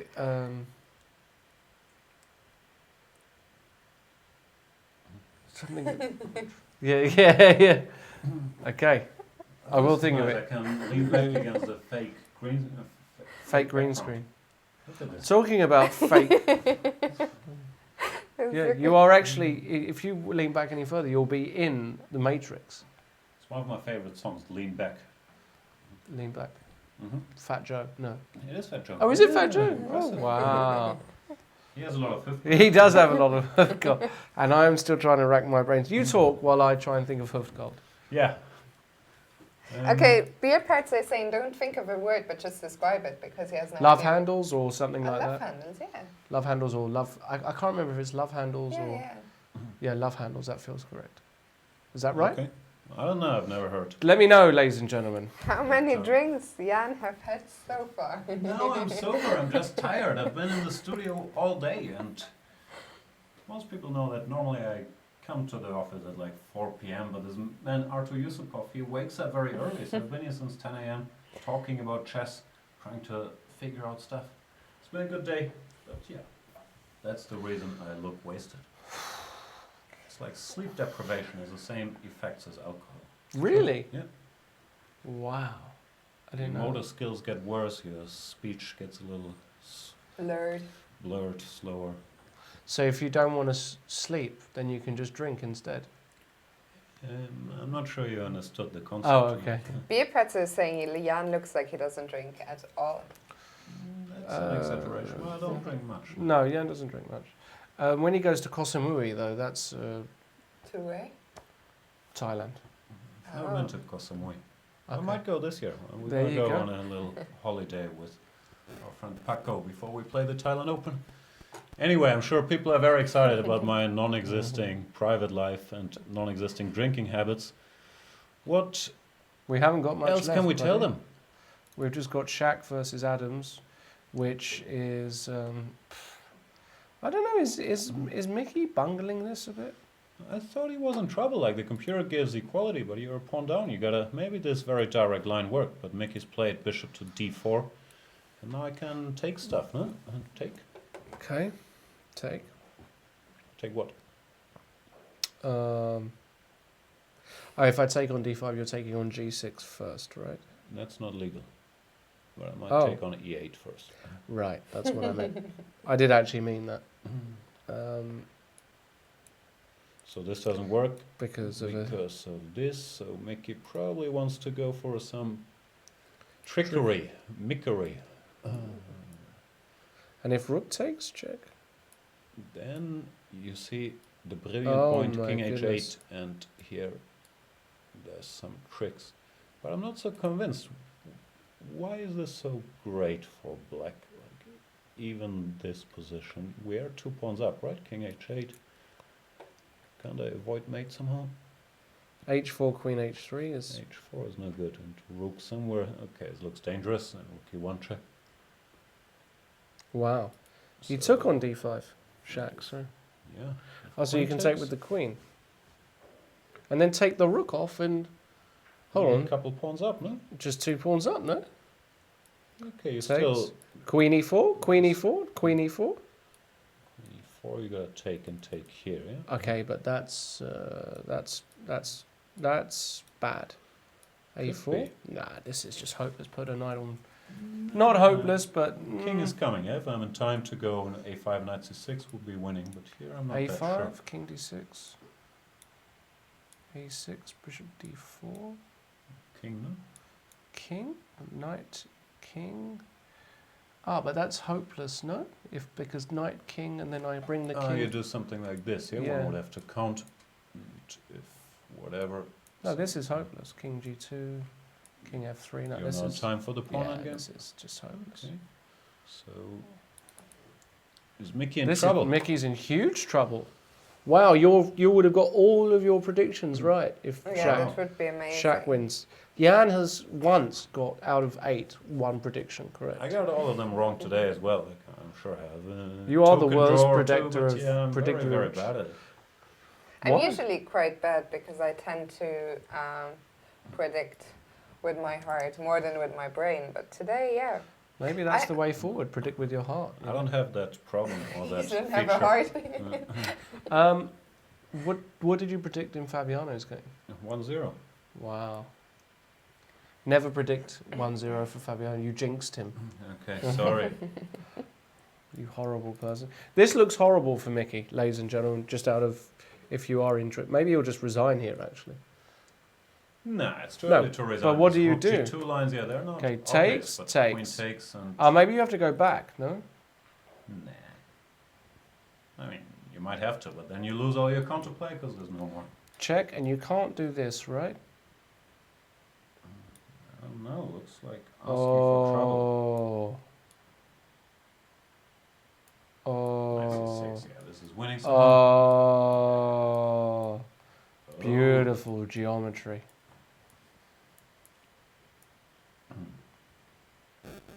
I'm not Thanks sure for you the want to answer this, but a couple of people in the chat have been wondering what shampoo you use. Shampoo? I haven't washed my hair in 16. ages. I use this beanie cap when I go outside, which messes it up. But let's answer seriously. I use the Head and Shoulders regular. For men. No, it's for women. Oh, okay. And they're paying me tons of money to say that. So my hair, prepared it like this. Beautiful. So Mickey in huge trouble, no? Shaq maybe, and Mickey's tournament just goes from bad to worse. I mean, he'll be on 1 out of 5 if he loses this. And Yeah, he's not having a great tournament. And he was doing well at some point, yeah, not so long ago. and Mickey, I said this, I love Mickey. He's a good friend of mine. He's a good friend of yours. But when he gets off to a really bad start, he finds it hard to get motivation to really come back strong, I That think. applies for most people. Even if you're motivated, like Yeah. if the others smell blood, you gotta work every day, you're not in great shape. So, Yeah, I think those endings are all losing with the outside pass pawn and F and H, and you can pick those pawns up when you've got the knight. And yeah, Mickey. But Shaq played excellently to get this position, actually. So the question I have for you, Mr. Chess Castle reckons Fabiano will win, but Win is, Bishop D5. He's got to play quickly. I mean, that's clear. He's got to put Miss Yifan. Anman wonders if it's called Kopf und Schulters. close. So here Fabiano, he wants to zug her somehow with a move like King G2 here first, right? I always go Ah, King no. E5, King F5, I got lots of squares, no? Yeah, not King E2. So actually, hold on, the King's on a good square here. So maybe Fabiano wants to go B3 King E5, how do you and work King with Zoom F3. and King F5. and King F5, right? But I think we want the King on F5 somehow. Maybe. But yeah, the only plan I see is to go B4 at whatever moment, maybe here. And then probably B4, takes, B4? takes. No, you don't go B4, B4 is good. Before, or before? No, my line was bad. Okay. Yeah, Oh, she went B4. King F6. No. Okay. Yeah, it's all the same. Like pretending to be very sophisticated with like long distance opposition and stuff, but it doesn't really matter.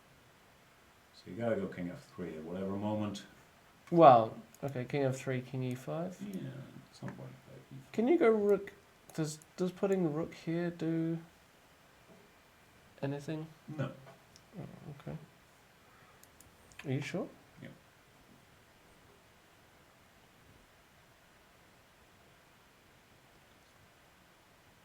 Yeah.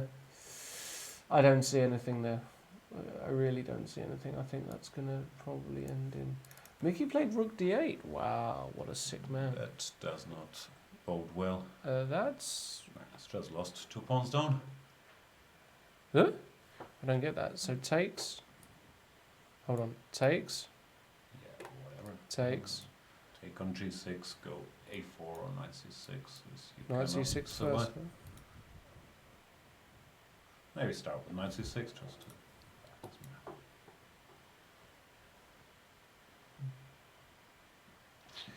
This is bad news for Mickey.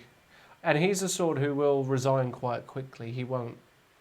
I mean, in a position like takes, I don't know, takes. do you think For Mamedyarov's blunder against Eljanov will influence the moment Mickey resigns? no. I think you just get fed up after being here for 5 hours and then having this position. It's just not pleasant at all.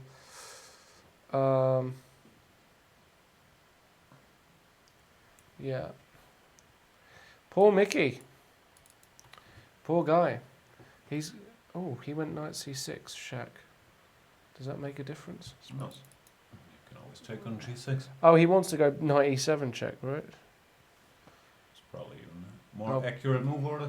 Bishop F6, Pawns just start running, right? I don't know how. D4. He did play the... He played that so quickly, Shaq. Just played it. Looks like a good move, doesn't it? Now you can go rook c2 after, let's say, rook d6 or rook c7. This looks and just push your A and B pawns. No, it's Is it game over? over. Poor Mickey, huh? Ay, ay, ay. Mickey, Mickey, Mickey. What are we going to do with you? Let's go back to Fabiano.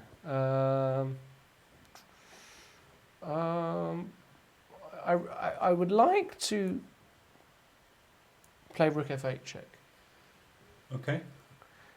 Now, if the rook, which is called Tom, Tom the rook? Tom, Like Tom and Jerry? Tom, Ah, you're speaking German again. Yeah. Tom. Yeah. Tom. I thought the rook was. If it could Tom. gesprungen, if it could springen, Mhm. gesprungt, yeah, over the bishop, Mhm. White would be doing well. But the Toms are not springers. They are They're not What did called I just say? Toms The for Toms are not starters. swingers?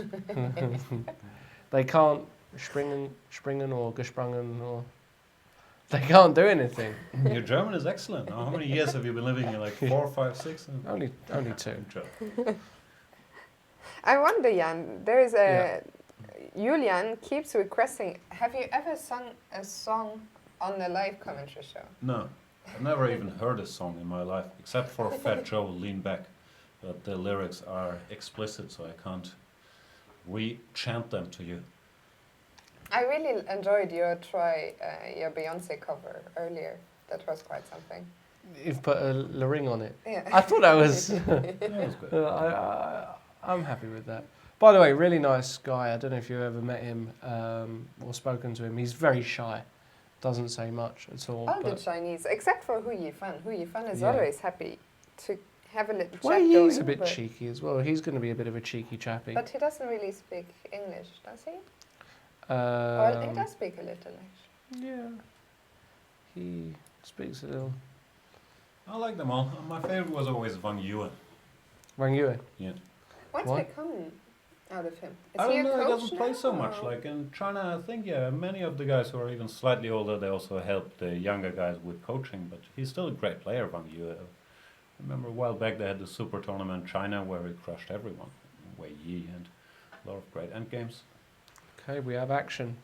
Fabi played b4 in the end. Takes. We have another Ah, treat maybe you coming have in. to go bishop f5 here. Oh, Look at expert this. Photoshop work. Oh my god. That is scary. So I'm 8 pawns, Lauren's the king, Fiona is the queen. I'm That wondering just if goes 8 to pawns show. are worth more than 1 king. I'm not sure. Aren't we taught I- the king has unlimited value and the 8 pawns are just worth 1 apiece? I don't know. Without the king you are nothing, without a pawn you can survive. Without all your pawns you can still be winning. Thank you, that's a very accurate description of life. That's true. b4, let's just try and analyse this, even though I don't analyse his positions. So takes, and you have to go bishop f5.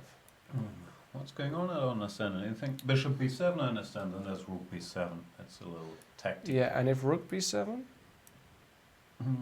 Wow. That's not so easy. That's not easy, is it? No. And if you just... wow. Takes. So now it's going to be really interesting. This is actually a critical moment. I'm slightly nervous now. Because if she doesn't play bishop f5, what does she do? She plays another move. Can she... King f5. King f5, let's try. But now that allows me to go b5, no? Yeah, but do you want to do that?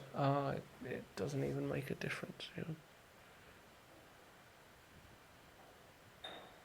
I don't know. You can try to bring your king to the queen side and hope for some breakthrough, but I have a feeling there's Actually, always enough counter So play let's as long try. as So the king opponent e2, Yeah, king e5. king d3, Bishop f5. check, king c3, Back. Maybe bishop e4. Oh no, I keep blundering the bishop. No, bishop, bishop c8 back. c8, bishop f3, Okay. Another way move, bishop e6. and now c5. c5, bishop c8. What did you achieve? Okay, and now Nah, c5 I don't like. Your only hope is to get in b5 with the pawn on c4. Okay, so how do I do that? Don't go bishop f3. Bishop No. c8. So, some sort of weird...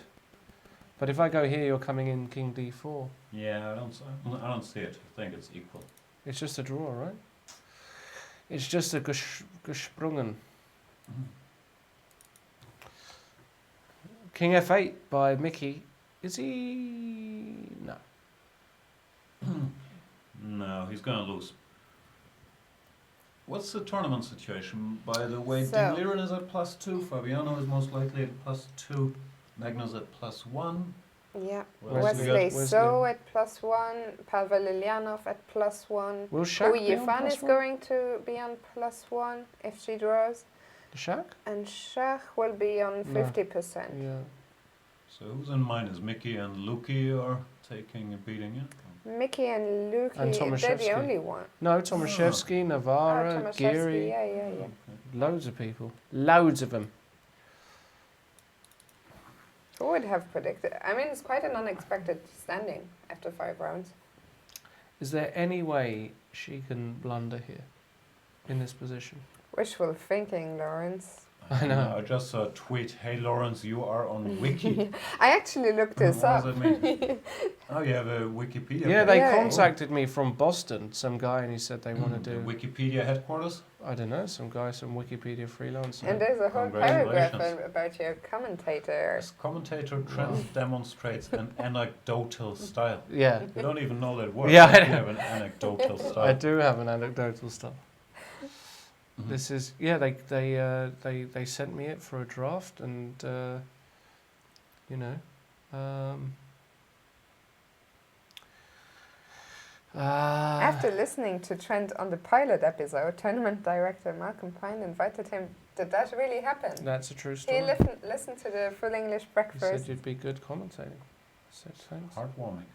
It's a great story. Check it out, ladies and gentlemen. Does it say anything about my collaboration with Jan Gustafsson? It does. Look, chess24.com. Wow. So we're just having a look at Lawrence Trent's wiki page. That's great. Did they say anything about Fabiano? No. Suppose. Chess career. I didn't It's- even know you it's- had a chess career. It's not even been Lawrence. updated. It's a long paragraph about your chess career. I thought Wikipedia was a serious Oh yeah, source. that's my With famous. a diagram. That's my famous game. You're immortal. That's my immortal game. Yeah, with white. Congrats. Very strange position. 2 queens on prise.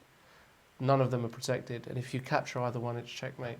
And I didn't develop my bishop on f1. Never moved it the whole game. Madness. Have you ever played a game where you never moved Outside the of bishop on f1? chess, Yes. Lawrence Trent enjoys football, Chelsea FC, and the Mambo style or New York style of sense. Very true. Yeah. Make the distinction that it's Mambo. No, I'm not an on-one hater for all of you salsa people out there. You know, I like my timber and I still dance Cuban, but it's a bit like, do you like playing d4 or e4? If you like a more refined or play or knight f3, you play d4. So that's me when it comes to the dancing stuff. Anyhow, I wish Hou Yifan only had 10 seconds left, but she's got 25 minutes. Yeah, I don't think she can get in trouble because if she just makes moves that don't blunder anything, I'm not really. Hold on, if Spotting bishop any plan f5, for what white about to a cook. check? Bishop f5 was already this weird computer move. I don't think that's going to happen. You don't I think that's she's gonna just happen, Play no? king f5. Could be wrong, of course.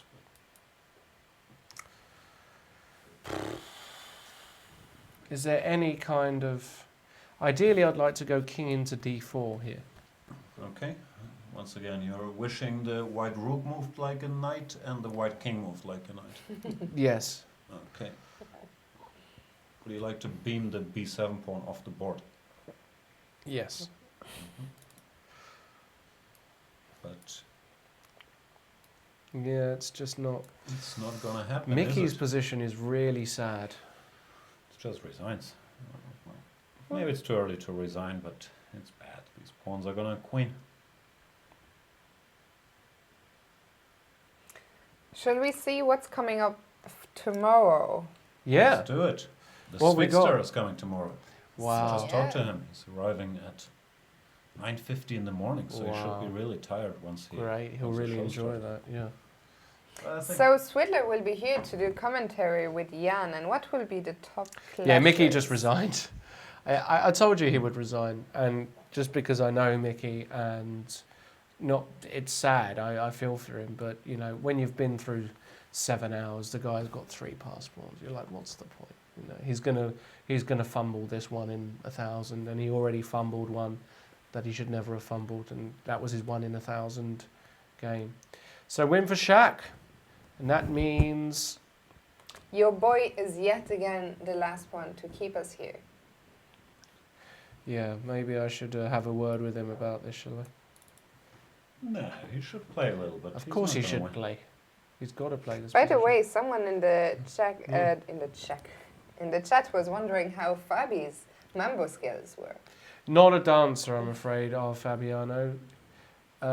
He's just not a dancer. Some people just can, some people just can't. He can play chess, he can do lots of brilliant things, but as for mambo, it's just not his thing, really. And tomorrow he is playing his American compatriot Wesley. Yeah, So Wesley with the black pieces. Not an easy game at all. Both playing pretty good. Should be an interesting matchup. Magnus is playing Tomashevsky, right? yeah. Tomorrow's a bit of a weird one. I'm not. There's also a Chinese clash between Hou Yifan and Wei Yi. That's probably the game I'm most excited about. We don't have any. Well, there's Caruana is pretty big, but no marquee matchups tomorrow. Somehow, right? Like the favorites. And a big clashing. one is Adams van Veli. That's always big. Yeah. They're combining 2.5 points between the two of them after 10 games. So Giri Mamedyarov could also be fun. Giri really needs to get back into the race. Yeah. Shaq's looked solid after this blunder. Yeah, He's played well against Carlsen played today. very well. So What else we got? There's one more, right? oh yeah, the Ding Liren against Navara. Navara very up That and could down. be Sometimes he interesting. looks like a genius. Sometimes I was saying it's He got gets the crushed. hallmarks of Ivanchuk, hasn't he? Navara somehow. He reminds me of Vasily. What else is going on? We've just got one game. We've got this position. They've both got 34 minutes. Sorry, 34 minutes and 21 minutes. And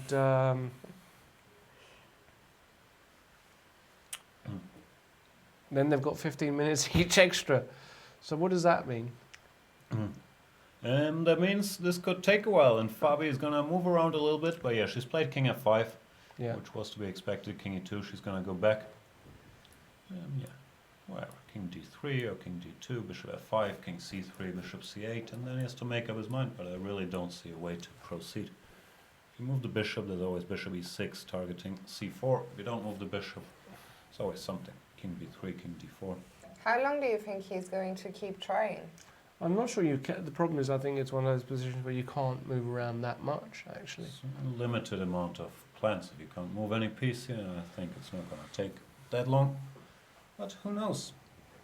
Maybe he'll just play a move like this. Maybe. Actually, that's what he'll probably do. Because then at least the rook comes out, right? Why? Can I move my... if I move my king, then king d4. Yeah, any king move, king d4, so you probably have to do this. And then...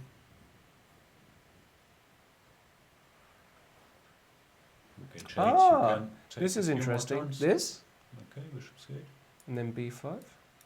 Am I going nuts? Probably. I wanted to do this. Beautiful. Problem is there's not a lot of pawns left, so the best case scenario for you is rook bishop against... And actually I have to take this Here, way. bishop takes. I don't like the winning chances all that much. You're lucky to draw here. Yeah. Will Lawrence do the Mambo live on air if No. Fabi wins the candidate? Oh, yes. I'll do anything. So what's this? King, King d3. d3 is on board. She's going to get a check and go back. And yeah, we're going to get to that position. I got to get going soon, but as you All can right. see, I'm lost for words anyway. I've talked so much about prophylactic thinking, I can't think of one active move. So no, this is the only move here. And I think what he's going to do is I think he's going to play this move. She's going to go here, and then he's going to maybe swing out to here. And if bishop c6, yeah. Maybe he's just going to take. Oh. Hold on, here. Check. Away. And here. Still looks pretty drawn to me. No, but if you take with the rook, I've got rook h7. Okay, even that. Or this. Oh, the pawn ending. Oh my goodness. Hold on. Hold on. Hold on. Hold on your horses. Wow. Wow. If that happens, I'd be shocked. But Hang on, that position. yeah, Yeah, CB5. takes. King D5. Okay, King C6. King B7. King C6. King B7. Draw. And King C6. King B7. And King B8. It's a draw. So even that's a draw. It's a pretty fortress though. What was it? Yeah, any king move. That's nice. I forgot about that one. But if she doesn't know, I mean, she knows. She probably knows it, of course. It's also not that hard to calculate. Once you've seen the idea before, we can always hang out on A8, B8 even. Hmm. Well done, Jan Gustafsson. So, Now I feel better. I've spotted something. so hold on. Check here. Now, is he going to play rook a8 immediately, or is he going to go? Hold on. What happens after this, Jan? Ah, bishop Bishop e6. E6 is always the problem. Okay, and if I do this with rook a8, Yeah, but once you have to go C5, you really got nothing to hope for. Why do you keep moving the bishop? Can't I just? Oh. Okay, yeah, I can do that too. okay, let's not do that. Let's not do that. Let's put the bishop on d5. Let's just do this. Hold on a second. Let's just calm down. Check here, here, here. Bishop d7 only move, right? Well, what happens if you go out here, for example? Yeah, then you start to lose control, right? Now I'm in gear. So rook 8, so you have to go bishop d7 because you stop this check. Okay, rook f8 is interesting, right? Because if you I've go never seen you that motivated to Bishop find winning C6. chances in some boring drawn endgame. Like, it's true dedication, and I'm very impressed. what can I say? Now rook h8 here, check, and if you come back, I take, but you can go b takes. But this is king d4. I mean, It's a draw. Rook e7, rook e6. And not even better. yeah, you have to. Run.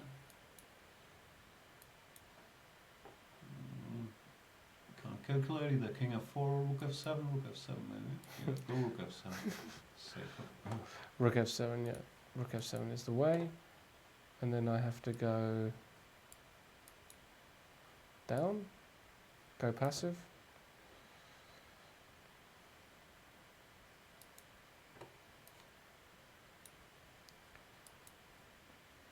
Yeah, but you know, it's this kind of position which, oh no, don't crash.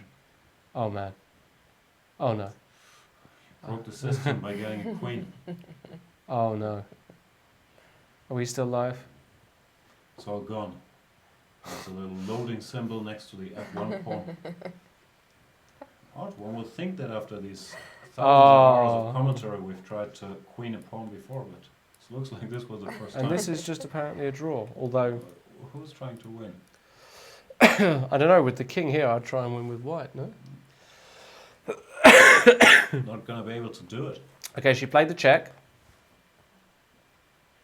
The check is on the board, ladies and gentlemen. No, she played the check last round. She won. That was good. That was good. Nothing? That was good. That's very good. That's very, very good. At this hour, that's super duper strong. Take that. Am I missing the opening knowledge too? No. No. Talking about the Check opponent. Navara. Very good. If there's ever a check Benoni and she wins, you can use it again. You can't recycle this. Oh, she could do it against any Czech player. I've recycled this plenty of Yeah, right, okay. The Czech number 1 is playing against the guy who wants to be the chess number 1, Anish Giri. That was my intro to less good. Less good. Not Yeah. so clever. You can leave now. You don't have to Thanks. stay. Yeah. I will.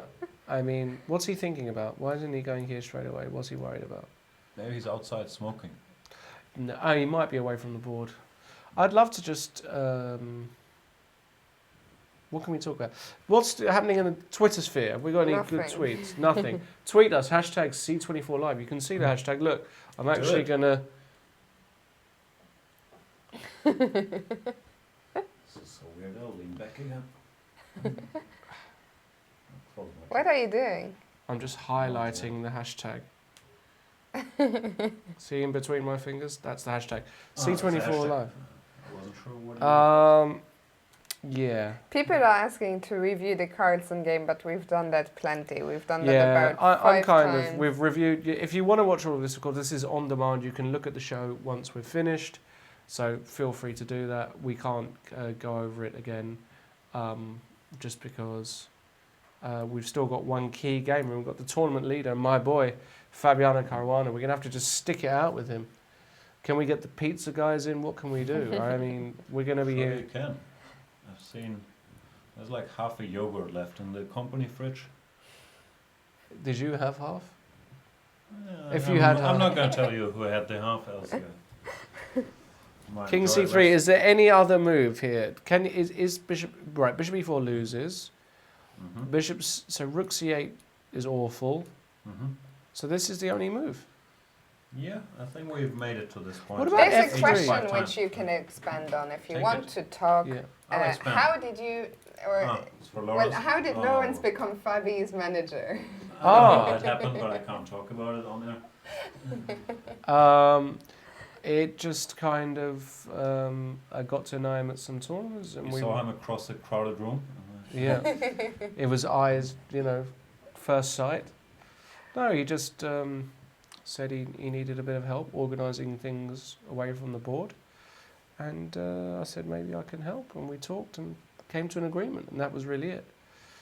It's a heartwarming story. It really is. I could dramatise it, but it's not. Should we, should we go for a break as we're into this, the 6th hour of coverage?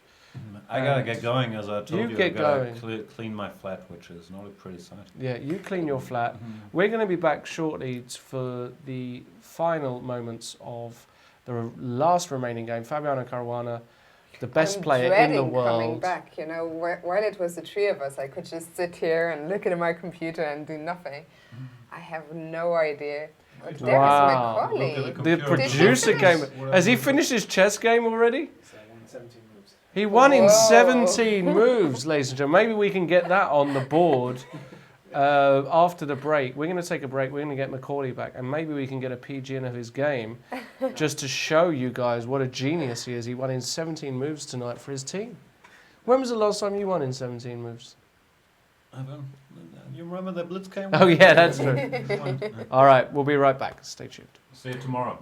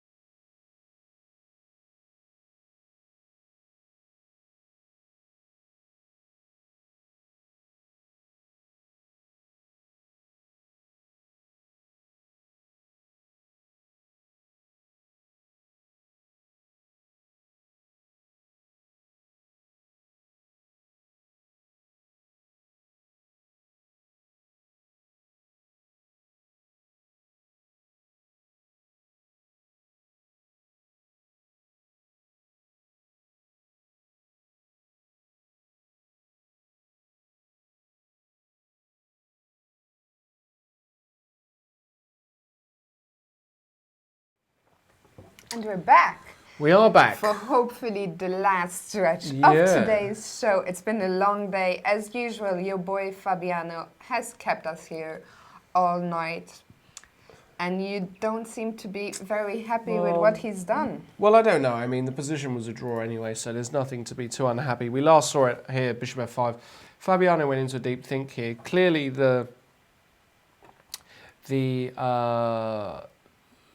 most natural move is to go king c3 to stop king d4, after which bishop c8 and rook a8. We were looking at this with Jan, but it seems bishop d7 just holds here for black.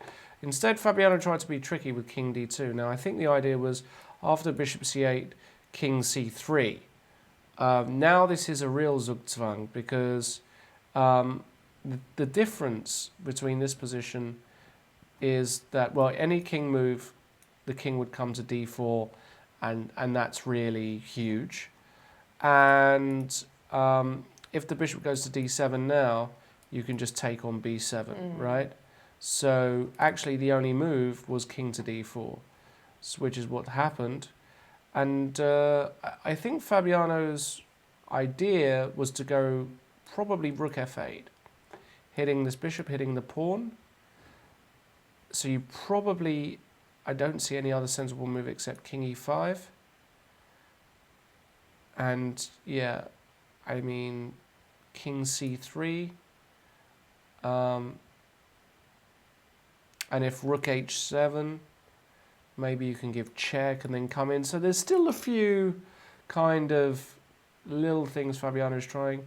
What other moves? I mean, of course, he played rook f8. I mean, this is by far the most human move in the position, king e5, and now he wants to go king to c3, I'm sure. Because if he goes king e2, yeah, I mean, he's going to go king c3. I'm pretty sure about it.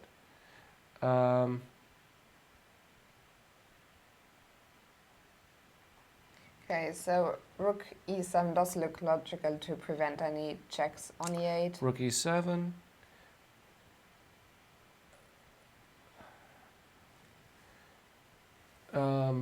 And now maybe So he now- wants to go rook h8. He wants to pass again, rook h8. But what's the point if now you attack the pawn? If you now play rook Yeah, e8? I think if I go, I was wondering if I can go bishop e4. That's the problem. Bishop e4, and so actually, if you kind of force the exchange of bishops, there's nothing here. So king c3 has been played. Now, Hou Yifan, she's got 7.5 minutes to make 6 moves. They do get an additional 15 minutes as well. So, yeah. Julian in the chat asked if anything worth mentioning happened while he was away. Not Nothing. quite. I mean, this is a kind of critical position because it looks as though rook e7 really is the only move, and this is going to be a test of Hou Yifan's stamina. One thing that we've been working on with Fabiano very much is his physical fitness and his stamina. She played rook e7, credit to her. I actually think on reflection she doesn't deserve to lose this game at all. Fabiano has to be kind of a bit careful that he doesn't start to go too crazy here. A draw is not a disaster, and of course he wants to win this game very much. But okay, so what happens after rook h8?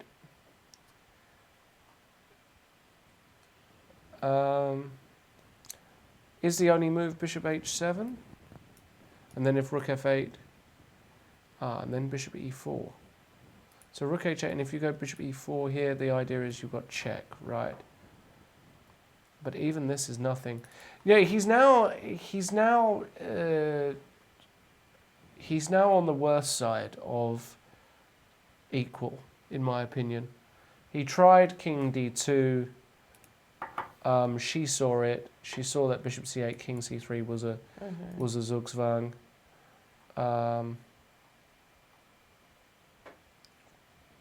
Fine.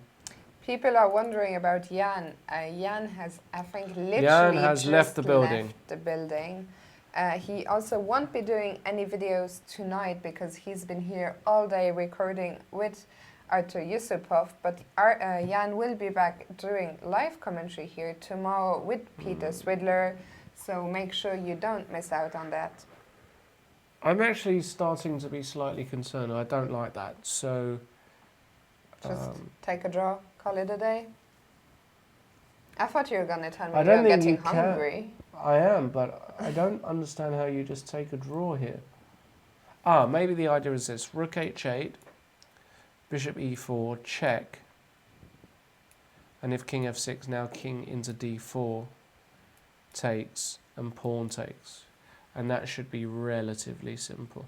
Right, he played Rook h8. Now the question is, will she go Bishop e4? Probably. She might even go Bishop h7, which is a very decent move as well, because it blocks the rook, and then if Bishop f3, now Bishop e4, Rook h5, King f6, takes, and King d3, and check, and King d4.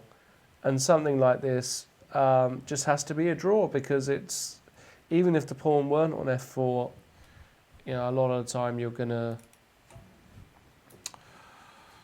draw that. So I expect probably Bishop e4 here, check, King f6, and now King d4, takes. With well, I say it's an easy draw, but I'm sure I would probably lose this with both colours. I've been known to lose. Rook f7, King e4, I mean, I can't lose this, surely. Even I can't lose this. Oh no, I can, because actually he's running. He's got the rook behind the pawn, and I haven't. So what if you just go King f3? Yeah, King d6.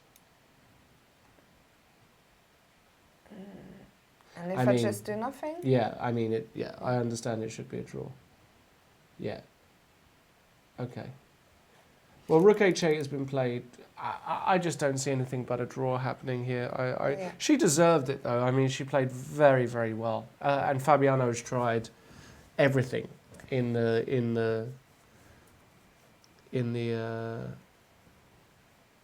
his arsenal. But people were wondering if Artur was going to join the show again. I'm afraid not. I think he left Hamburg tonight, or he's leaving tomorrow morning. But you're getting Peter Swidler, so that's not all that bad. That's not a bad trade-off, yeah.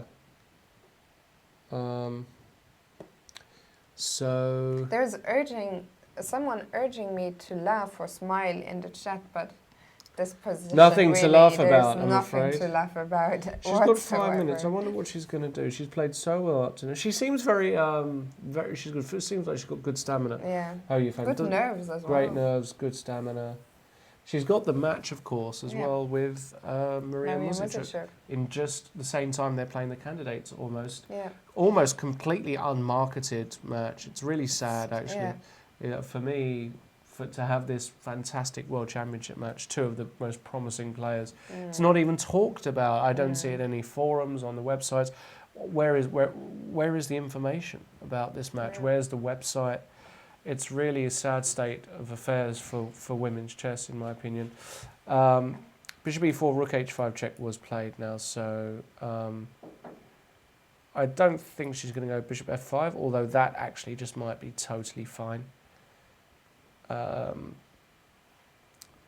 She might go Bishop f5 because you don't want to move the king back. So Bishop f5.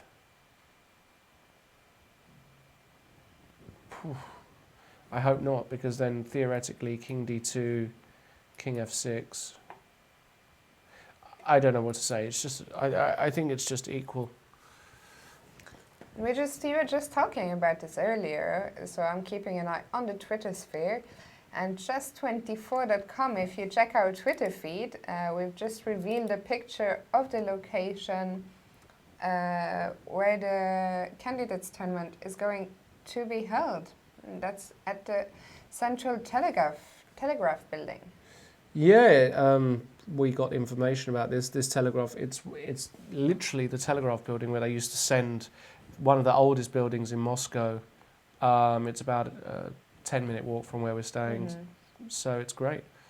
That's fantastic. By the way, Hou Yifan, now what she's just done is the first error of the whole game. It's not a losing error because I think it's still quite an easy draw. But she's played King D6. Are you getting excited? No. Because now after King D4, which is really the only move, Rook takes check. If she goes King E6, this ending might be losing. Must be. Yeah? Yeah. Probably is losing. So hold on a second. So she has to go King C6. But then even if she loses the F pawn, Well, she is going to lose the F pawn. Rook F5. which means Oh, we're maybe in you even for go- another hour of fun. You go B5 first, and I mean, this is just, I mean, it's actually a very simple draw, right? It's 2 versus 1. So he won't do that. He'll go Rook F5. She'll probably give a check. King here, Rook H7 takes, and we got 3 versus 2. The only thing going for him is he has got this configuration with the pawn here, so she doesn't really ever want to go B6, and he's going to try for a while. And I don't think there's anything to analyze. It's theoretically drawn. It's whether she messes up or not. Yeah. Unfortunately, she does get another 15 minutes. I say unfortunately. I don't. For everybody who doesn't know, I am partisan in this game because I'm Fabiano's manager, so I want to see him win. But thanks for keeping us here. If you have, now is the time, if you have any random questions, just let us know. Ask us anything you always wanted. It's our last day here, so it's your last chance, feel really. free. Feel free. Keep your questions coming in the chat or in the Twitter sphere, #C24Live. It's been a long day, Lawrence. It's been a long, long day. Okay, so also in 2 moves they're going to get 15 additional minutes. Yeah, so I think we're going to be here for at least another half an hour. First question, I said keep the questions coming. First question, Fiona, do you have a boyfriend? That's right. Bishop takes d5 has been played, which will be followed by rook takes d5, king c6, and now I think Fabiano will just go rook f5. And he's going to try, rightly And so. he's going to try. He's got an extra pawn. He knows it's a draw. Everybody in the whole world knows it's actually probably just a simple. I mean, it's just a draw. I mean, Couple of questions coming in for you. Yeah. What sort of music does Fabiano like, and does he watch football? Fabiano's got very good taste in music. He likes kind of rocky stuff and some classical, not classical music, but classical good music. You know, he doesn't like, from what he's not like likes awful commercial hip hop and that kind of stuff. I don't think. Yeah, so that's what he likes And to. football? No, not a really big football fan. Not Fabiano. And then another question, did you talk to him after his draw against Anish, and was he not too disappointed? Of course I talk to him. Talk to him every day. Of course he was disappointed. But he also knew that it was a rook ending, and but he was disappointed. Of course, you have to be disappointed. Rook f5 has been played, has it? No, it hasn't. No, I was just trying to... Yeah. Yeah, so he's going to go rook f5, and there's not really much to comment on, guys, unfortunately, because I think what he's looking at, actually, Fiona, in this position, is to go b5 check, and after takes king c7. Maybe here he's actually looking at king c5. Could that be the case? No, that can't be the case. Rook f7, surely. Yeah, so he's not looking at that. So maybe he's looking at rook f5 here, and he wants to get a maybe. I mean, it has to be a draw. I don't really know, even if the king hides. He wants to somehow suffocate the king, But right? she could have made life a bit easier for herself. Oh, definitely. I mean, this move, king d6, was really a mistake. This one here. She should have just gone king f6. And wow, she's gone king d6 here. Is she starting to... no, it's probably still okay for her. Right. Some embarrassing questions coming in about our rating. I won't answer that. I'd rather answer the boyfriend Yeah. question rather than my rating question. Yeah. You're telling Have me. I been to Albania? No, I haven't, unfortunately. I want to go. When I went to Qatar, it was country number 50. Wow. Yeah, and I want to add a few new ones every year. So Albania is one of. I've been almost not. Well, I've been to a lot in Europe, but Yeah. those. Yeah. I think I'm about 40 now, I counted. So you're 10 in front of me. That's really impressive. Yeah, the boyfriend, people are, of course, people want to know, does Fabiano have a girlfriend? Does Magnus have a girlfriend? Do I have a boyfriend? I mean, I'm happy to answer everything, but I think let's let everyone have their private life and I agree. stick to other questions. A question for Lawrence. Yeah. Is there any sort of, let me scroll up. Is there any sort of, I can't even read anymore.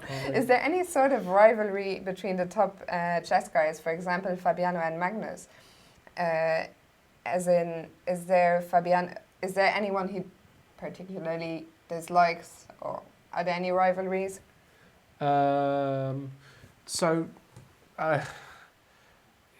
It's ironically, I had a chat about about this with Fabiano, not what his rivalries are, but what the definition of rivalries. Does a rival mean somebody who is at the top with you, or does a rival mean somebody who genuinely you've got a very close score with, and therefore it's competitive? Yeah. So, for example, is it fair to say that Hikaru is a rival of Magnus Carlsen? Well, by one definition, he's not, because he's got 12-0. But by another, he was world number 2. Now, of course, I consider Hikaru a rival of Magnus Carlsen. But there's no some kind of bitter rivalry that Fabiano has that is,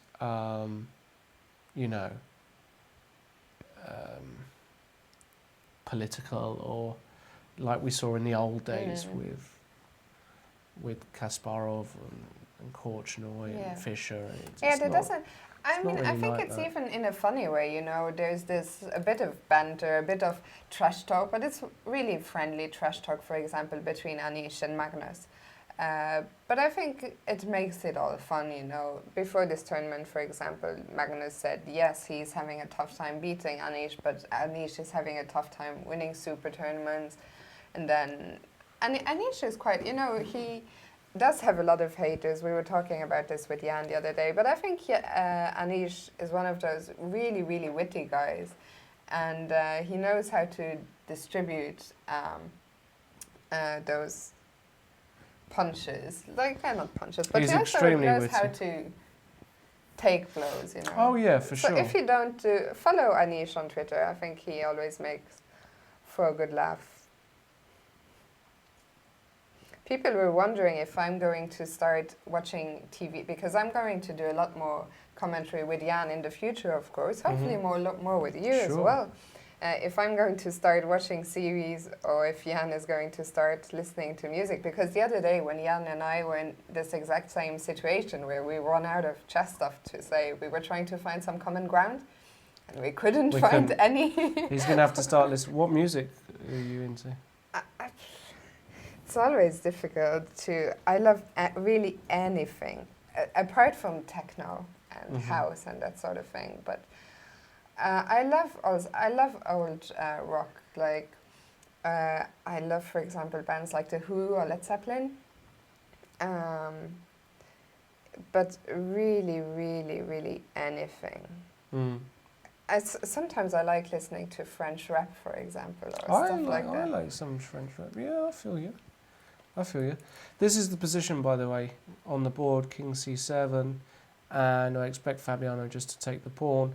Probably he's looking at b5 here, but no, he just took the pawn. Why not?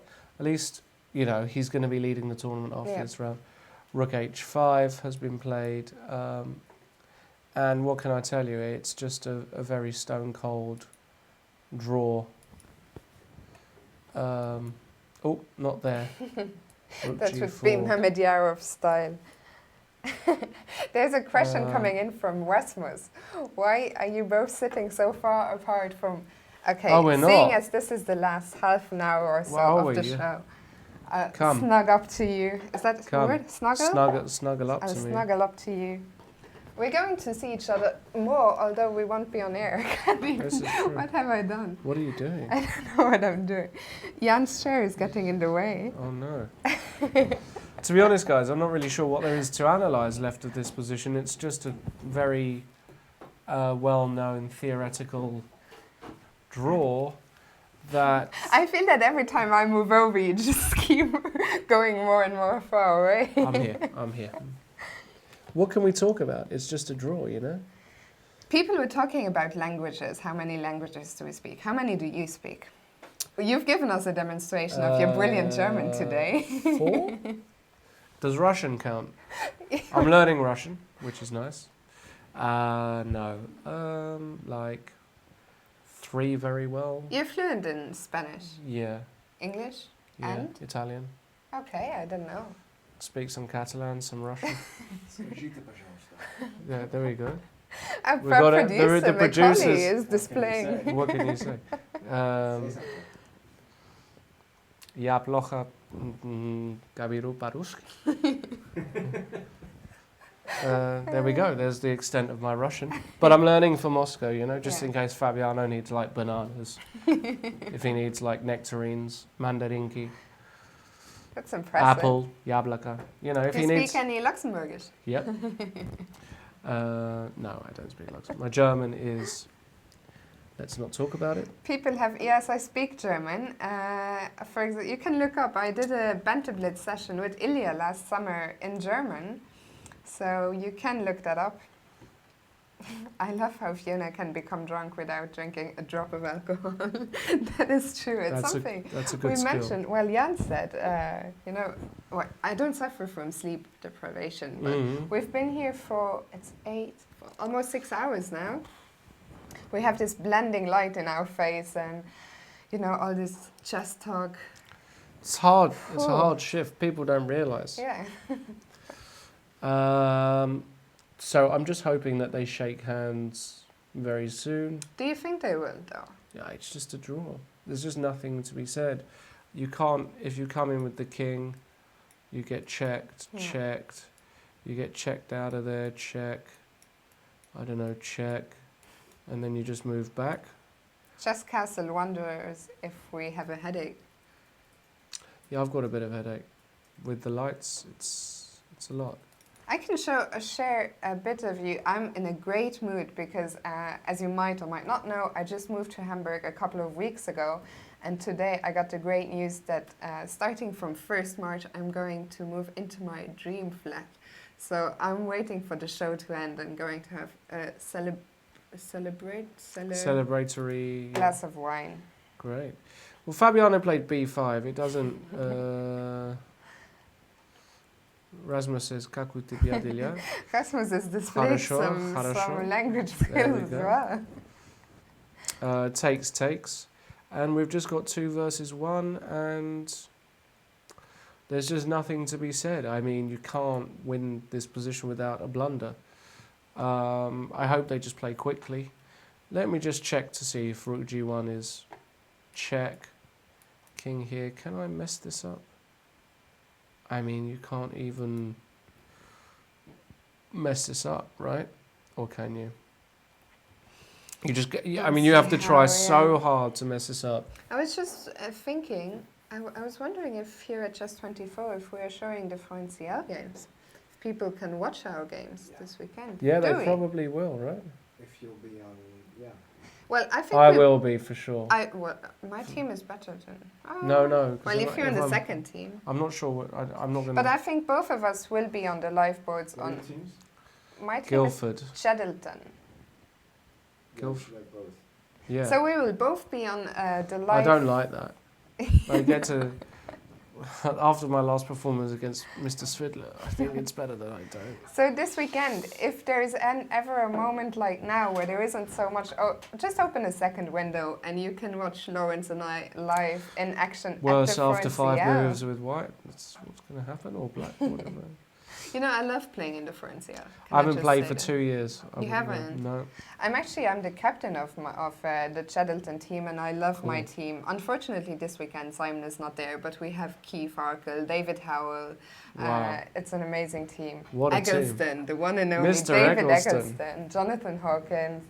It's a very, very fun. Now I'm afraid to leave anyone out. You know, if I mention Jonathan Hawkins as well. You've got an amazing team. Yeah. Wow. Then Vlad and Ezra, and That's then, like a crazy. That's going to win. That's a team that could well, win. we're the league. competing with you for With the Guildford, title, really. right. So, but this time we're in separate groups, so we'll meet up for the final clash in the last weekend. Wow. We'll also have the French University Championship. Oh yeah, The French University French, Champions. yeah. Is that strong? I suppose it is, right? I studied in Strasbourg for a year. There you go. So yeah, I think I once played in that, and we became. When I was at Strasbourg University, we became French University champions. And that was the year Sebastian Feller won the individual one. So that was, I think, before he was banned. It was probably in 2010. Yeah, so a lot of chess action at the moment. And a couple of days from now, Gibraltar is going to start as well. So we're spoiled. Spoiled, spoiled, spoiled. Yep. Indeedy. Indeedy. Colin linking you to the fantastic Swidler Trent. Thanks, Colin. Thanks, mate. Yeah, really nice of you. What is going on in the Twitter sphere? Maybe we can just.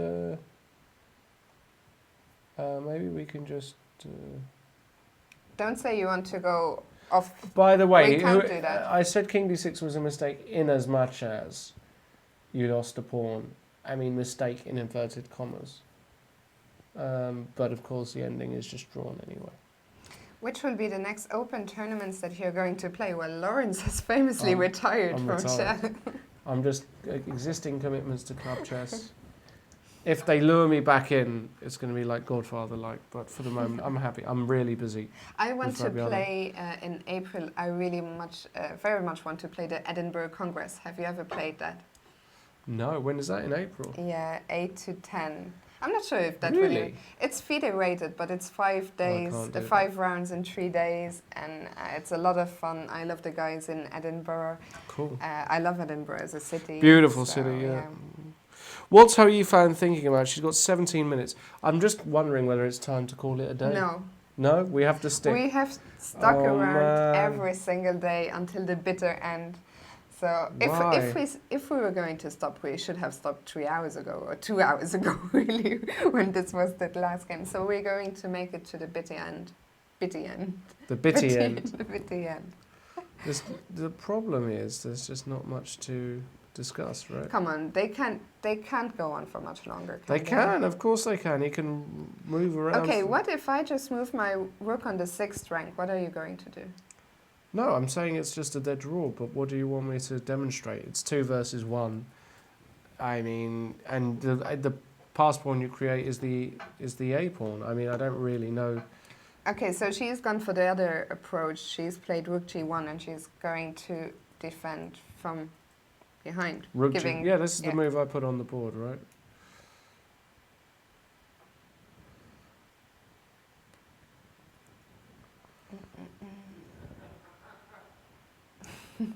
What's happening? I don't know what Rasmus... If Fabiano blunders his rook here, you will not see a green screen behind you. Carnicero... What's happened? I'm not sure. No, Carnicero says, come on, Lawrence, you can do it. Keep going. What's going on? I I've don't missed the know. joke. Everybody's No, I laughing. don't know. I have Macaulay, no can you idea. enlighten us? I was laughing at your green screen joke. Oh. Rasmus You're gonna was destroy the laughing at studio. something. No, I'll just destroy it. Beastie Boys style. Don't blunder your rook. All right. So what's she going to play? King... Well, she's going to go King back to C8, B8, not B8. B8, and then what can you do? I mean, what on earth is there to do here?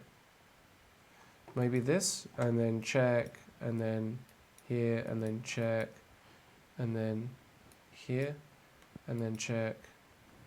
Ah, look, I managed to lose. Look, he's played it as well.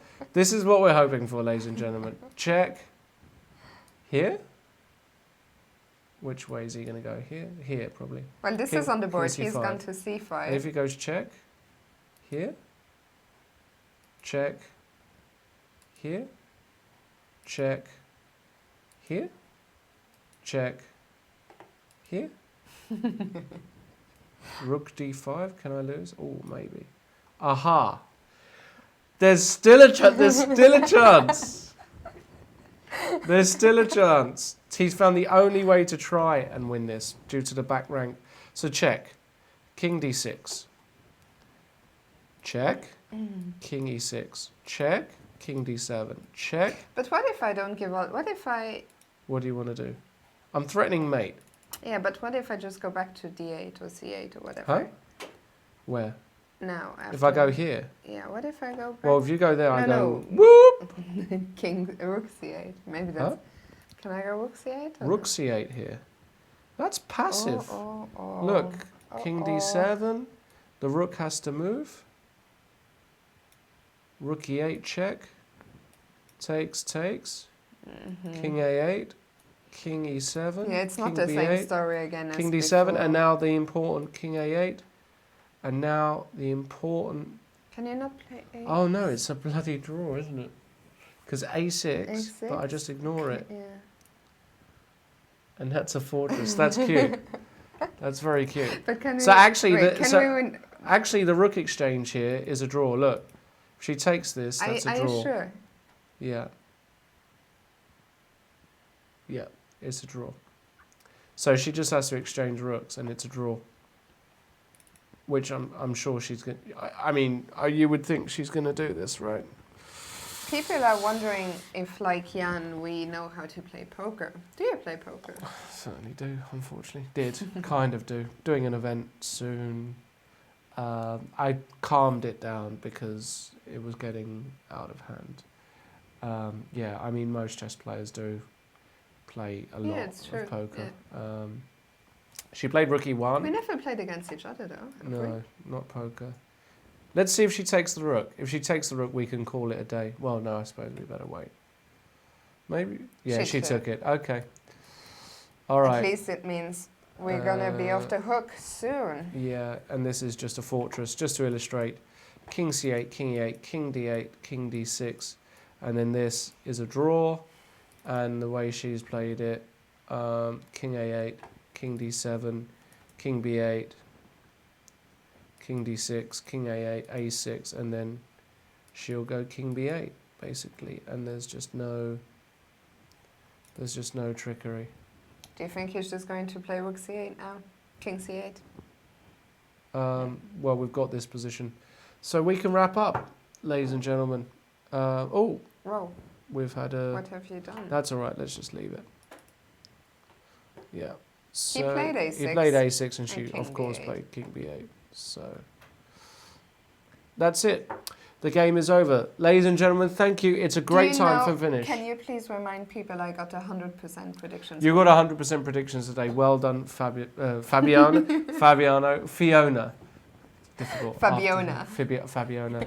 Guys, it's been an absolute pleasure. We are signing out for tonight. Maybe just a quick look at the standings. We did that on the break. So Can we do that? Yeah, so there are 2 co-leaders after 5 rounds. Fabiano Caruana and Liren on 3.5 out of 5. And they are followed by how many? They are followed by 4 players on 3 out of 5. Hou Yifan, who's having a great tournament. Wesley, so Magnus Carlsen, who, can we say, got a bit lucky today? No, he didn't get lucky. He didn't play a great game, but... No, he did play a great game. Well, he played in the beginning he didn't. But he found the resources, and that's what makes him world champion. He put the pressure on practically. Win for Magnus Carlsen was great. Eljanov, Tomashevsky is just a game to forget about. Eljanov is another of those players who is sharing. He's the last one on 3 out of 5. And then a load of players on 2.5. And then right at the bottom, unfortunately, Mickey Adams, who is on 1 out of 5, having a really tough time here in Vacanze. lost again today to Shak Maminjarov. Luki on 1.5. He is also now stuttering, starting to lose a few games after a good start. Tomashevsky, Navara, Giri on -1, and the rest on 50%. Tomorrow we have a big clash, an American clash, between your boy Fabiano Caruana and Wesley. So, let's take this chance again, one last time tomorrow. Peter Svidler and Jan Gustafsson. So yeah, I think that's it for today. We're 1 minute away from 8 o'clock. Yeah. It's been a pleasure, ladies and gentlemen. We've got to eat. We've got families to see, mouths to feed. It's been a pleasure. See you all tomorrow. Well, not me personally or Fiona, but Peter Svidler. I'll be in Vike next week, so you'll see me bringing you interviews, maybe some reports, some insider news. Yeah. So thank you very much for watching us, for keeping us company on the chat, on Twitter, and we'll see you very soon. Ciao.